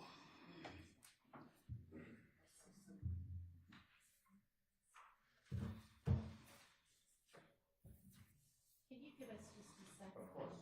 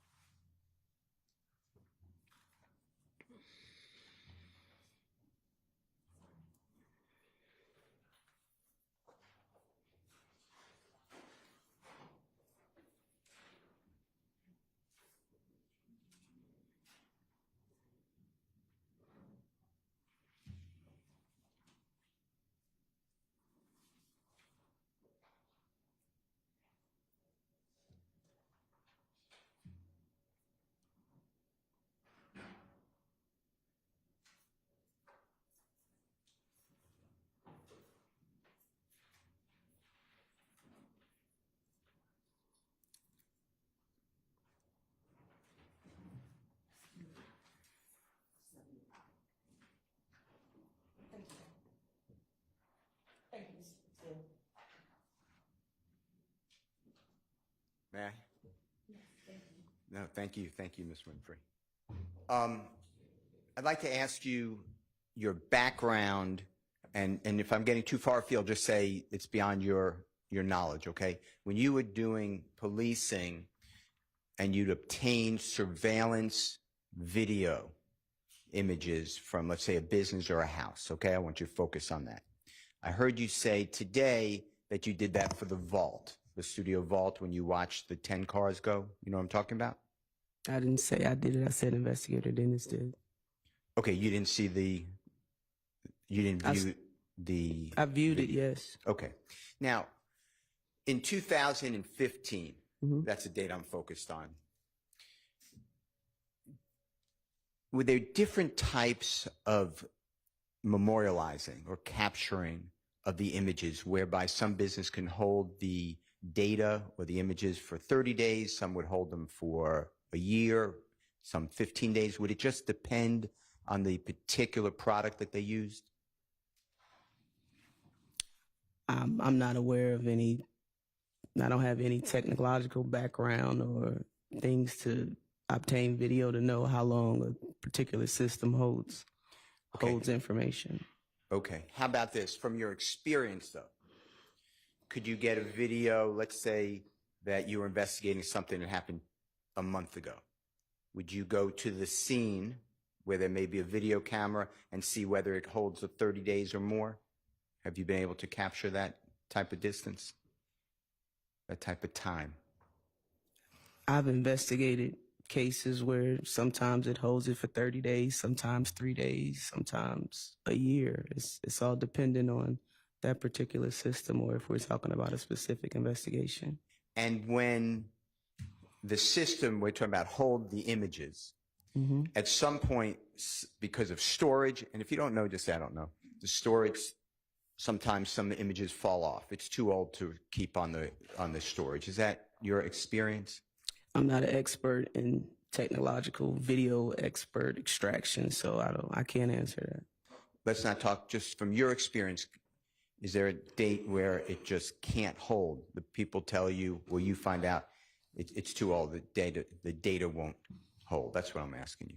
Objection, Foundation. I'm asking about her experiences. Overruled. If you're asking me if video has been overwritten, is that what? Sure. Basically what you're asking me? Yes, I've heard of that, yes. I think so. Okay. Have you ever dealt with a system that after, let's say, I'm using an example, 2 weeks, all the data is overwritten? Objection, vague in relevance as to a system. Overruled. When you mean dealt with a system, what do you mean? When you're investigating, or your own system, but have experienced that all the data is gone 2 weeks from that day, it's all gone, and it just starts brand new? Or is it more of a rolling system? I'm not sure what you're asking. Let me ask a better way. I'm just using dates, okay? January 1, 2015. I'll use 15. There's a business, McDonald's. Okay. It holds the image, I'm making all this up, holds the image for 2 weeks, January 14th, 2015. Okay? Okay. Have you ever had experience where on the midnight going into January 15th, 2015, everything for the last 2 weeks, in my example, from January 1st forward to January 14th at 11:59 is wiped out and we start anew? Or is it that certain parts of the system and they keep rolling over? It just makes room and you keep adding the days, if you know. I've been told on occasions, a system like I just stated, if it's longer than their saving period or cloud period, it'll overwrite itself. It won't save it. I've been told that, if that's what you, okay, if I'm answering your questions. Okay, no, that's fine. All right. Let's go back to the surveillance I just asked you about McDonald's. You and Detective Dennis interview Kenneth Copeland, and I'm just focused on the last time, or one of the last times, June 10th, 2015. Okay? Okay. I know Detective Thorpe is there, and ATF agents, but from that interview, you and Detective Dennis go down to McDonald's to inquire about their surveillance. Remember that? Yes, sir. All right. And you got the number and the name of the person who, and you gave it to Detective Thorpe, the homicide detective on this case, to follow up. Yes, sir. were you ever told by Detective Thorpe that he had already gone to the McDonald's on or about the 11th or 12th of January 2015 to look at that video? Objection. That calls for hearsay and relevance as to whether or not Detective Thorpe ever told her that. They're working the You case. testified, right? Yes. Overruled. I was not told.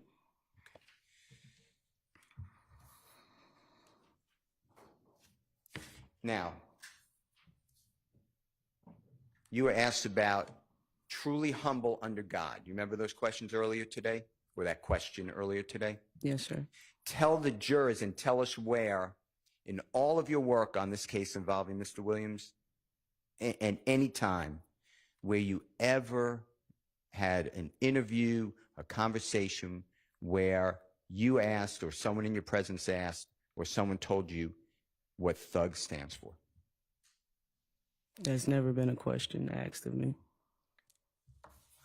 With regards to the repost, and if you need to see it, please just tell me. I just have to refresh my You said the memory. what? Repost.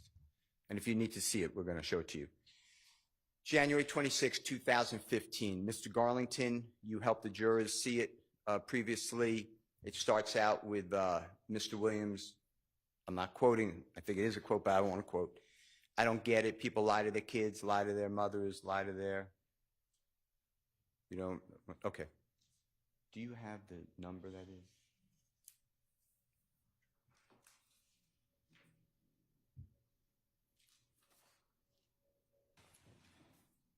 You want to have just one moment? Thank you.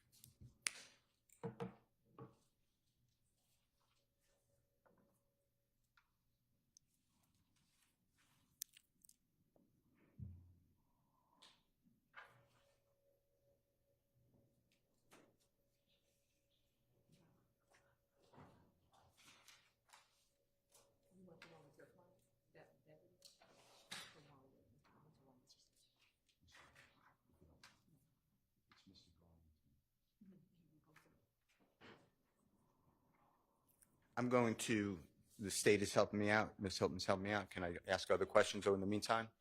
Okay. Well, they're helping me out, so we'll come Yes, right sir. back there. Okay. Do you remember being shown State's Exhibit number 526YY, if you could help me out, Mr. Atkins? And with the court's permission, this is already in evidence.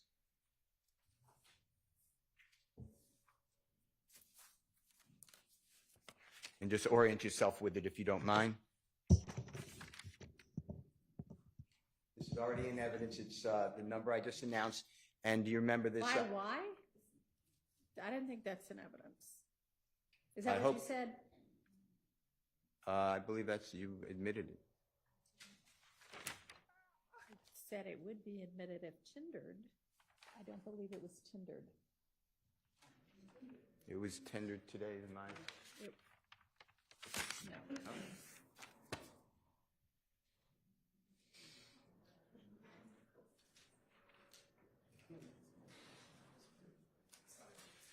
Okay, I'm moving on. All right. Thank you, Your Honor. Okay.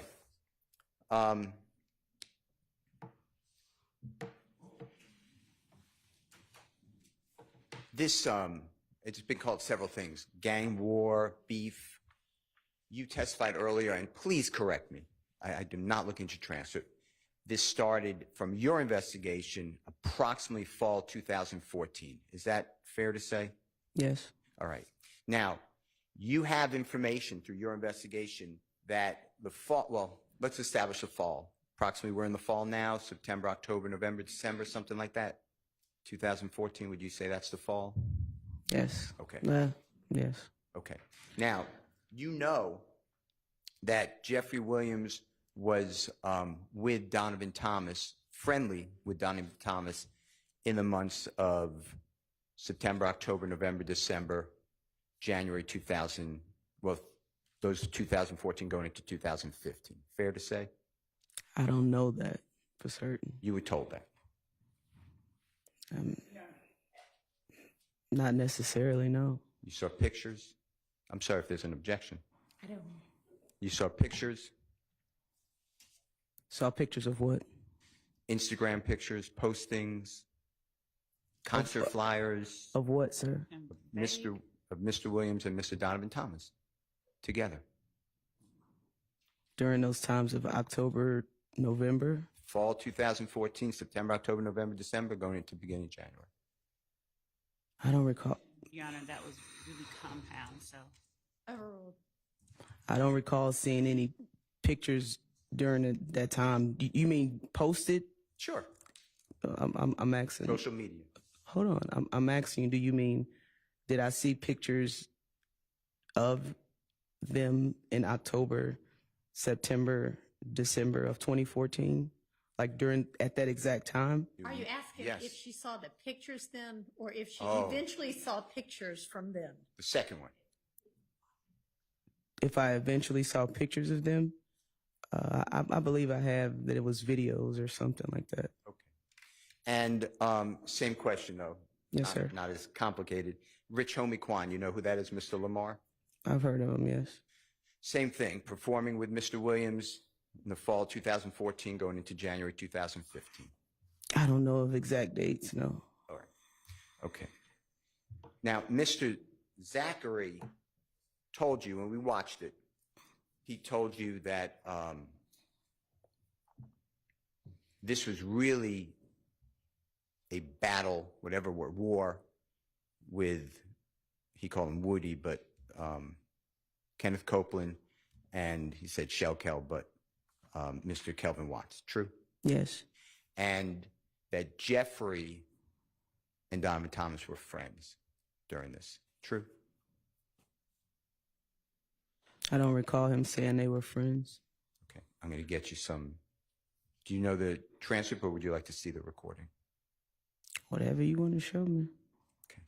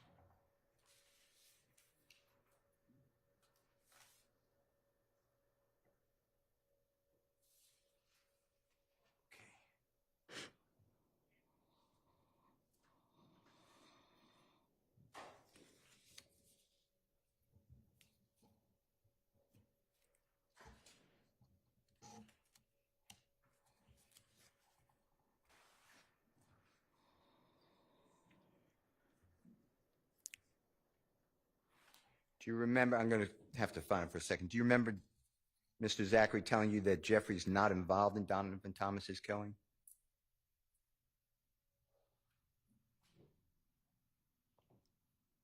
I believe he stated he didn't know that it happened until after it happened. Did he tell you, do you remember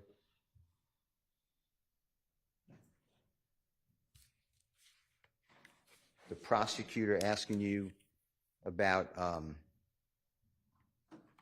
whether Jeffrey didn't give an F about Donovan Thomas's death, and then Mr. Zachary giving an answer? Do you remember those questions? Yes, sir. Okay. That was actually Detective Dennis who said that Jeffrey didn't give a F. True? I don't. Your Honor, Okay. withdrawn.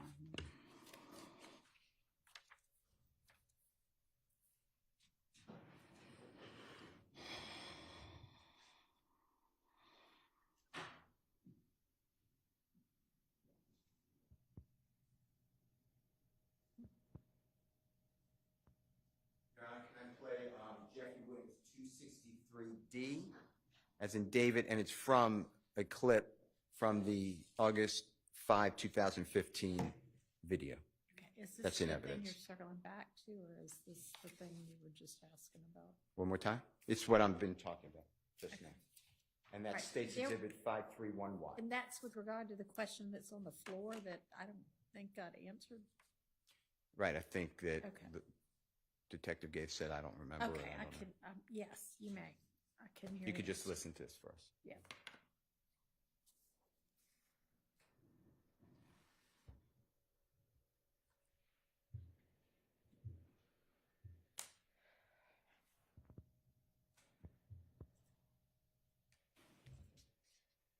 What do you thought they was gonna get y'all down there? What was Thug like? Shoot, he normal. He ain't get no fuck. I mean, he kills her like, he like, why did he kill Nut? He like, but then down like that, they told him that that Nut said it's a goal. It really would be holding back stuff.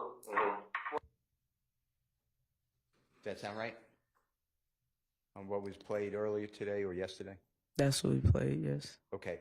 And that's Detective Dennis asking Mr. Zachary, in your presence, what was thug-like, meaning after the death of Donovan Thomas, right? Yes. And the answer, Mr. Zachary said, SHI, he was normal. Is that what you just heard? Yes. And then Detective Dennis said he didn't give no FU blank K, right? Yes. And then Mr. Zachary said, I mean, he cared, like why did they kill Nut? Like, but then I guess they told him that Nut said it's a go, they really be, and would he really be holding back? Is that what you heard? Sure. I think we all heard it. Okay. So when the prosecutor was asking you earlier that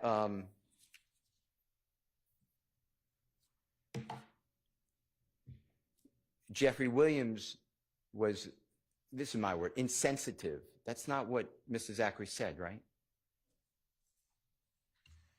I object to the mischaracterization of anything that. All right, well, the questions aren't evidence anyway, and he said it was his word, so overruled. That he was insensitive, I don't recall hearing that. And it said that, I guess,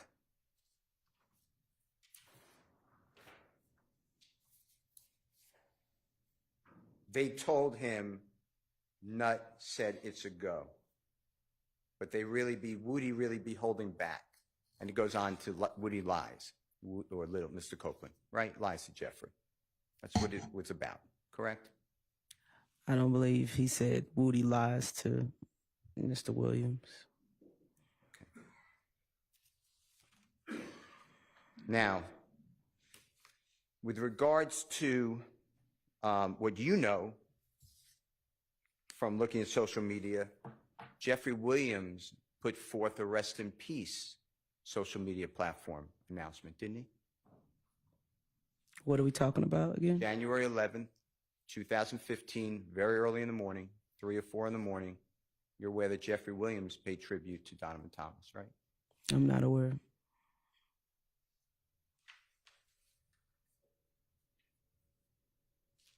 You've never seen that posting? Your Honor, the witness has answered, so I object to answered and assuming. I'm not aware. Can I refresh your memory with something? Can I show you the posting, or you don't know?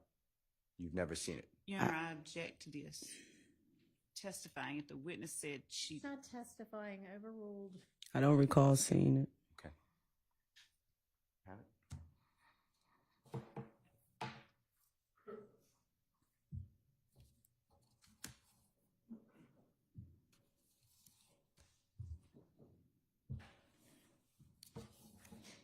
All right, can Mr. Kokomo approach? For the purpose of potentially refreshing the witness's recollection? Yes. Do you think that something might refresh your recollection, Sergeant Gaither? He can show me, but I don't recall.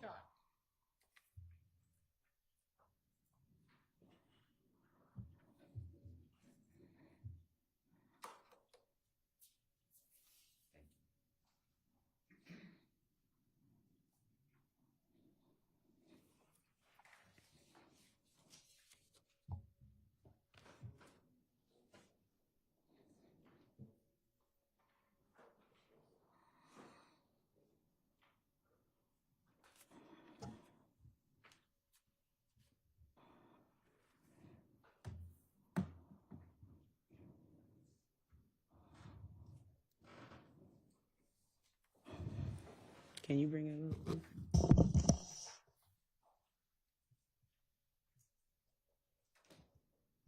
Can you go up?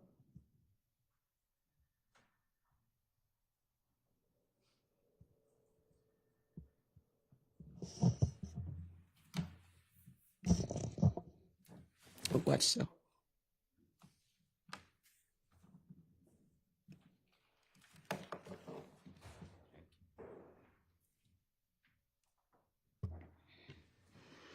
You recognize that social media Your Honor, posting? I'd ask that that question not be the question, but whether her memory is refreshed as to whether she ever saw any Same. social.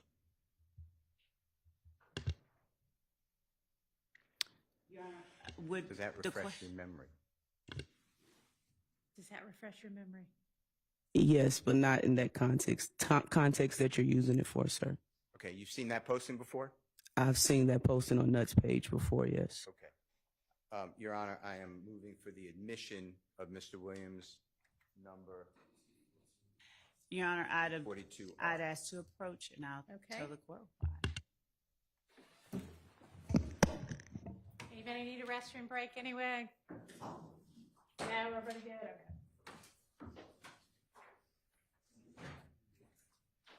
Okay.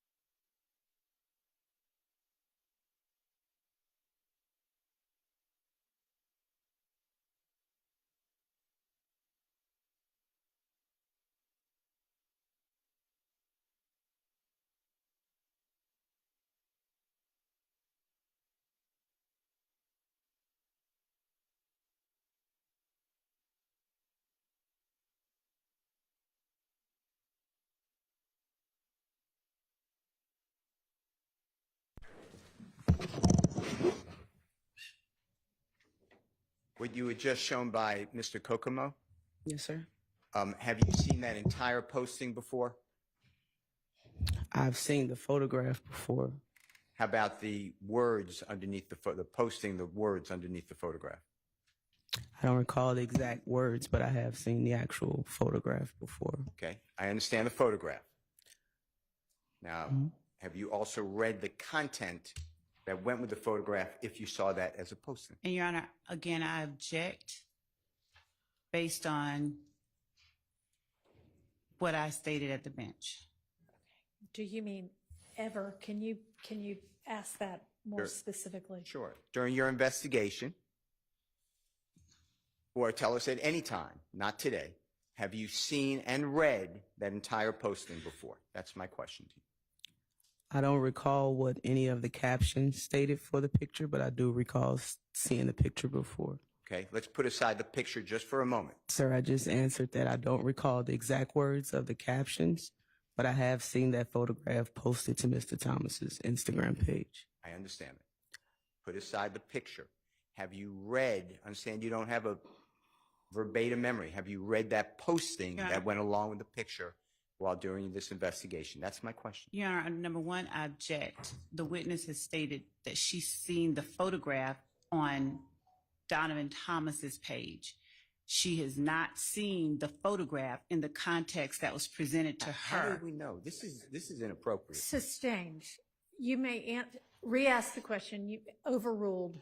You may answer that question if you know. On your oath, have you seen the photograph that you already identified along with that posting, those words? That's my question. At any time during the investigation related to this case? I have seen the photograph, and I have seen a caption under the photograph. I do not recall what the caption actually stated. Okay. What you read today from Mr. Kokomo, is that refresh your memory of what you previously saw or read? It does not. All right. Okay, let's go to back to the interview on August 5. You were told by Mr.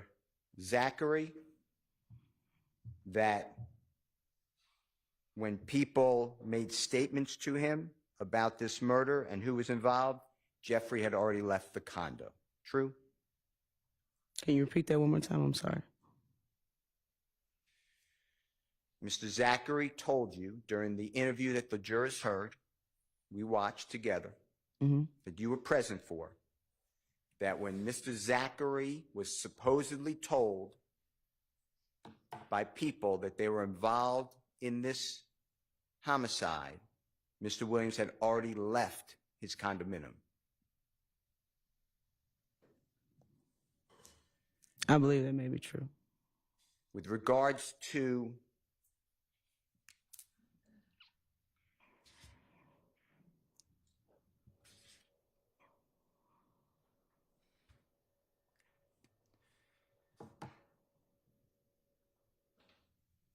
the bus tour shooting, it's April 26, 2015. Mr. Zachary told you that Jeffrey Williams was not involved in that bus tour shooting, of the Little Wayne bus tour, right? He stated he was not there, yes. Not there and didn't know about it until the next day. Correct. In fact, Mr. Zachary went further and said that Jeffrey Williams idolizes Dwayne Carter or Little Wayne, right? Yes.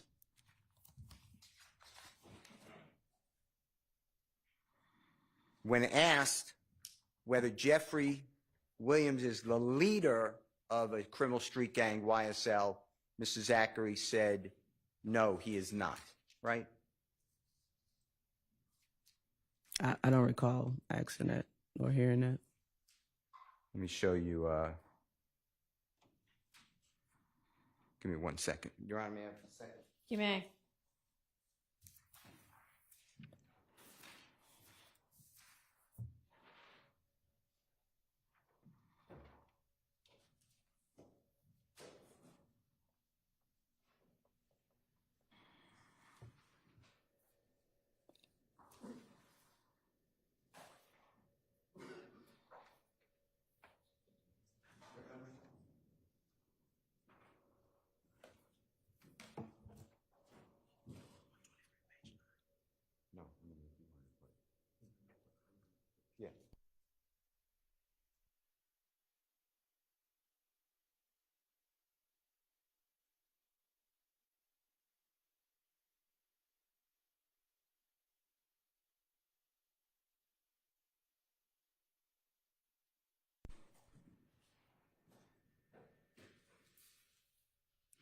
We're going to play from the same exhibit that's in evidence, Your Honor. With the court's permission, states 531Y.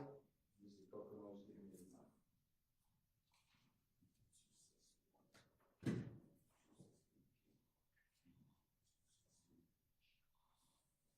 It's 263. It's Jeffrey Williams 263G as a go feather and 26BH as an out. May Mr. Kokomo play it, Your Honor? You may, he may.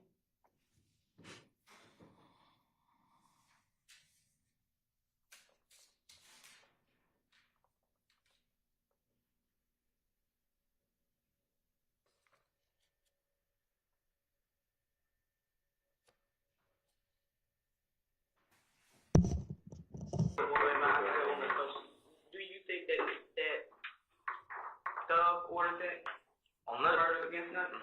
I told they just trying to give him names.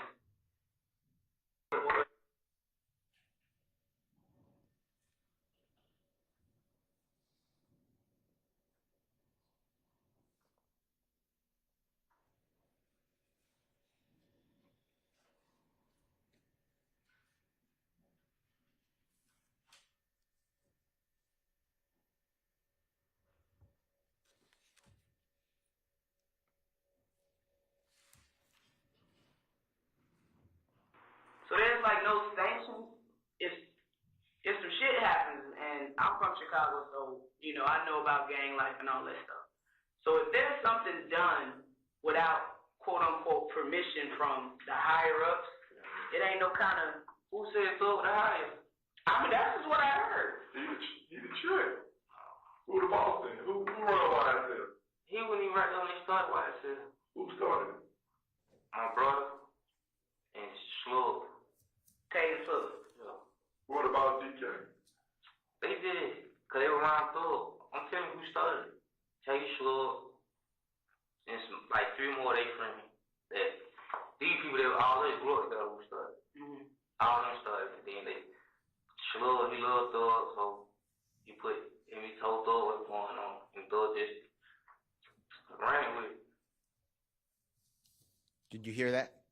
Yes, sir. And in that section, that is Jeffrey Williams 263G and H. Mm-hmm. And there was a break in there. I apologize, but that was continuous, correct? Yes, sir.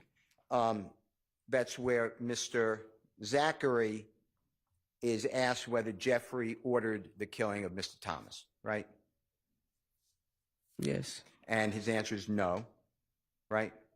Yes. And you explained, I'm from Chicago, and that you need permission from higher ups. I'm not quoting you, but something like that. And Mr. Zachary said, who said that his word is Thug? I call him Jeffrey, is the higher. Remember that? Yes. All right. And then you said, that's just what I heard.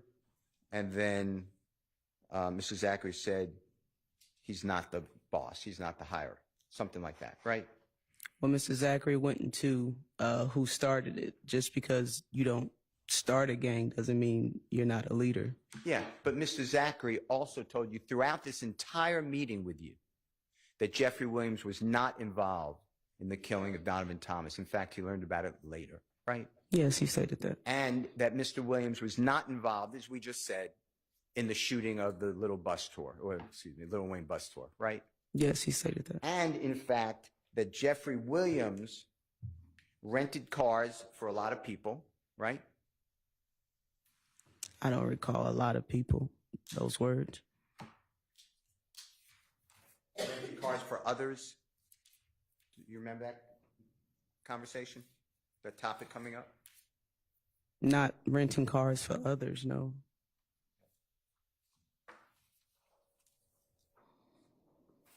Remember Mr. Zachary explaining that he and Mr. Copeland were in a rental car together? Yes, and they spun out on the expressway. And they got in the crash. Mm-hmm. And Mr. Copeland was the last person Mr. Zachary saw with that car, the rental car. So I want to talk about the Infinity. No, that's not what he stated. He didn't say that? That's not what he stated, no, sir. What did he say? He stated that Mr. Williams gave the car to Nard, Shannon, Yak, and Doo-Wop, is what he stated.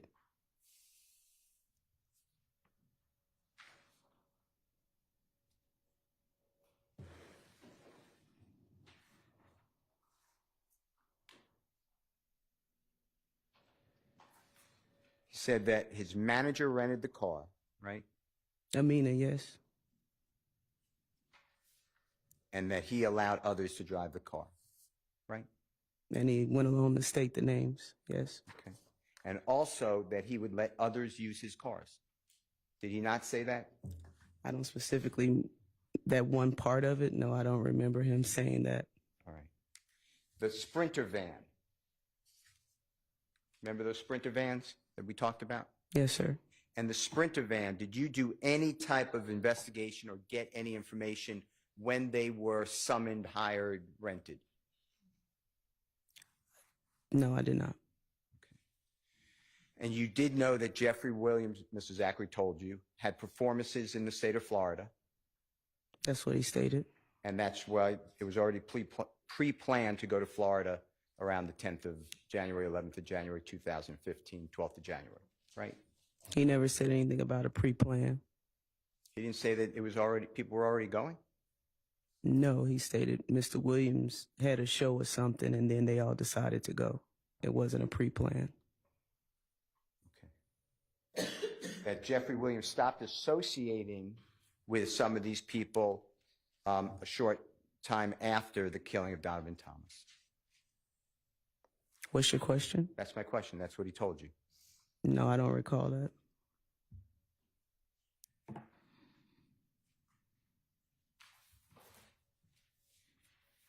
You remember Mr. Zachary stating that Thug had stopped messing with everybody. You remember that? Do you remember that shortly after the murder? If you don't remember, it's fine. He didn't say it in that context. Shortly after the murder, Thug stopped messing with everybody. That wasn't the context in what he said that in. What do you believe the context is? If you have the transcripts to refresh my memory, I can read them to you. But that was not the context of it. Okay. Did Mr. Zachary tell you that he doesn't, by August 5, 2015, doesn't speak with Jeffrey Williams? He can't get in touch with him? He stated that he hadn't seen him in a minute. Up until you left the gang task force in March of 2016. Yes, sir. When was the last time Jeffrey Williams had any contact with Mr. Copeland, to your knowledge? I don't know. How about Mr. Zachary? I don't know. Mr. Garlington? I don't know Mr. Jeffrey's contacts or speaking to anybody involved in this case.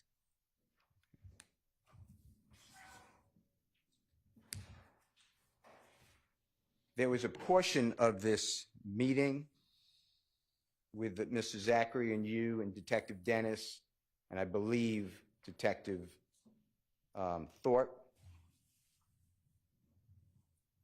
whereby Detective Dennis says something to the effect of YSL is a gang as well as something else. Do you know what he said? No. I'm going to play this and tell us if you can assist us, okay? Sure. Your Honor, this is states Jeffrey Williams. It states 531Y, same interview, Jeffrey Williams 263I. As in ice cream, it's 3/18/14 to 3/18/21.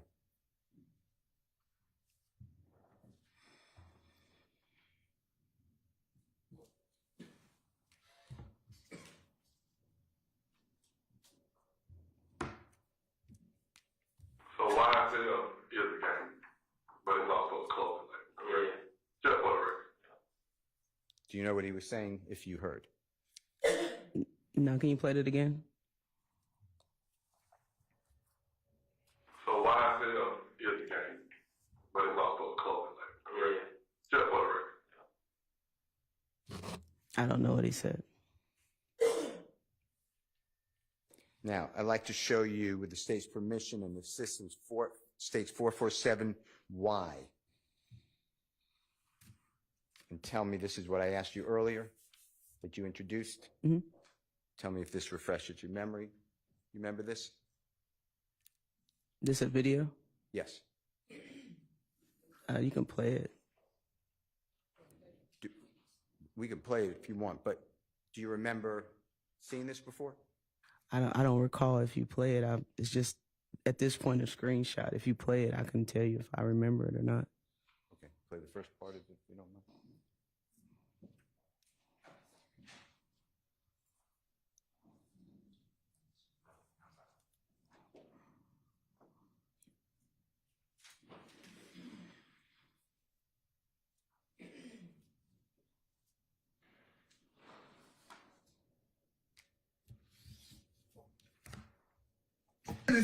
So, nigga, a lot of they mama, a lot of they kids, a lot of they brothers and sisters didn't get ready in the courtroom and tell the God honest truth. Fuck, nigga. Don't get it. Y'all nigga need to get fucking killed, bro. You snitching bitches. From me and YSL. Remember that? Yes, sir. Okay. Now, on there, we have in the background Mr. Sledge speaking, right? You hear his voice? I heard a voice, yes. You don't recognize it, Mr. Sledge? Not with 100% certainty, no. Okay. Mr. Martinez Arnold's voice? Not with 100% certainty. All right. You see where it says repost WizApp? No. Should be on your screen. Center It's bottom. not on it. Oh, now I can see it. Yeah, now I can see it. And do you know what that means? Did you do any investigation into what that means? What means? Yeah. What? Repost WizApp. I believe it's some type of app Do you know what repost means? to repost something on the social media, meaning Did you ever do any investigation to determine the date or dates that this was previously posted? no. Do you know when State's Exhibit number 447Y was actually made? I don't recall. Do you know whether it was made before the Donovan Thomas shooting? I don't recall the date when it was made or posted, reposted. Did you do anything in your memory to find out and look into when was this actually created? I had no reason to. How come? It's not against the law to make a video or repost it. With regards to your working with Detective Thorpe, Homicide Investigator Thorpe and the gang unit, including you, are both looking into the investigation into the killing, the shooting of Donovan Thomas and related matters. Fair? To a certain extent. And were you kept abreast at times of what Detective Thorpe was doing on the case? Not all the time, no. Okay. Did you, at times, keep Detective Thorpe abreast of what you were doing on the case?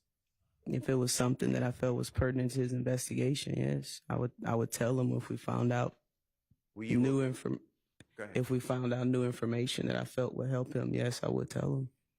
Did you, were you aware at and around October 20th, 2015, until the day that you left the gang unit, that Detective Thorpe swore out warrants for Kenneth Copeland for the murder of Donovan Thomas? Was I aware today? No. The day that he did it? No. Were you aware of it at a time before you left the gang unit? At some point I did know. One more It time. wasn't. At some point I did find out that he obtained warrants. All right. And when you spoke with and you interviewed Kenneth Copeland several times, right? Yes. And also you looked into his criminal conduct, fair to say? You investigated him, right? In regards to what? Anything. If it was criminal activity or... Criminal activity. Your Honor, I object as to vagueness. I'll be specific. You went to his house on June 10, 2015 and arrested him, along with other agents. Yes. And those agents also were FBI, that's wrong, ATF agents, federal agents, right? Correct. And you located, with permission, in the car outside his home and Miss Gordman's home, you found some electronic devices, computers, stolen identification, things like that, correct? Objection, relevance. Is there relevance to Yes. that? Okay, we'll see. Overruled for now. Yes. And that rental car it was a rental car that these items were found in, right? I don't recall if it was a rental or not. Do you remember Miss Quarterman's mother rented the car? I just stated I don't recall if it was a rental car or not. Do you remember testifying in this trial previously and watching a video? Of what? Maybe you didn't watch the video. Do you remember testifying previously? Or did you ever tell Kenneth Copeland, you can get Miss Quarterman's mother in trouble because she rented that car and there's stolen items in the car? Do you remember that conversation? I don't. I'm not saying it didn't happen, but at this moment, I don't remember that it was a rental car. All right. Now, do you remember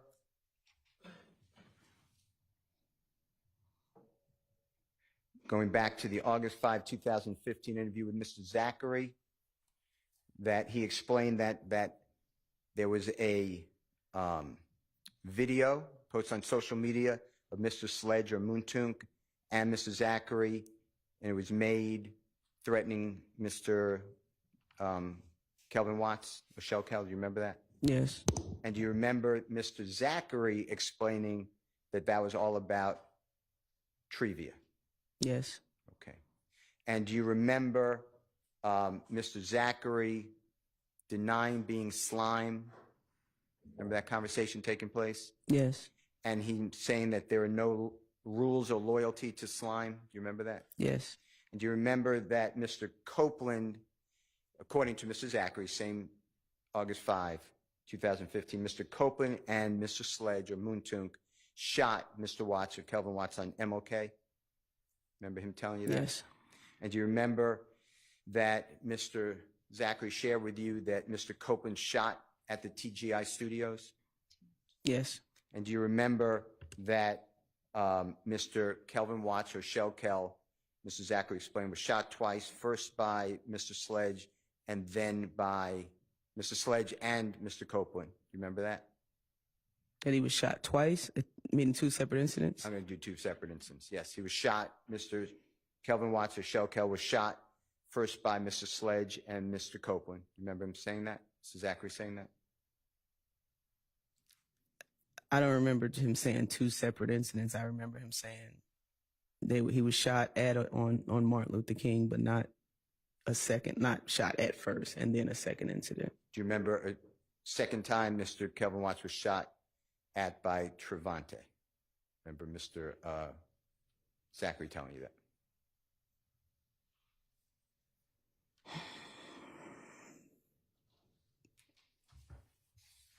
Okay, yeah. I couldn't hear you. Yes. All right. Now, you stated earlier that, the way I understood it, it would be bad form to allow potential witnesses to get together and speak before law enforcement officers spoke with them. Do you remember something like that? Bad form? What do you mean, bad form? It's bad procedure. The witnesses can taint each other if they get together. Yes, I believe that to be true. And that's why at times when police come onto a scene, they try to separate, if they can, witnesses. Is that true? Yes, sir. Because you want the most pure statement from each witness and not some sort of, even innocently, tampering or tainting of witnesses. Correct, the independent recollection of the incident.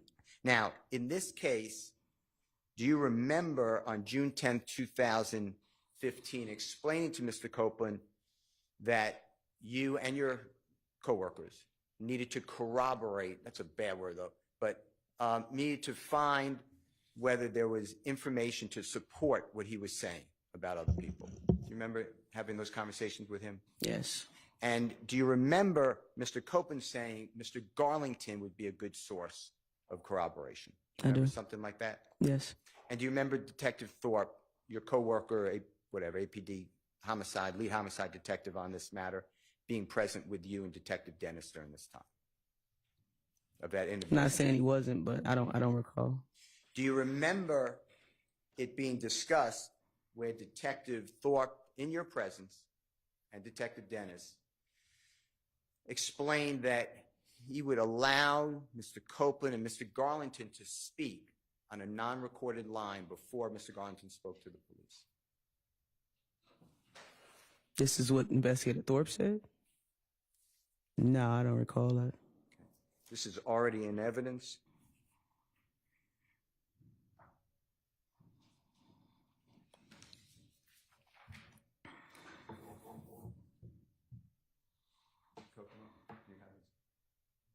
Do you have this? I need the number. You want to have one moment? Sure.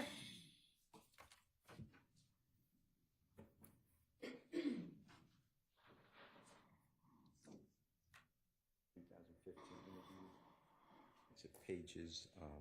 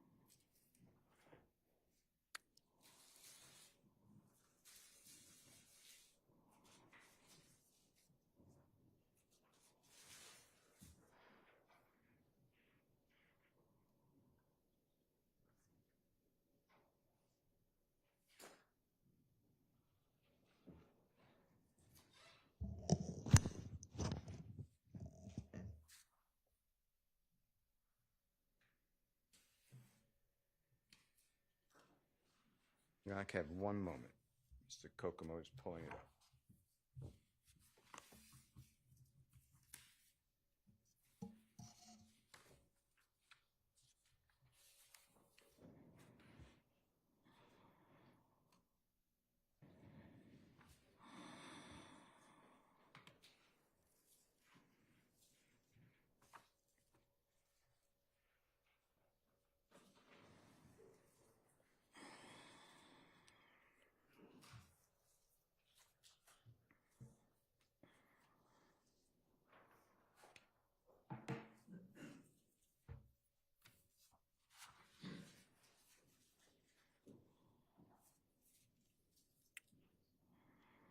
Can't find it?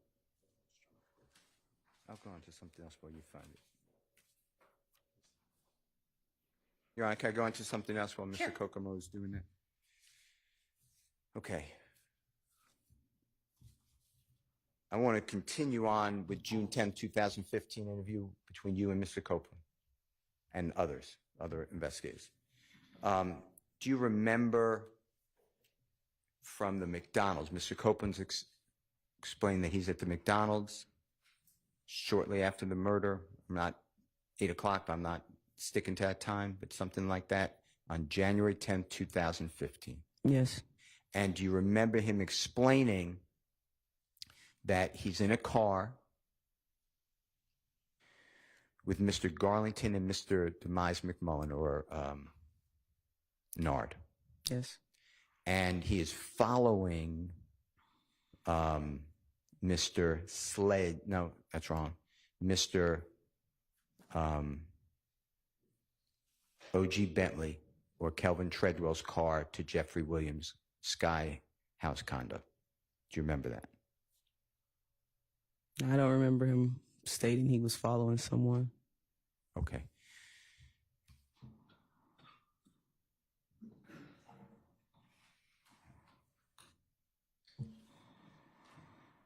Kokomo, can I break your thought? Mr. Kokomo, can I break your thought? Your Honor, this is already in evidence. It states 278YE as in Aaron, and this is Jeffrey Williams 240II, and this is 9:58:14 a.m. to 9:58:46 a.m.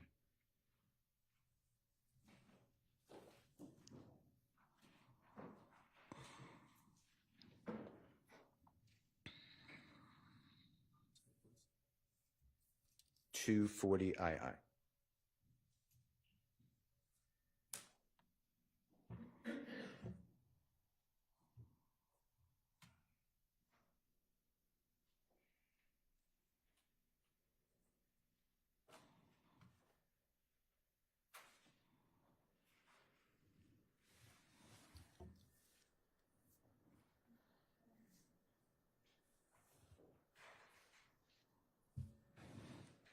These stop talking.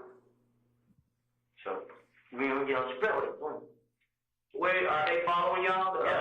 Nah, they told us to follow them. Okay, so y'all follow them. Yeah, but when you told me, hell no, I ain't gonna follow them. But I had to get in to get out of cover. I'm trying to keep these, I see what the hell going on. Boom. So we followed them to the door. They stayed downtown on the Sky House. Every day. I followed them down there. So when I followed them down there, I see the door, they get up. So now they got covered. Were you able to understand that? Yeah, I remember this in the video. Okay. And is it accurate to say, I'm not saying it's accurate in life, but is it accurate to say Mr. Copeland told you that he was following Mr. O.G. Bentley's car to the Sky House where Jeffrey Williams lives? He said them. I don't remember him saying O.G. Bentley or Bentley's name. Okay. Let's do this one then. It might put in context. Your Honor, it's the same State's Exhibit 278YE. This is Jeffrey Williams 240JJ. The times are 2:57:47 to 2:57:58 p.m.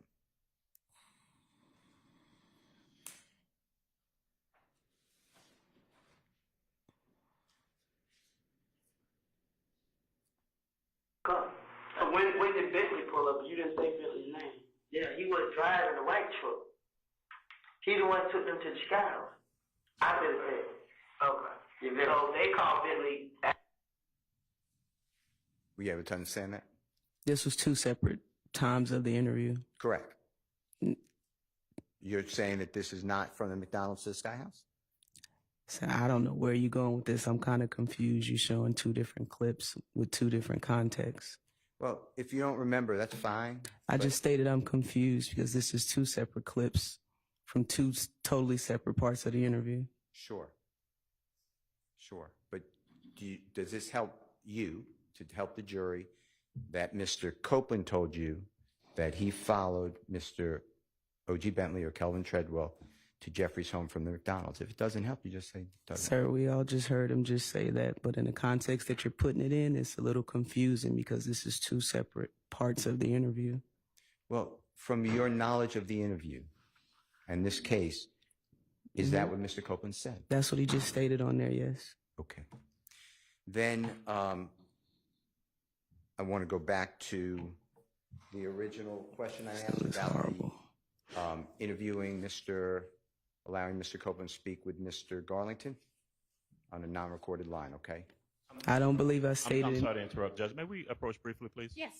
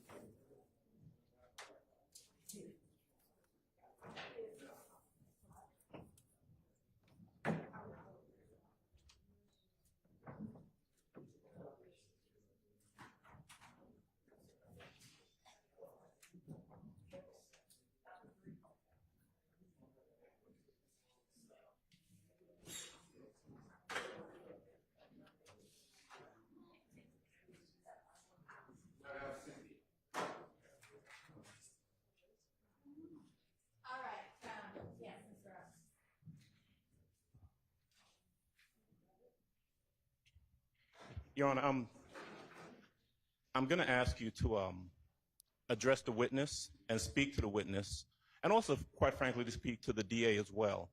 Because of the way everyone is positioned, they're obviously closer to the jury than anybody else. Their microphones are live, and what they say can be picked up on a microphone. a couple of times. Sorry, who? Well, The state says at their table? And what the witness is saying. And there have been at least 3 occasions where the witness has either before or after a question muttered something and said something into the microphone that can be picked up. Well, I certainly haven't heard it. I can barely hear the answers. I am not the only one who's heard it. At that last exchange, I heard her say something, I couldn't make out what she said, into the microphone. I guess she was frustrated after the question, and it's being picked up by the microphone. And if I can hear her muttering over here, whatever she's saying can be heard to the jury. And it's just inappropriate. I think it's simple enough to tell her to not make any extraneous comments that can possibly be picked up by the jury. Same thing for the state. And we've actually addressed this before prior to this court's involvement in the case, where there have been times where the state, either out of frustration or who knows why they're doing it, says something, or they're making faces and they're saying something that can be picked up by the microphone. And because they're that close to the jury, I'm sure the jury can hear it too. So I'm just asking, as I've asked before, and as they have been told before, to be mindful of the things that they say and the fact that it can be picked up by the jury.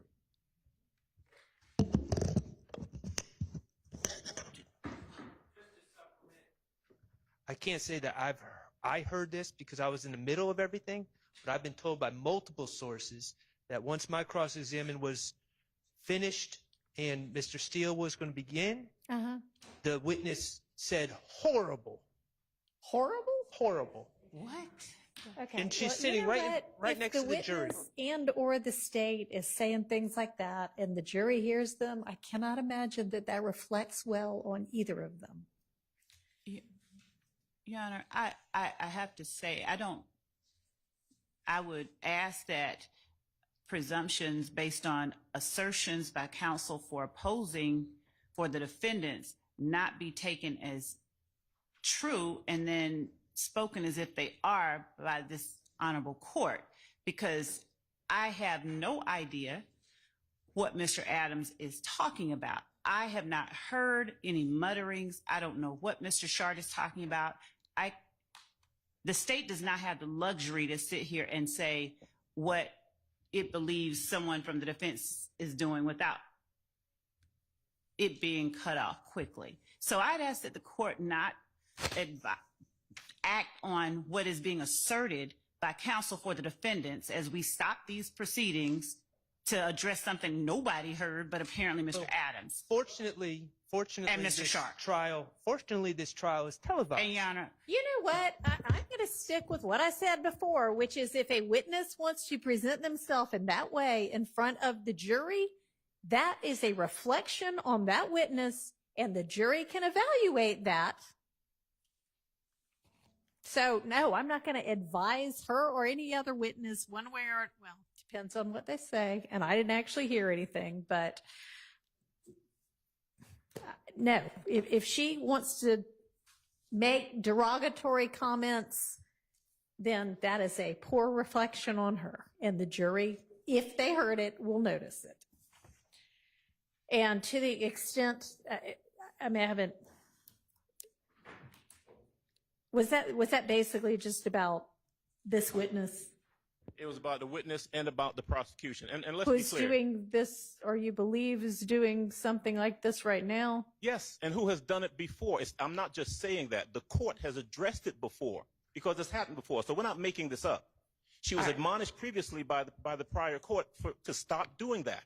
And you're saying she's doing it again, and it is making faces and or comments. Making faces, making comments. It can be picked up by the microphone. These mics are live.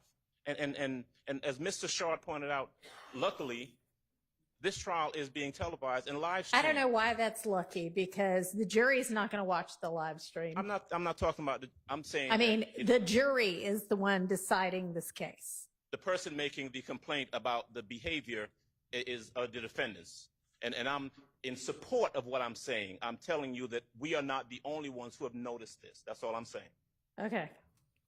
Well, Your Honor, and I would ask, I have asked that the microphone not be close to counsel's table over here behind, so that. Which microphone are y'all even talking about?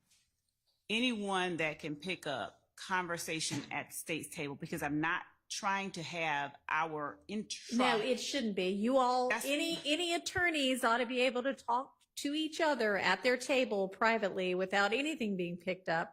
So I don't know if that means y'all want to turn off your mic because we're in a big, awkward courtroom where nobody can hear anybody sometimes, but then apparently people can hear mutterings under the breath other times. So we have it off. I've unhooked this, even though it was off. I don't want anything said at council table heard.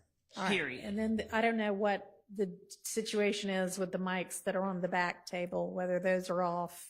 No. They're off. Okay.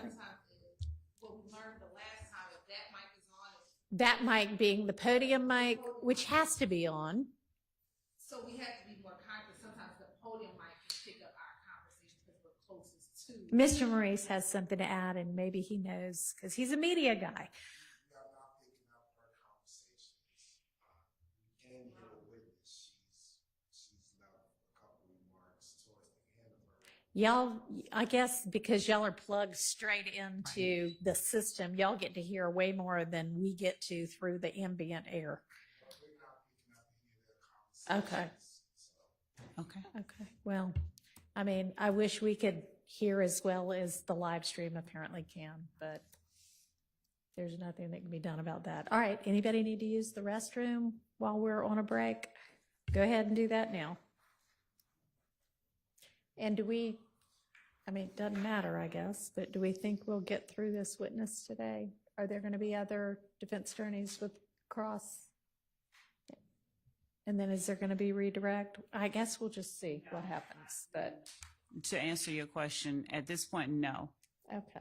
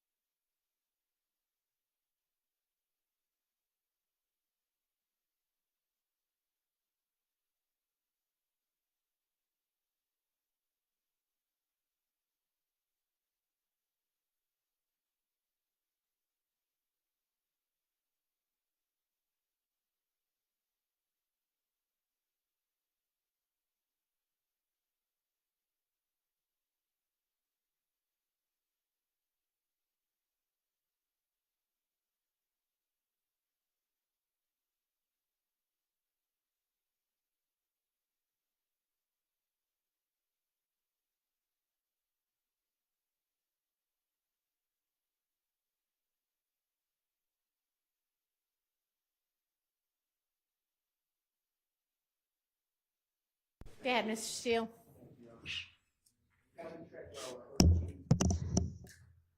Kelvin Treadwell or O.G. Bentley, remember being told that he took guns that were used in this killing?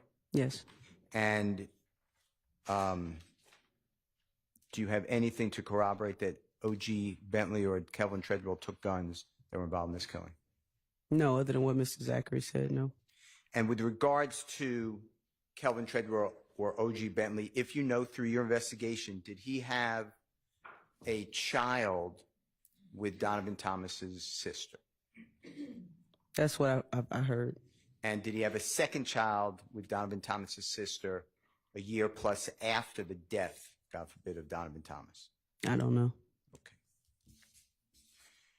I want to go back to Florida, January 11th, 12th, 13th, that time range, shortly after, the days after, and the weeks maybe after Mr. Thomas, God forbid, was the victim of this homicide. Now, I want you to lock in on that, okay? Tell the jury through your investigation where Jeffrey Williams was staying in the state of Florida while he was working. I was not the lead investigator on Donovan Thomas's homicide, so therefore I would not be able to answer that. You or your teammates, tell the jurors where he was staying. That information. I don't know. I can't hear you. I don't know. Was Jeffrey Williams, do you have any information, Jeffrey Williams was staying in the state of Florida in the same location as Kenneth Copeland? I don't have any information that Jeffrey Williams was even in Florida. Confirmed information that he was even there. Did you ever, the cell phone records you got of Jeffrey Williams' phone? I did not get cell phone records for Jeffrey Williams' phone. Did your partners get cell phone records for Jeffrey Williams' phone? I can't speak what anybody else did. I did not get records for Mr. Williams' phone. Did you ever plot, you, maybe not, but your coworkers, Jeffrey Williams' phone going to Florida? Your Honor, I'm going to object. The witness has been asked and answered multiple times and has stated she does not know of any records or does not know of Mr. Williams' whereabouts. Asked and answered is the objection. Sustained. Do you know where Kenneth Copeland was staying in the state of Florida? I don't. How about any of the other people? We could list them singularly or collectively. Demise McMullen. I don't know where any member of YSL was staying while they were in Florida How in about January this? 2015. I'm sorry. I apologize. I interrupted. No, I'm not finished. Okay. Did you get that, man? Okay. What was Jeffrey Williams' schedule on the 11th of January 2015, the 12th, the 13th, the 14th, the 15th, the 16th, the 17th, etc.? I don't know. Did you ever look into that? No. Did you ever speak with Jeffrey Williams' manager? No. Did you ever speak with his lawyers? I had no reason. I'm talking about business lawyers. I had no reason. Did you ever speak with the accountants? I had no reason. You went through Jeffrey Williams' financial records, correct? No. You never did that? I never did that. Did you have somebody do that? I didn't have anyone look into any financial records for Mr. Williams. Did you get his financial records? You or a member of your team? I can't speak for what anyone else did. To your knowledge. I don't know. I did not, sir.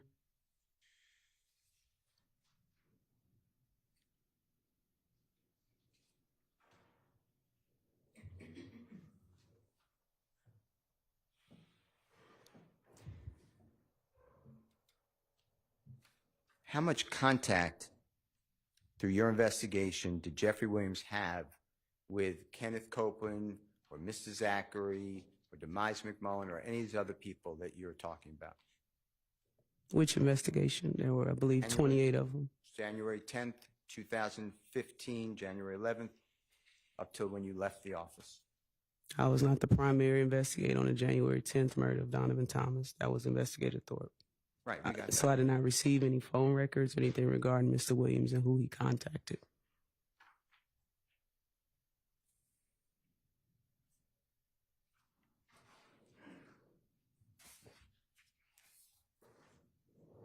I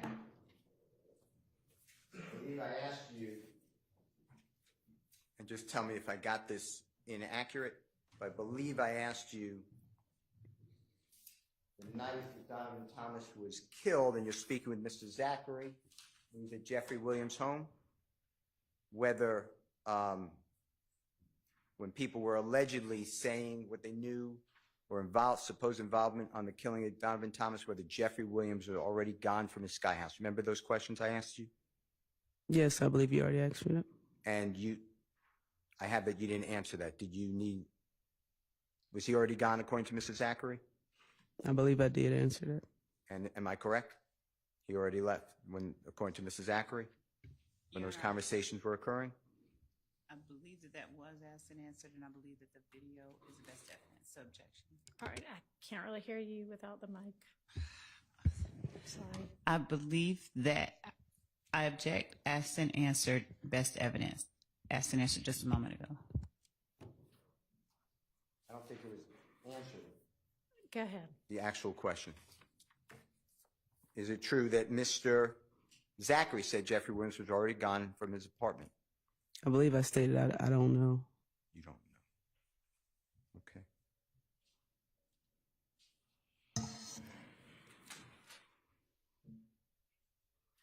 Do you remember the April 26, 2015 tour bus shooting incident I'm talking about, okay? Do you remember during this interview with Mr. Zachary that Detective Dennis, you and Mr. Zachary were talking about whether Jeffrey Williams was called on FaceTime during that night? Yes. And do you remember Mr. Zachary saying that Jeffrey Williams did not answer? Yes. Do you remember Mr. Zachary explaining that Jeffrey Williams looks up to Lil Wayne or Dwayne Carter, the performer? I believe you already asked me that. And is the answer yes? I've already answered that, sir. Yes? Okay, so you answer the question unless there's an objection, and Your Honor, there is. it's not up to you to decide what to answer and what not to. Yes, ma'am. The objection was asked, answered, and just before we went on break, and best evidence, it was also played in the video. Sustained. Your Honor, thank you very much. Okay. Any questions from any of the other defense attorneys? Nope, nope, nope. Okay. Is there redirect? No, Your Honor, thank you. Okay. Sergeant Gaither, thank you. Is she released now, or are we going to see her back again too? All right. Thank you. We can probably get a little more testimony in. Can you call your next witness? Your Honor, the state calls FBI agent James Burney to the stand. Okay.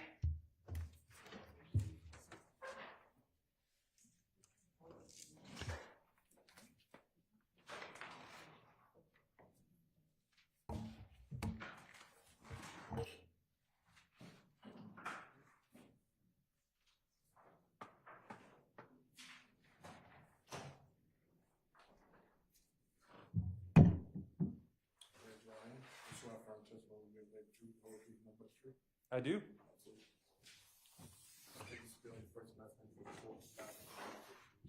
Yep, my name is James, James, last name Burney, Berni. Good afternoon, Agent Burney. How are you doing? Hey, good afternoon. Can you tell the jury where you are employed? Yep, I'm a special agent with the FBI. And what in the FBI do you do? Yeah, I'm currently assigned to the FBI's CAST team, C-A-S-T. What is the FBI's CAST team? What does that stand for? So CAST, which stands for Cellular Analysis Survey Team. It's a team stood up by the FBI in 2009 after the FBI noticed an increased use of cell phone records in criminal trials. So CAST team members like myself specialize in both active and historic cell phone mapping and tracking. Now, Agent Burney, taking a step back, how did you get to work, like before joining the Bureau, how did you end up working for the FBI's CAST team? What is your background? Yeah, so I've been in the Bureau 17 years. Prior to the Bureau, I spent 10 years active duty in the United States Army. The last 6 years of that, I worked at the National Security Agency, or NSA, where my job was to track Department of Defense high-value targets in Iraq and Afghanistan using their communication devices, like cell phones and satellite phones. Now, when you were in the Army, were you enlisted or officer side? Well, I did a little bit of both. I was enlisted for several years before college, but I worked at doing intelligence work as an officer after college. And what is, as they call it, your MOS or position within the Army? What was the branch that you were part of? Yeah, so I spent, 10 years as active duty Army. The first 4 years was as an armor officer doing tanks, tank platoon leader, tank company XO. And then the last 6 years was military intelligence. And that's where I got involved and started working at the National Security Agency. Is there any relevant training that you utilize in present day in your capacity that you learned in your time as a signals intelligence officer within the United States Army? Yeah, absolutely. And obviously, I tracked cell phones in combat areas of Iraq and Afghanistan. And we use a lot of the same techniques and basically a lot of the same information about how radio waves move and through space and that kind of stuff. So a lot of similar training back in the day in the Army as well. Now, Agent Bernie, what is your educational background? So I have a criminal justice degree from Auburn University in Auburn, Alabama. When was it, so what year was it that you began working with the Bureau? I began with the Bureau in 2007. And I wanted to ask, when did you specifically become a part of the FBI's CAS team specifically? What year? Yeah, so I started doing cell phone analysis stuff in 2015 and became certified as a member of the FBI CAS team in 2016. Can you describe for the jury what is the FBI CAS team's mission for that unit within the Bureau? Yeah, so we have several pieces of our mission. Our biggest piece is we provide exigent cell phone analysis in big cases. So every Amber Alert, missing kid, kidnapping in the state of Georgia and parts of Alabama and the panhandle of Florida, I'm involved in all of those. We also do, emergencies for fugitives, those kinds of things, any kind of cell phone analysis pieces. We also have the mission to help support other state, federal law enforcement agencies with cell phone analysis.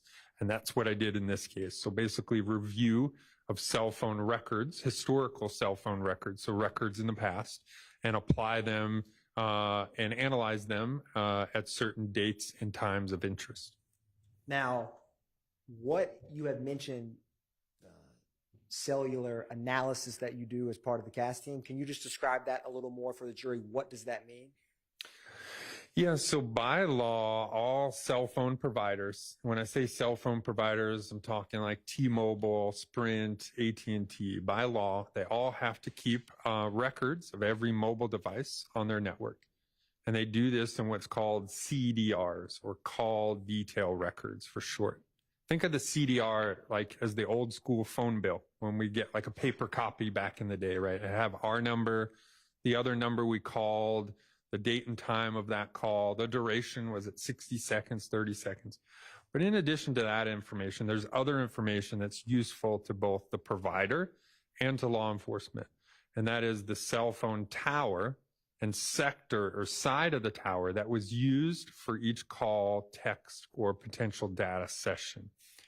So in addition to those records, all the service providers also have to keep a list of every cell phone tower that they have in their network.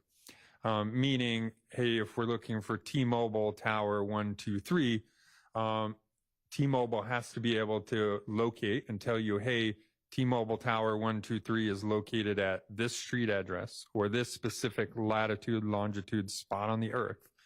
And then it also contains the makeup of each antenna, meaning, hey, T-Mobile Tower 123 is located at this spot. Sector number 1 or side number 1 points in this general direction. Side number 2 in this one and side number 3 in that one. So basically, the cell phone analysis we do, called historical call detail analysis, is taking the call detail records when an activity occurred by looking at basically their phone bill plus the tower information, putting that together with the tower information, where the tower is located. By putting those two things together, we can get a general area of where a cell phone was when it had an activity, like a call or a text message on the network. Now, Agent Bernie, how many members are there within the CAS team? So I think currently certified members, we have about 80 something. There's about 20 full-time members like myself. So this is all I do every day since 2019 is review cell phone records and work exigent cases. And are you assigned to a specific region within the country? I am. CAS is broken up into 3 different regions. I'm in the southern region, with basically my area being Georgia, parts of about half of Alabama, and then the panhandle of Florida. Are CAS agents always pulled directly from other units within the Bureau? Or are they hired directly to FBI's CAS team? Oh, no. So everyone within the CAS program is a special agent and came into the FBI as a special agent, meaning, basically the FBI's detectives, right? So we do the investigation, the field investigations of all cases. So prior to coming into the FBI CAS program, we're looking for agents that have, worked in the Bureau for a while and have a background in investigations. Why is that important to have a background in investigations when working as a CAS agent? I think it's important because, again, we're looking at the cell phone pieces, but at the same time, it's important to know how a case is put together because we've put together cases. I worked basically 10 years, almost 10 years as an investigator before getting into the CAS program. So it helps you be able to analyze the records and be able to help put cases together. Now, can you explain to the jury what type of training do you need to become a CAS agent to start with? Yeah, so to get certified, we have about 400 hours of training from both private and government contractors. So we go through everything from radio wave theory, how does a radio wave move through space? We also get training directly from the cell phone manufacturer. So Apple, Samsung, LG, they come in and talk to us about how their devices operate. But probably the best training we receive and most useful training is from the cell phone service providers, meaning T-Mobile, Verizon, AT&T, what used to be Sprint, right? They all come in and teach us, hey, from the time you hit the green button to place a call until you end that call, how is the phone call routed through their network? How is that routed call then show up in your cell phone records? And how would we use those records to then show where a device was in a general area of where a device was when it had an activity like a call or a text message? How often do those cell phone providers train CAS agents? Yeah, so we have that training in the initial portion, right, as part of our 400 hours. But then again, every year, all the CAS team members get together for recertification. So we get recertified in some gear, and we also, again, bring in all the providers, AT&T, T-Mobile, Verizon, every year to teach us what's changed in their network. Hey, when's 3G going away? When's 5G voice going to be everywhere, right? Are there any changes in their records? So that way, when we do our analysis and we're working cases of missing kids, we have the most up-to-date information. That way, when I do my analysis and then I come testify like I'm doing today in trial, I have the most up-to-date information directly from T-Mobile, Verizon, AT&T. And when you say get recertified on the latest gear, is that just different types, or what is that? Yeah, so that's just different kinds of gear we may have, like drive testing gear that can actually map the footprint of a cell phone tower, or, make sure that some of our mapping software everyone still has licenses for, and those kinds of things. In your time as a cast agent, how many investigations, roughly speaking, have you worked that involve some type of historical cell site analysis? Yeah, so again, reviewing cell phone records and doing cell phone analysis has been my full-time job since 2019. So I've looked through probably 1,000 records, if not more, and in probably, several hundred different cases. Some cases have multiple phones, right? So in that kind of case, I could look through 10 records for one case. So probably, if I had to guess, between, maybe right around 200 cases. But again, probably looked at records over 1,000 times. Now, Agent Burney, have you yourself ever given any training to other law enforcement personnel, either inside or outside the FBI, on cell site analysis? I have, yeah. So I teach a CASC basic course, which is the basic introduction to cell phone analysis, what records are available, how to get them, and then how to basically map them. And we teach that to local law enforcement, other federal partners. I probably taught the basic course maybe 15 to 18 different times in, I think, like 6 different states. I've also conducted some overseas training, been to London, England to do some training, Caribbean, some parts of Central America, Mexico, and I even did some training, worked a case in the Ukraine prior to the war. And Agent Burney, in general, what type of cases have you worked as a member of the CAST team regarding cell site analysis in terms of cases within the FBI? Yeah, so worked all kinds of cases, everything from kidnappings, runaways, homicides, drug cases, any type of case that you need to determine the location of the device. We can use this type of investigative technique. This week, several CAST team members, including myself, have been using this technique to locate missing people from the hurricane that just came through, right? A lot of loved ones still missing. We have their phone numbers. We go get cell phone records and try and locate those individuals based on cell phone records. So any type of case that you need to locate a device, you can use this technique. Agent Burney, do you ever assist law enforcement agencies outside of the FBI? Oh, yes. I would say probably 80% of my work is agencies outside of the FBI. A lot of state and local agencies, both with active investigations that are ongoing, or historical stuff. And again, a lot of those can be criminal. I just worked a case, I say maybe 8 months ago or so, of a suicidal kid who had a bunch of pills, was in the woods, called his parents and said, "Hey, I can't take it anymore. I have all these pills." So we were able to use this technique to be able to locate that individual prior to him taking pills. So again, we can work any kind of investigation that's needed.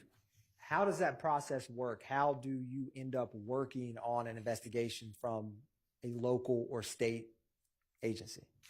Yeah, so they just request assistance through the FBI for the FBI's CAST team. Again, the FBI is in a unique position that it can have individuals that specialize in this. A lot of small departments don't have either the money or the manpower to dedicate to it, but the FBI is in a unique position in which it does. And so that's why the CAST unit is there, to provide assistance to not only internal FBI cases, but also any state, local cases as well. Now, with the cases you've worked on as a member of the CAS team, have you ever cleared or exonerated a suspect in those investigations you've worked? I have, yes. So it's quite often that I'll partner with another agency, be it, Montgomery, Alabama Police Department. They'll, have a murder, get some records, interview a suspect, and then send me the records and say, hey, our suspect says that he was in Florida at the time of the homicide. It's quite often that we review records and are able to shore up the alibi for that potential person and therefore eliminating them as potential suspects. Now, based on your training and experience, is cellular telephone records reliable to utilize? It is, for a couple different reasons. One, think of, hey, this is a multi-billion-dollar industry, right? We pay a lot of money for our phones, and we pay a lot of money for our plans of our phones every month. So if we're not happy with AT&T, we'll just switch to Verizon or T-Mobile, right? Well, the companies know this, so they use these records because they're business records. They use these records every day to optimize their network. They want to know, where are people making calls from? Are there dropped calls in a certain area? Are there lots of calls in another area? Do I need to add a tower or a sector or those kinds of things? So they use these records every day to optimize their network to make sure it's running the way it needs to run. The second thing is, if you think of the late 80s, early 90s, when cell phones first became popular, right? We paid for our plans in two different ways. One is we would buy like a 300-minute plan, right? You had 300 minutes for the month. And if you went over 300 minutes, you went to 301, they charged you 25 cents extra each minute after that. Well, they had to accurately keep track of every call you made, how long those calls were, so that they could accurately bill you if you went over 301, because we all know they're getting their money. The second thing is at the time, we had our home network and then roaming charges, right? So if you lived in Atlanta and you took your family to vacation in Florida, you were considered roaming at the time because you weren't in your home network area. So they charged you extra to use towers outside of your main area. Well, in order to do that, they had to accurately keep track of every cell phone tower that you used so that they could charge you extra when you went outside. Now, we no longer pay for our plans that way, right? We now have unlimited minutes, and you can take your phone anywhere you want in the U.S. But we all know that information is power. So they've never stopped recording all of that information on all the calls you make and all the towers that you use because they have to. It's on their call detail records. Now, Agent Bernie, have you ever been qualified and tendered as an expert at trial before? I have. What were you tendered as an expert in? Historical call detail analysis. And how many times have you testified after being tendered as an expert in that field? I think I've testified about 85, 86 times in 9 different states. And when you testified, did you present the cellular analysis that you conducted for those respective cases in that trial? I did. And what methodology in general did you use when you testified at those trials? Yeah, so again, the methodology is what we call historical call detail analysis. So taking the CDRs, the phone bill with the tower information, putting that together with the tower list, where calls are. So you have when calls are from the CDR, where calls are from the tower list. By putting those two things together, you can get a general area of where a phone was when it had an activity. So that's the methodology used. And is the analysis that you used peer-reviewed before testifying in trial related to the cellular analysis investigations that you conducted? It is. So the peer review is basically I create an analysis based on information and records sent to me from law enforcement. I then create a draft, send that draft to, in this case, the Fulton County's District Attorney's Office to make sure we have, all the phones analyzed we need, we have all the time periods we need. And then when that report is covers everything we need, that report gets sent to another CAS certified individual who basically uses the records, creates their own report, verifies their report and my report are exactly the same. And then we finalize my report prior to showing it in trial. Your Honor, at this time, the state tenders Special Agent Burney as an expert in historical cell site data analysis, cellular phone technology, and cellular device location information. All right, he is so qualified and may testify as an expert in each of those areas. Thank you, Your Honor. Now, Agent Burney, what is phone toll analysis? So phone toll analysis is reviewing the cell phone records for basically who called who, what days, and what times. So that does not include like the towers and sectors for the location portion. So for toll analysis, we're just looking at who called who, what days and times did those calls or text messages occur.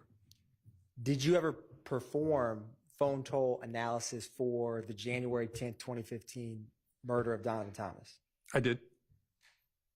Can you describe for the jury how you, in general, conduct that? Yeah, so I was asked, basically given a list of phone numbers and associated users for those phone numbers and asked, hey, can you tell us when these associated numbers talk to each other on January 10th and into January 11th of 2015? So I reviewed call detail records for each of those numbers and then saw, hey, when they called this other known or associated number, pulled that out and date and time. So I made a list of every time any associated or known number I was asked to review called another one of those same pool of known or associated numbers. Your Honor, at this time, pursuant to certified business record exception, the state wanted to tender into evidence 523 Yankee, 523 Yankee Alpha, and 523 Yankee Romeo, with Romeo being the business record certification. All right, those are admitted.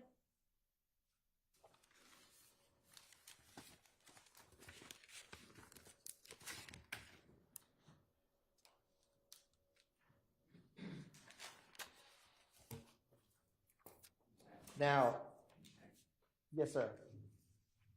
Oh, yes. And Your Honor, I have a exhibit list that I meant to pass out before starting that. I'll read to make sure everything, including the court. Thank you.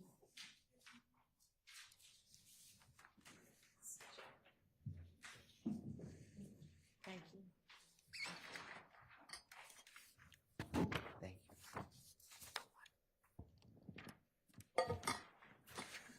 Now, yes.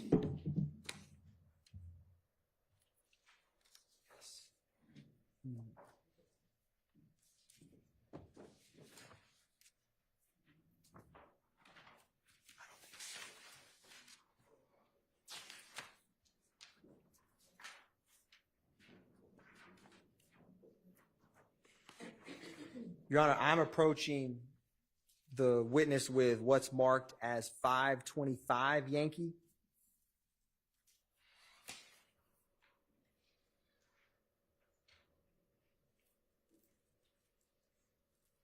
Sorry, my apologies, Your Honor. It's 533 Yankee. Okay.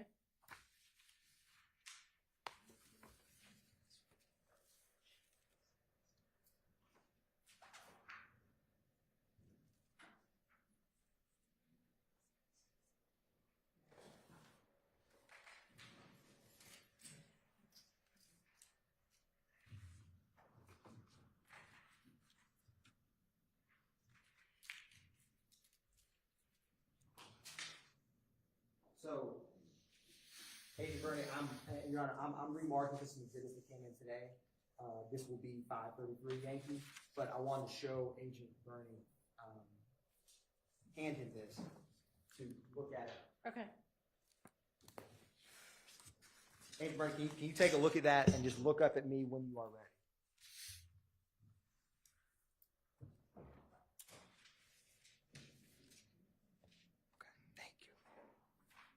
And Agent Bernie, for the record, I'm going to put this 533 Yankee sticker on there. Thank you. What is 533 Yankee that I just handed you? So this is a copy of the toll analysis that I did for the January 10th, 2015 incident. And is it a fair and accurate depiction of the toll analysis that you conducted for this case? It is. Your Honor, at this time, the state would tender into evidence 533 Yankee at this time. It's admitted. Now, Agent Bernie, before coming into court today, did you have an opportunity to review some physical boards? I did.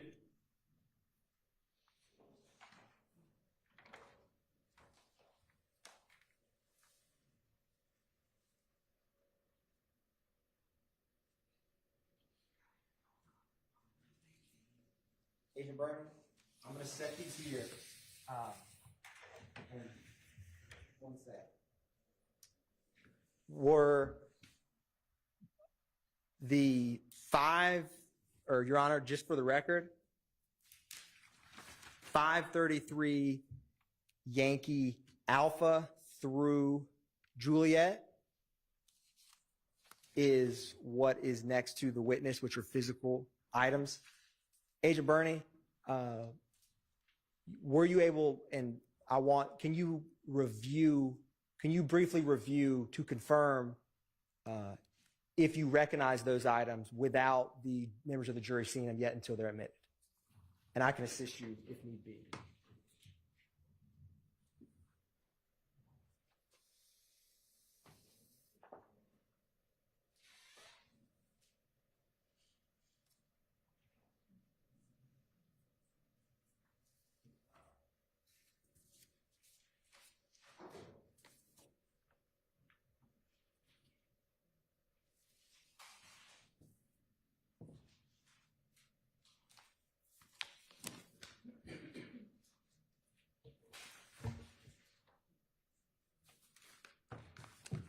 Do you recognize those, Agent Bernie? I do. And are those, or what are those? Yeah, those are basically just larger blow-ups of my toll analysis that I put together. So what I have is on a spreadsheet, which may be hard to view. So this is just a easier way to view the same information that's on my toll analysis. And will 533 Yankee Alpha through Juliet aid your testimony to this jury? It will. Your Honor, at this time, the state moves to tender into evidence 533 Yankee Alpha through 533 Yankee Juliet as a demonstrative aid. All right, those are admitted. Thank you, Your Honor. And Your Honor, may I briefly approach the court?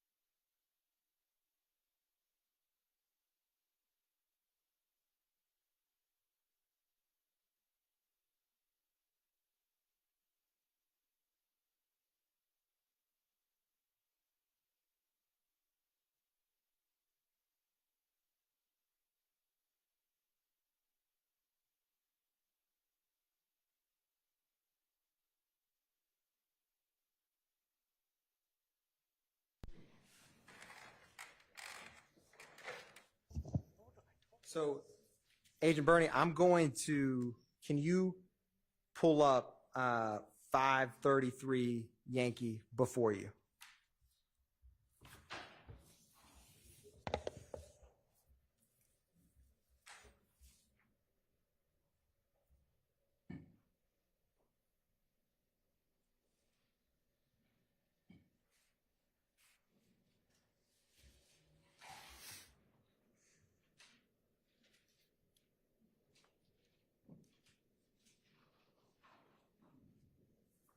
And Your Honor, I'm going to publish 533 Yankee.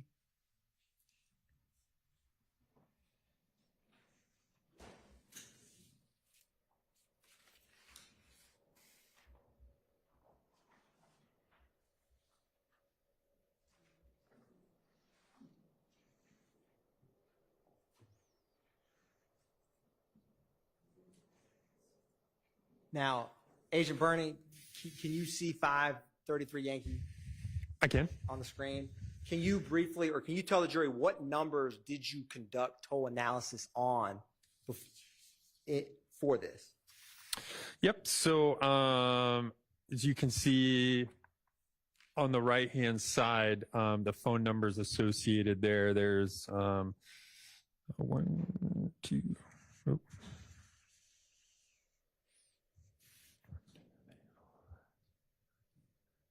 12 different numbers that I was asked to basically review calls in between those numbers on this date.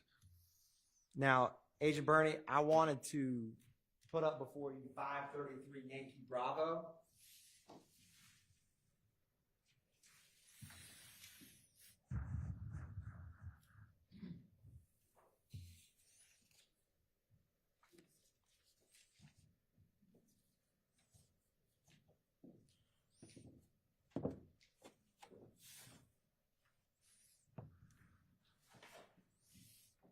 Actually, 533 Yankee Alpha, Your Honor.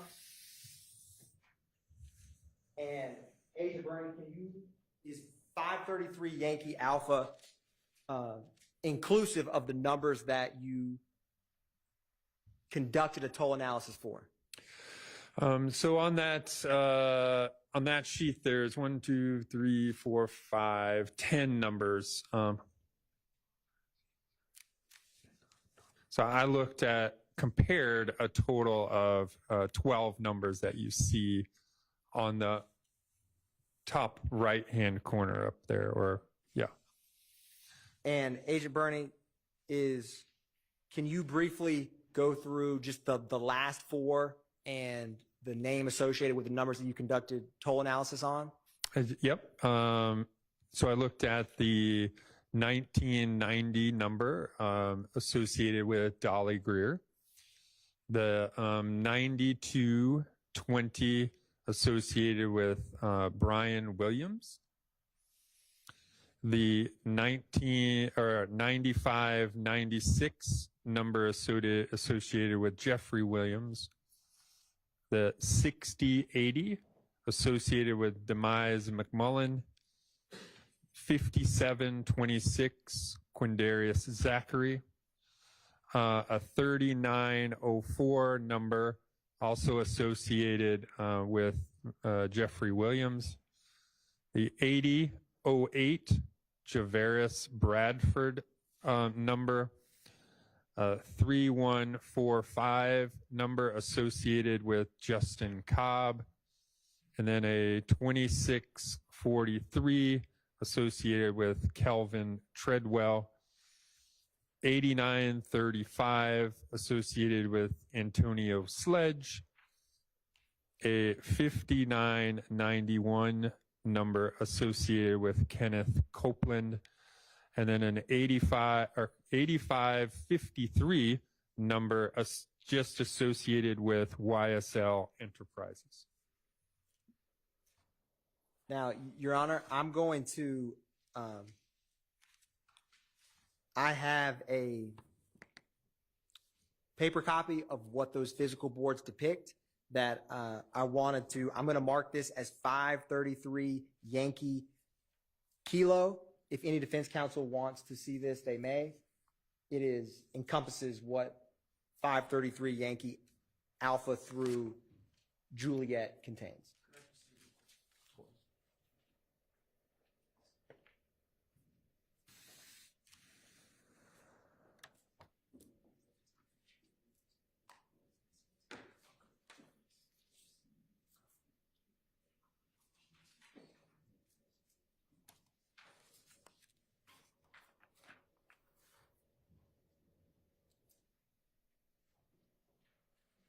Now, Agent Bernie, I'm approaching you with something marked 533 you just flip through that and just look up at me when you are ready.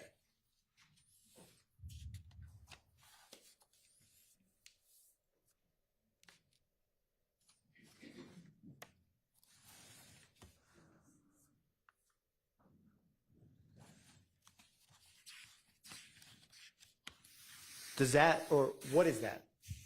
So again, this is my toll analysis that I conducted on Exhibit 533 Yankee into a more digestible version that's easier as an exhibit. And is that the same, or is that identical to the physical boards that are standing next to you right now? They are.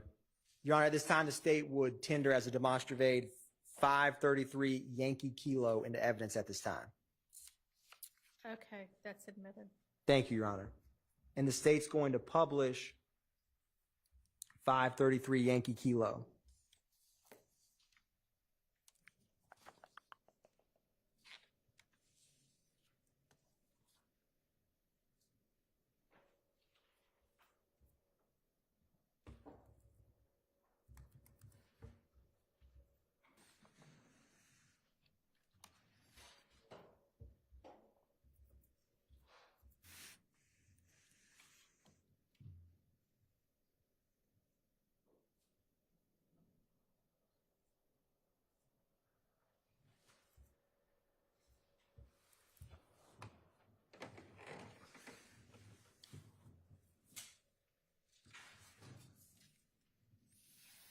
And Your Honor, I'm also going to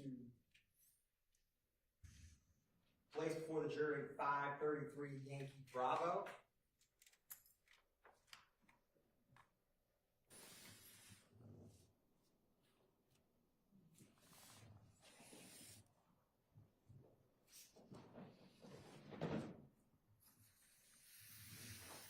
Agent Bernie, if you need to stand, or are you able to see 533 Yankee Bravo?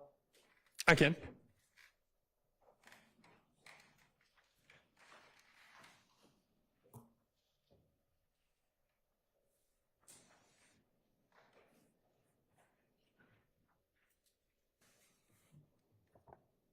Agent Bernie, I'm going to give you trusted control of that laser pointer. If you could use that while we're walking through that, that would be greatly appreciated. So, what was the time frame that you used to conduct this toll analysis? So I was asked to take a look at and put this toll analysis together for times after 7:28, roughly 7:25, I think actually was the exact time, 7:25, and later on January 10th of 2015. And very briefly, Agent Bernie, I am going to publish what has already been admitted as 2 Yankee.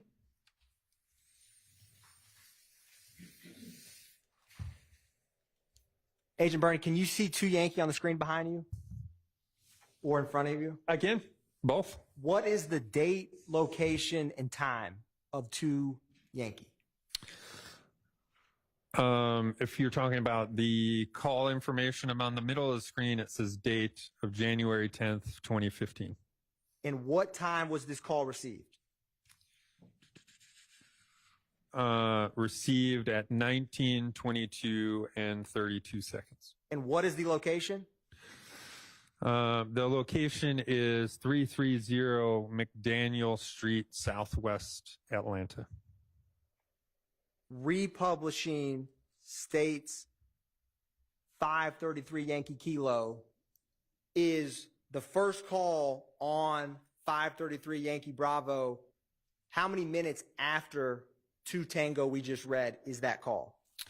So what was that? 7:22, I think, was the call we read on there. So that would be approximately 7 minutes. The first call is at 7:29. So it shows up there as 19:29. Again, that's in 24-hour military time. Subtract 12 hours from 19 and you get 729. And who is the associated name calling who? So we see that that's between 6080 and 3904. The 6080 is the calling number, and that is Demise McMullen, or the number associated with Demise McMullen. And then the 3904 is associated to Jeffrey Williams. Now, can you show the jury where the second call is after that and who is calling who? Your Honor, may I stand and point? I'm not sure the laser pointer, if they can see it. There's a laser pointer also. I don't know which one would Old help school. you. I like it. All right.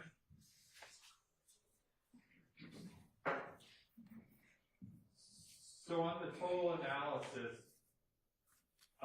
the number on the left-hand side, you see the phone and then the arrow shooting out. That shows that that's the originating number. So every number on this side here called the number on this side over here. This is the receiving side. So for this very first call, we see the number 6080 place a call at 7:22 p.m.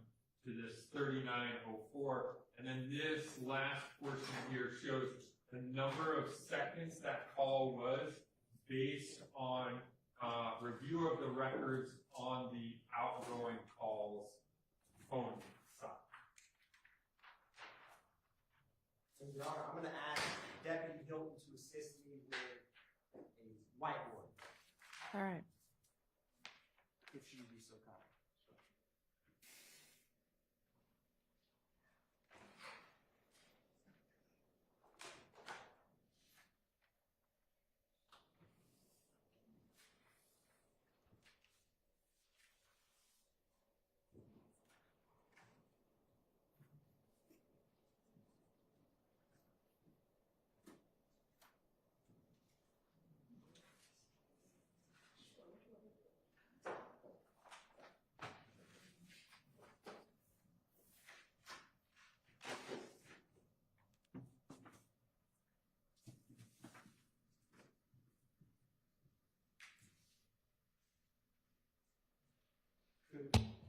I was going to ask for the first call. Could you, anytime someone's name comes up for the first time, Deputy Hilton, would you mind assisting me in writing who calls who? Yes. Thank you. So, Agent Bernie, after, how much time is between the first call and the second call? So 7:29, again, that call there lasts for approximately 47 seconds. And then the next call is at 7:31. Again, the 6080 calls the 8008 number. Now, the call immediately after that, who was associated with 3145? 3145 is Justin Cobb. And how long is that call between 3145 and 8008? So that's this call here, again, at 7:31, that lasts for 34 seconds. And then after that, is there another call but with 0 seconds between 6080 and 8008? There it is. Again, at 7:31. Now, the first call was the phone associated with McMullen calling the phone associated with Defendant Williams. Is that accurate? That's correct. Who, after that call, the very first call, who is the next phone number that 3904 calls? 3904 at 7:31. 3904 calls 9596. And who does 3904 call immediately after that? So right after that, it's 7:33. 3904 calls 2643. Is that the first time that 2643 shows up in this toll analysis for this time and date? It is. And who is 2643 associated with? Kelvin Treadwell.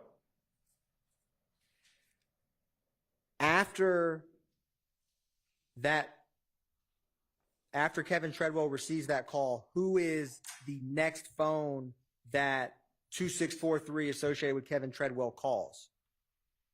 I'm sorry, can you say that again? Who is the next call that Kevin Treadwell calls after receiving that phone call from 3904? 2643 receives a call from 9596 at 7:35, and then places a call at 7:35 to 9596. Now, is there ever any communication from 2643 to 6080?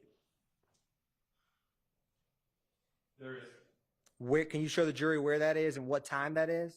Yep, so we see here 2643 at 7:38 to 6080. Lasts for 28 seconds. And is that the phone associated with Kevin Treadwell calling Demise McMullen? And what is the last call depicted on this first slide? What is the time and who is calling who? So this is at 7:39. The 2643 number again places a phone call to 9596 that lasts approximately 7 seconds. Now,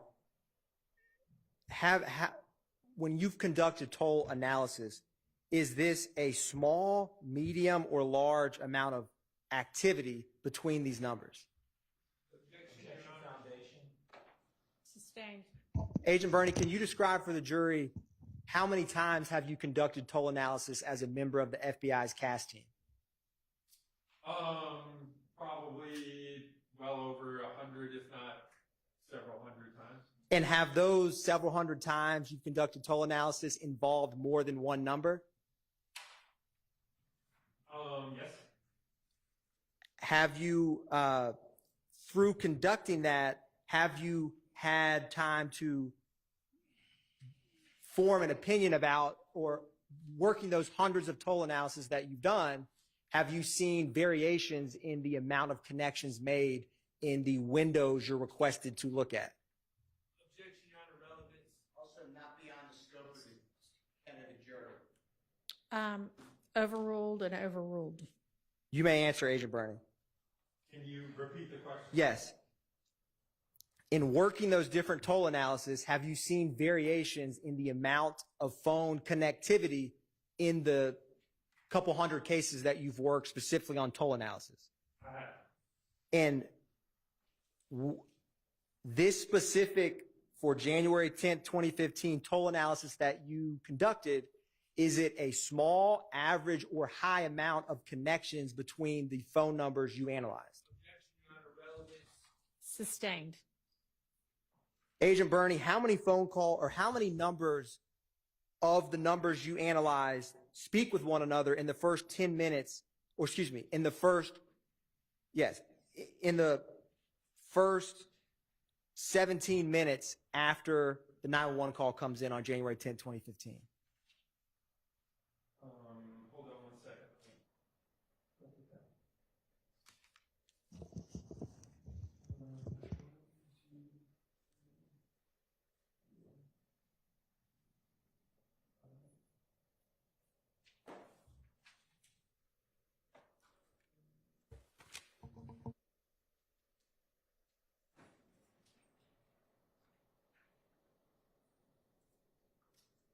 So 6 different numbers are involved in calling each other in the time period reviewed between 7:29 and 7:39.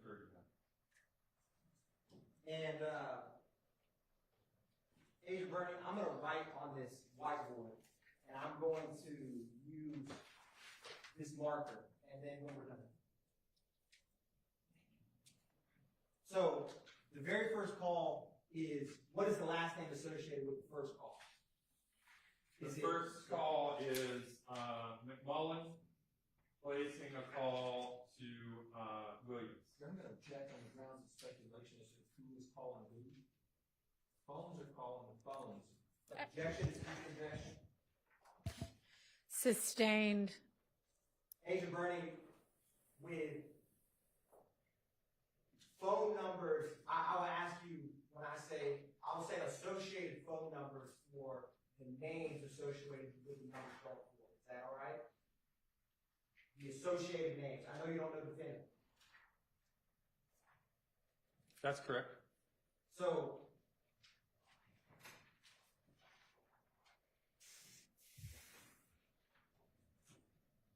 Agent Bernie, I'm going to write on here the first time that you see a number in these records, let me know and let the jury know. So, first is 6080 associated with McMullen. That's correct.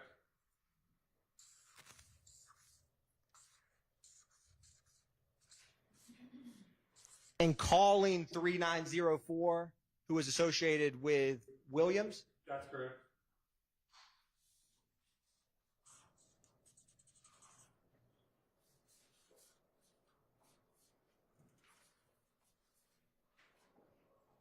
And who is the next person that Williams calls? So the next person that the 3904 device associated with Williams calls is the 9596. And is that number associated with Dora Greer? It is.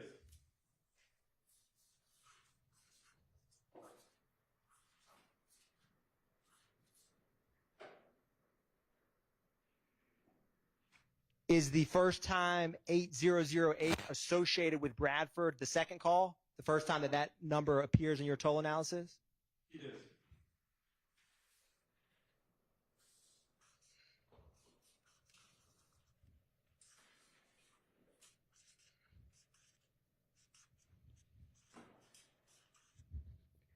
And who is the next person that 8008 or where is the first call that 2643 comes into on this first slide? 2643 receives a call from the 3904. Which is the Williams number? That's correct.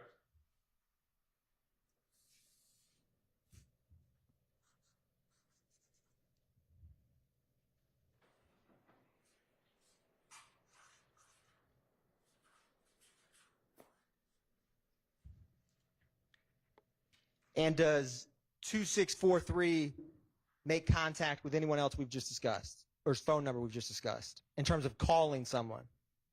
Yes, as far as outgoing calls from the 2643 phone, the next call is to the 9596. And is there another call after that 2643 calls? Yep, 2643 also calls 608.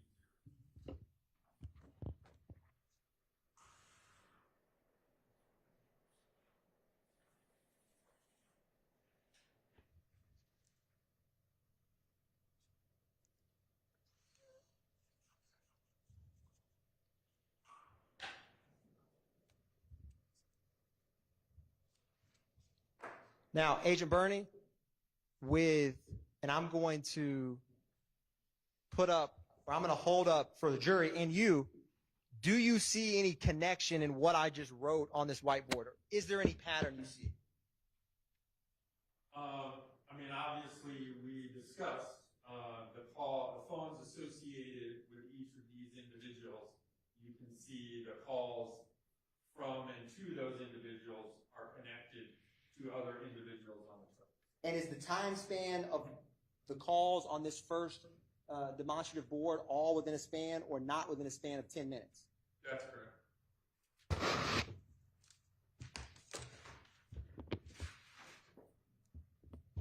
Now, Agent Bernie, all of this toll analysis, did you ever receive records from the Fulton County District Attorney's Office to form this toll analysis?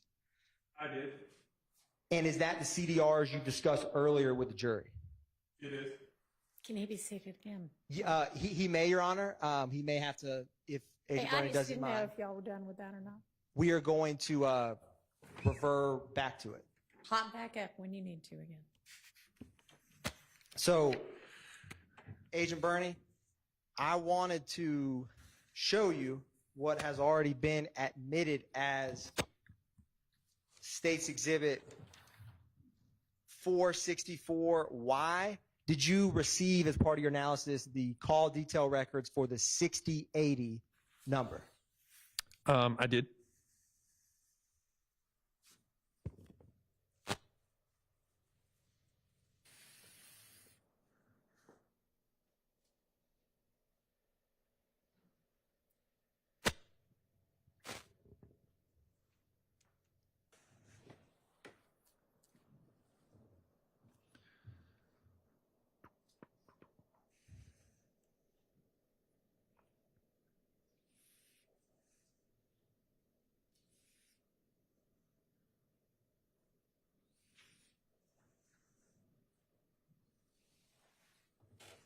Now, Agent Bernie, can you see this screen before you?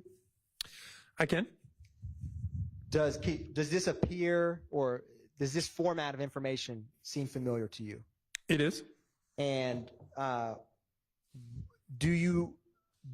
what type of, is this, can you tell if this is Verizon, T-Mobile, Sprint, or something else? Yeah, this is a Verizon record for phone number ending in 6080. Now, Agent Bernie, that first call, I'm going to scroll within 464 Yankee till we get to 729.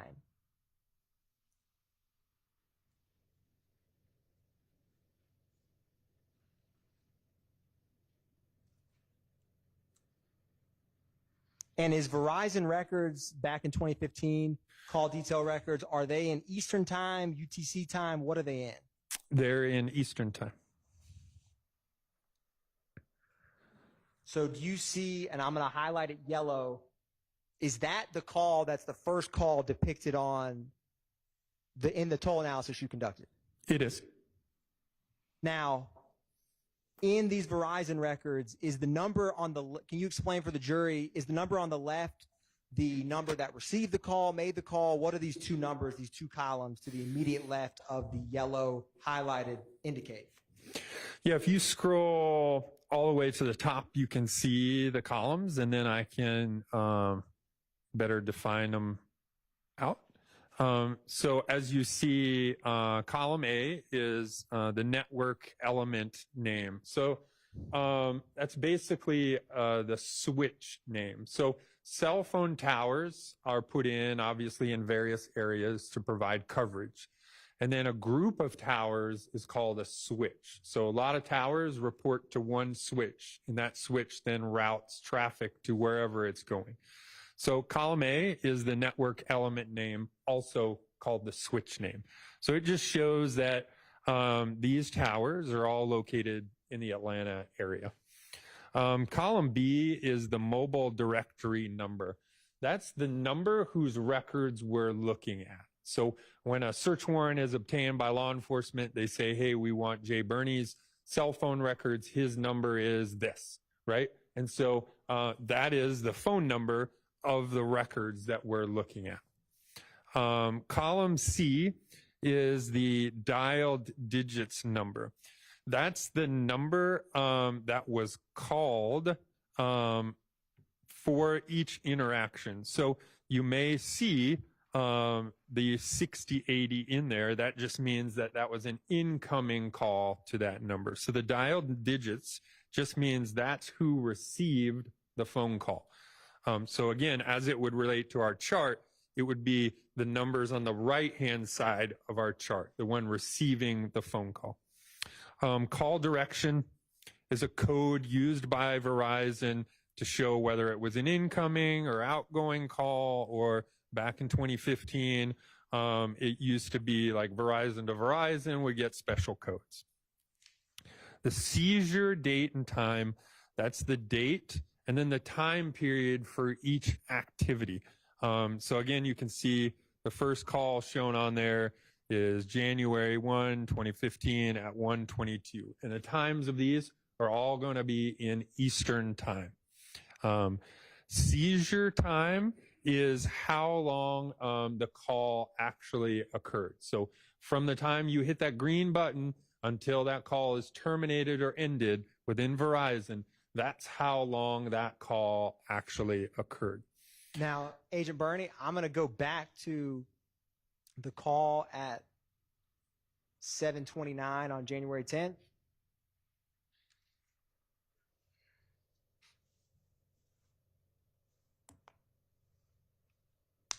And I want to ask you, you see this highlighted call? I do. When is the last time before this call that's 6080 associated with McMullen and 3904 associated with Williams interact with one another? So you'd have to scroll over on the right-hand side, but it looks like the last time 3904 was called by this number is right above that on January 10th at 6:57 a.m. Is that morning or evening? That's in the morning. So the times listed on here again would be in the 24-hour clock. So stuff after 12 o'clock will show up as 13 is 1 o'clock, 14 is 2 o'clock, so forth and so on. And between those calls, do you see any of the associated target numbers that you analyzed interact with one another between that 6:57 in the morning call between 3904 and 6080 and the 7:29 p.m. call between 6080 and 3904? Can you scroll over to the right just a little bit? Yes. Can you expand column K? Column K? Yep, at the top right. There we go. So now we can see the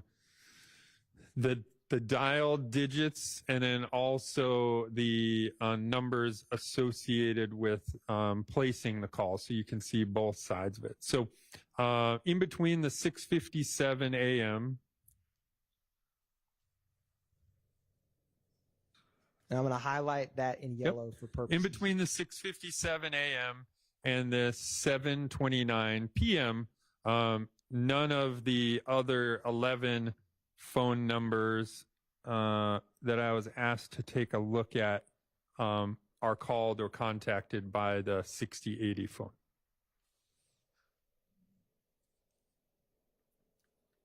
Now, Agent Bernie, I'm going to put up what's marked as 533 Yankee Charlie.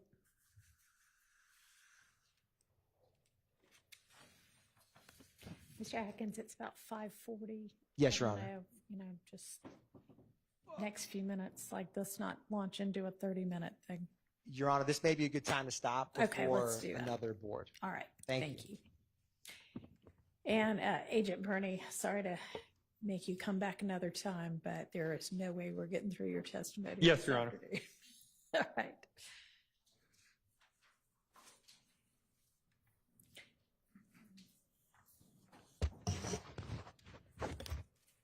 All right, so ladies and gentlemen, I am going to give y'all our regular reminders that you need to make sure not to discuss this case with anybody or allow anybody to discuss it with you, and don't do any kind of research about this case in any way, and do not watch, listen to, read, otherwise absorb any kind of accounts about this case or anybody involved in it.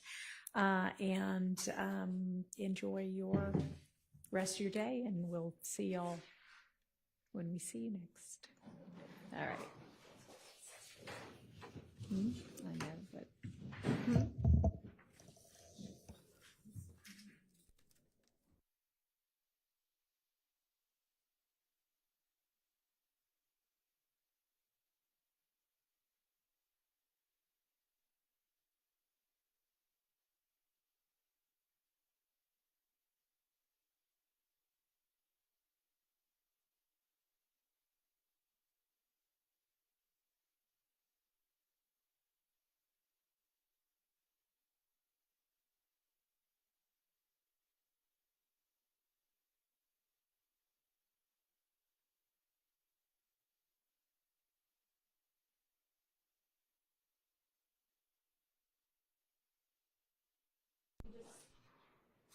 make sure that Special Agent Bernie knows when to be back here.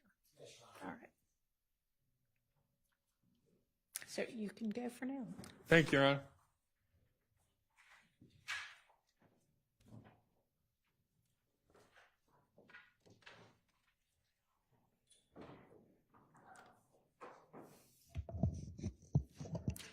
Is there anything anybody needs to put on the record before we adjourn for the day?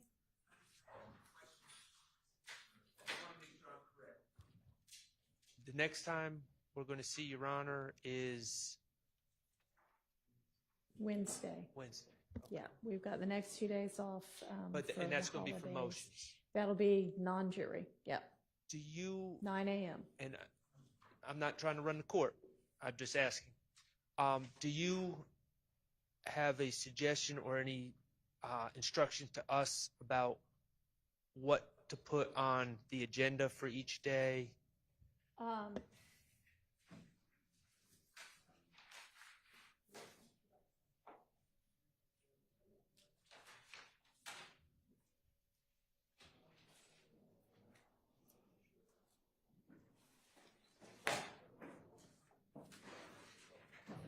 right.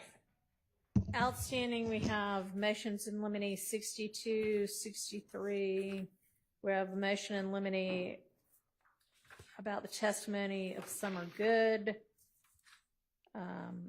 We have the wiretap best evidence issue part of motion in limine 61. I need to know what the state and counsel for Mr. Ryan have sorted out with regard to all of his evidence. The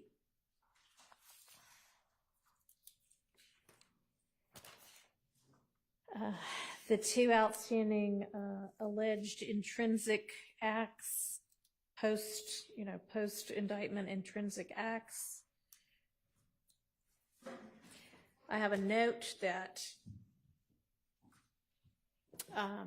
on our 801 D2E issues, the state was either going to, and I don't know exactly what this was about, but excise UNC's statements or come up with a limiting instruction.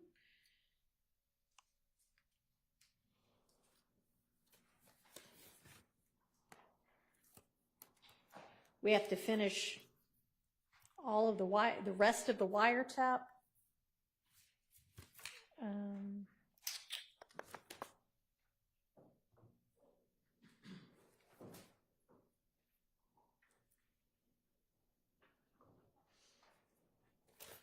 At some point, we need to figure out where everybody is on what exhibits have been admitted and what haven't.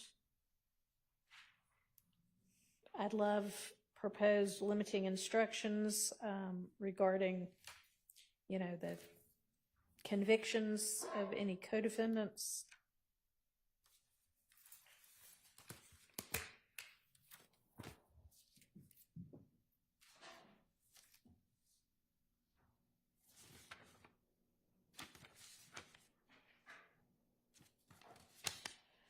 I'd like anything anybody's going to file that you want me to consider on any of those issues to be filed, if it hadn't been already, by noon on Tuesday.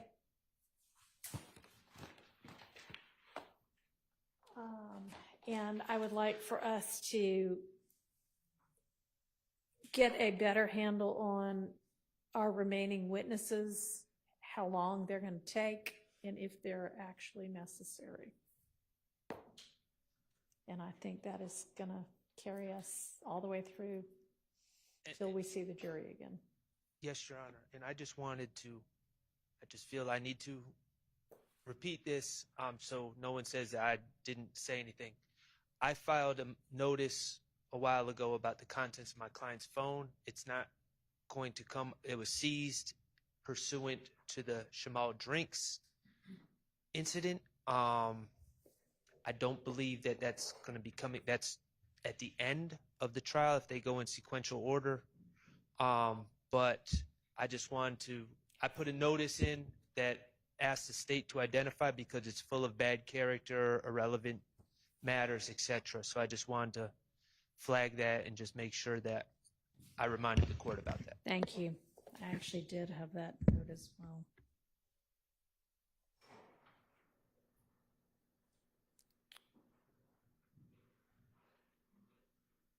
Okay. Anything else anybody else is aware of that we still have outstanding?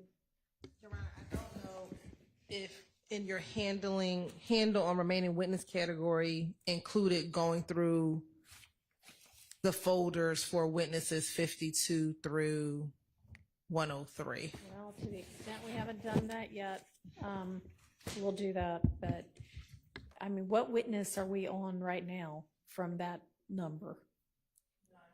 Huh? No, they're not. No, I mean, like, where are we now on the?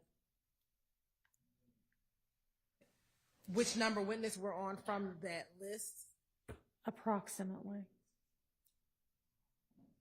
No, we're in the. Well, Sergeant Burney was 8 or 9 on that list. But we've done more than 9 witnesses. You've been maybe a bit out of order, but yes, I mean, if we get to that during these days, then yes, we definitely need to do that as well. I mean, we need to do all of this, but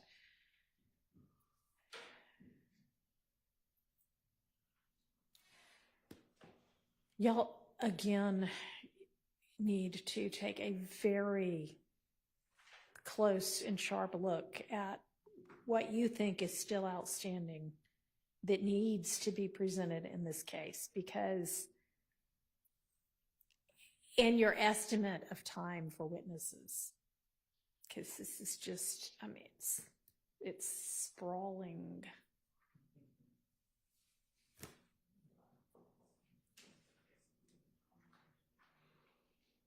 And it needs not to be. All right. So anybody, any other topics we're going to need to hit? Your Honor, when do the jurors return? I've told y'all all when the jurors return. Okay, thank you. I'm sorry. And also for Mr. Ryan, we need a ruling on the autopsy motion.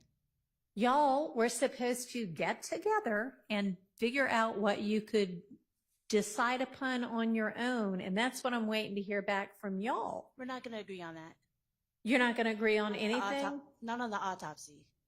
Okay, well, I need to know, I guess, then what there is agreement on and what we need to litigate still. Okay. What else? Okay, that's it. All right. Please make good use of the time, enjoy the holidays, those of you who celebrate those holidays, and then get back to work. Let's try to be as productive as we possibly can with our few non-jury days that we're going to have, and anything that you all might be able to accomplish amongst yourselves in the meantime, I strongly encourage you to do that. All right, we're adjourned.